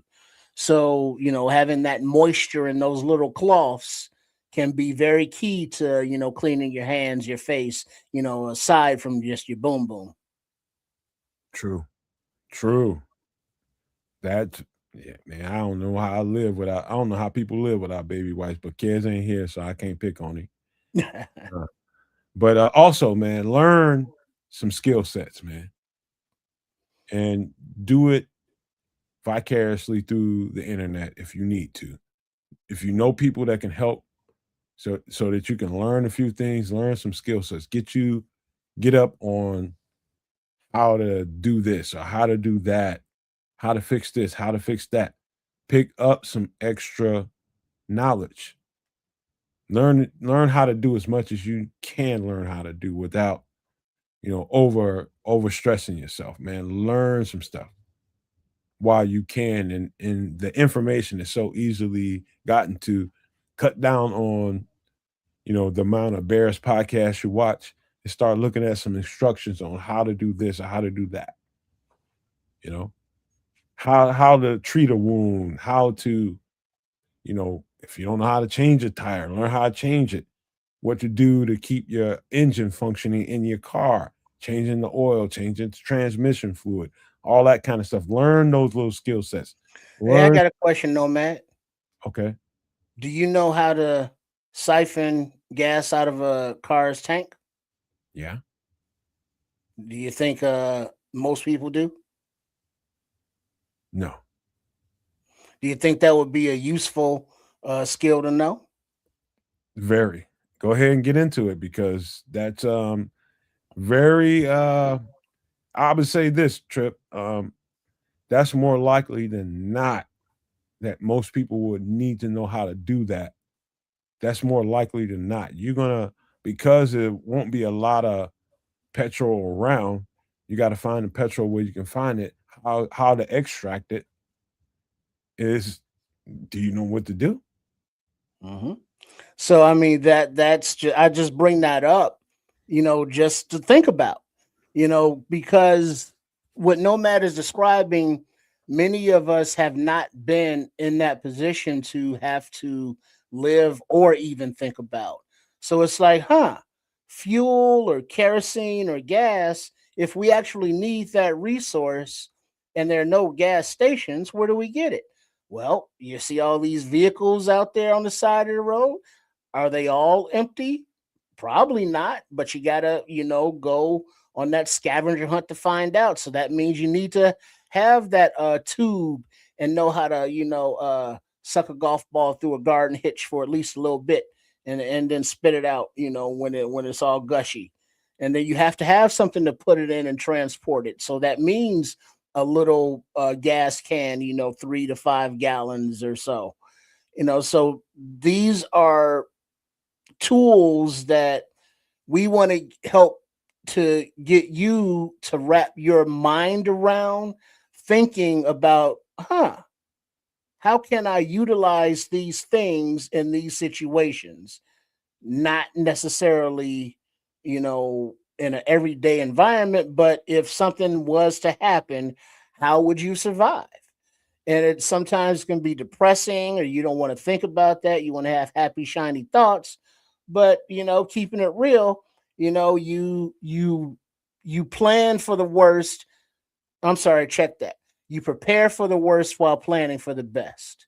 However hell that expression goes. But that means being prepared for, when things aren't good. Yeah. Hey dog, gas tastes like shit in your mouth. I'll tell you that. You know? Toy. Yeah. Tastes like shit. Just don't swallow it, spit it out, you'll be all right. But guess what? Now if you get a fine like that, and you gooping up, now you don't mind that taste of gas in your mouth, because it's like, whatever I need it for, I found it.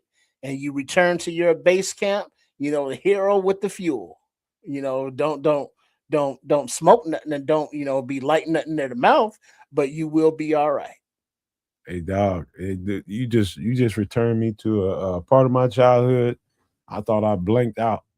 I was like, "Ah, we did some wild shit. And more than less me than more of my homeboys. They was man, they was on some shit, man. They Peer did pressure. no, it was nah, I ain't never been no peer pressure for me. It was just them. Like, oh, suck that gas There's out no there. some other shit, and I'm just like, I ain't doing that bullshit. Fuck that. And I'm I ain't sure putting my mouth on that. I seen it. I know what to do. But I'm just like, I seen the blue faces when it was all said and done because somebody got a little too much down their throat. But just imagine, for those who haven't done it with, let's say, fuel, if you've owned a fish tank and you had to change the water, so you had to get that water going. So you put that hose in there, and you until you get it flowing, and then you put it in the bucket. But sometimes you get some of that feces filled fish tank water up in your mouth, and Oh, it's horrible. But Lord. that could be gas, that could be kerosene, whatever. But you need to know how to extricate that liquid through a hose. Oh, Lord. Dog, this, the thoughts. Ah, oh, no. Hey, the things you do for love, and you love to live. Hey man, I'm gonna let you keep that to yourself. But look, man, we gonna round this show. We're gonna round the corner on this thing. We did it without we got Moo Larry here, and Curly is holding out with his contract. And we'll slap him up and get him back on the show as soon as possible, man. He'll have to live with his contract until he gets traded. But yeah, Kez is somewhere on the road, I think, and in a hotel somewhere, Mhm. just chilling out. But man, good show, great content, great information. I love the breakdowns tonight. I enjoyed talking about them, and I enjoyed the feedback that everybody had in the chat. I enjoyed the food part, the drink part. Hella good stories happening in this show tonight, man, personal or not. There's a lot of good conversation that was had in here, and we rocked it out like we thought we could. Trish didn't. Oh yeah, no doubt. Because when you used to a trio going and you got to drop it down to a duo, it's like, okay. But this duo or trio, we aren't we aren't really ever at a loss for words. Man, hell no. You know what I'm saying? So you get three so and so's with the gift of gab and a lot to say, and it's like, well, what do we do if one's gone? It's like, well, we're able to do it with two, some kind of way. And you know what, Trish? And I always think about that whenever I'm rewatching shows, and I think about how well our personalities fit together, even though we three totally separate kind of individuals. And it trips me out too, man, because when we have disagreements or personality clashes, the thing about us is we know that it's never really personal. It's just how we feel at that moment, and it's love because we like brothers, man, and it's never carried on ever. And as different as we are, it seems to work so well. I don't know how often you watch the shows after we done with them. I don't know how often you do it, but sometimes it's some magic that happens, man. Just because we are so different and we come from such different angles, and it comes together in such a great nucleus that people, no matter what, will show up at this on this show and listen to what we have to say. And the greatness of that value is unmatched. Just knowing that people are gonna show up to hear what we have to say, even when it's like, oh, they getting into it and all that old kind of shit. Yeah, well, it's also a shout out to the no maniacs, to the Canuckers, to the Sport Chicago Stylers, all of the people that join in the chats and participate during the live show, or catch it after the fact on demand. That you all come to hang out and hear us talk because we explain our points of view, our thought process, and we open you up into the realm, and sometimes a very dark place. So need a little light to go up in there, but we got you, and we appreciate you all coming through and sharing and participating, because we're all here for our team, the Bears. But as we have expanded the subject matter on some extra sauce on Wednesdays, to include, what to do if, a doomsday scenario comes through, and the entertainment with the drinks and the food and the movies and have you, on top of the Bears conversation at will. But on Sundays, you join us for Nomad at Night, and that's much appreciated when, we've been doing the mock drafts, and make sure that you are tuning in if as the draft comes up on Sundays for those. But big up to all of you all that support, financially, or with the likes, or with the subs at the Nomad Network, or the subs at Kids of Canuck, or at Sports Chicago Style. Because you all know that at any time, whether it be Nomad, Kids, or myself, we have one of those clip this worthy moments, but we've been having these moments way before having to say that. And so it's hard to say that when you talk, because every time we talk is almost a clip worthy event. So big up to all y'all for hanging out with us, and joining and enjoying the ride. There ain't no almost every single time, Trip. And it's not like I've seen there might be a few shows here and there that we've done that I didn't get a chance to replay. But me being somebody that's trying to keep it where it needs to be and really try to expound on what we do well, I gotta watch them. You know what I mean? And sometimes I watch them. There's never been a show ever that it wasn't at least 3 to 4 clip worthy parts of it. At least. And I'm talking about when we got 5, 10, 15 clip worthy statements, maybe more than that. That happens on a regular basis. This is probably the most underrated show on the internet just because of the range of the subject matter that we cover. Not only that, but some of the things we say, our insight to these subject matters, man. It's incredible to listen to over. And and how our personalities are different. And sometimes they run into each other, personalities, persnickities, and we have that going. That's just human nature, bro. That's just human nature. That's because kids is an asshole. And we all are at times, but he's the biggest one on here. He's a contrarian of the crew all the time. But that's just him, man. That's his nature. We love him anyway. That's our Canadian brother. But good show, man. Good show again. And in fact, I'm gonna put out more and more of some of those conversations as we keep going. I'm talking about the little insights. I just put out one when we was just talking about global stability and global supply chains and the disruption of infrastructure and how that plays into. We just talked about that a week or two ago, in particular, and that was a really good clip. Really, really good clip. What was said there, it was mostly me talking, but how much sense it was making to the current events, you can see it on everybody's individual faces. People were just everybody's concerned about it. I'm concerned about it. Not for just myself, but for everybody that watches us and supports what we do. We're just trying to give you guys an iota of how to maneuver here. That's all at this point, showing you how to move, what to do, things that you can do really, really quick to start setting yourself up.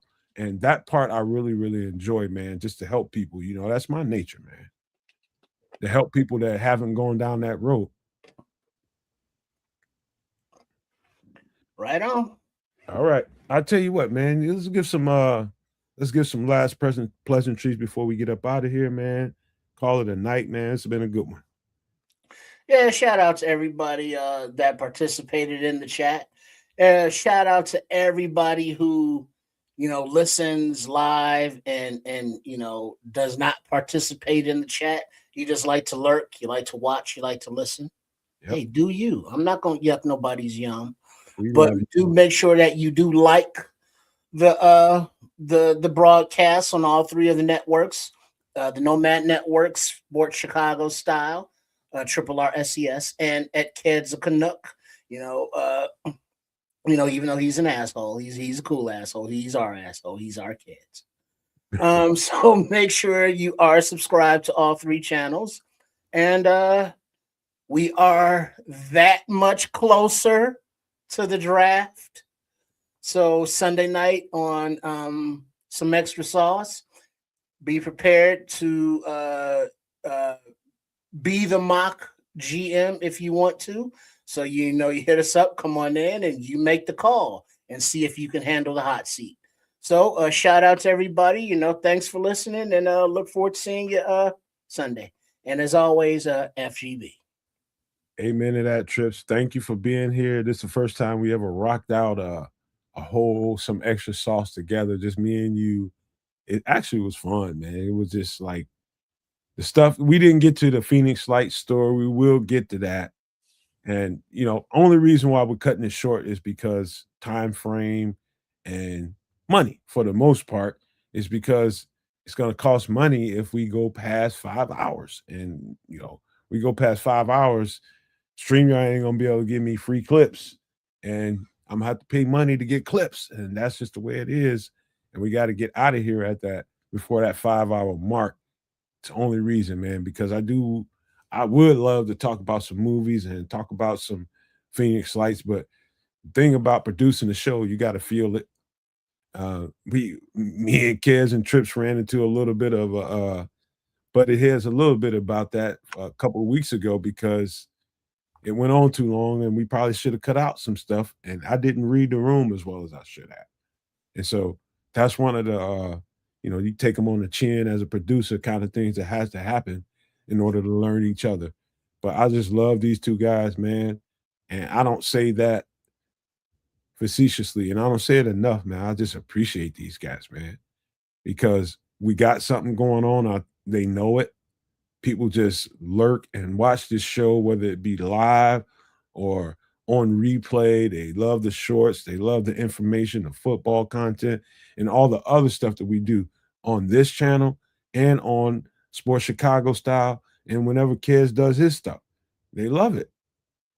So we're gonna keep doing what we do because this is our home, man. This is what people love, man. They love these conversations and we love giving it to you. But last thing I want to say about everything is hopefully Kez is safe wherever he's at, Mhm. Traveling and gets back home in time and safe. But also the doomsday survival part of it, I don't know if we can say enough in the little time that we have to do it.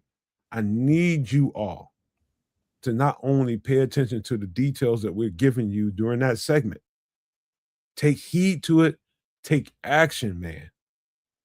Please take action. And if we're saying something on this particular part of the show, please, bro, I love y'all. I love everybody to support what we do. Share this stuff. Share it. Give it to people that you know need to hear it. I don't Mhm. talk for my health. I'm telling you guys the things that I know so that it helps you because I love people that love and I love the support. And I say Mhm. that for not only myself, but Triple R and Kids and Samo whenever he's around here. And Give it, share it, share that love like Mike Vrabel shares that love with Diana Rossini. we was gonna get to that, but we didn't have time. I love y'all, man. And I mean that with all sincerity, man. I love everybody that comes and watches this show and is a part of this network and what we do around here. I love y'all, man. Hit that subscribe button. Hit the like on all 3 channels, please. Please, it's just totally free. It don't cost you nothing. But make sure you keep showing the love like that. Share it with people and just keep being you. And I want to leave you guys with these famous words. Love, peace, and hair grease, y'all.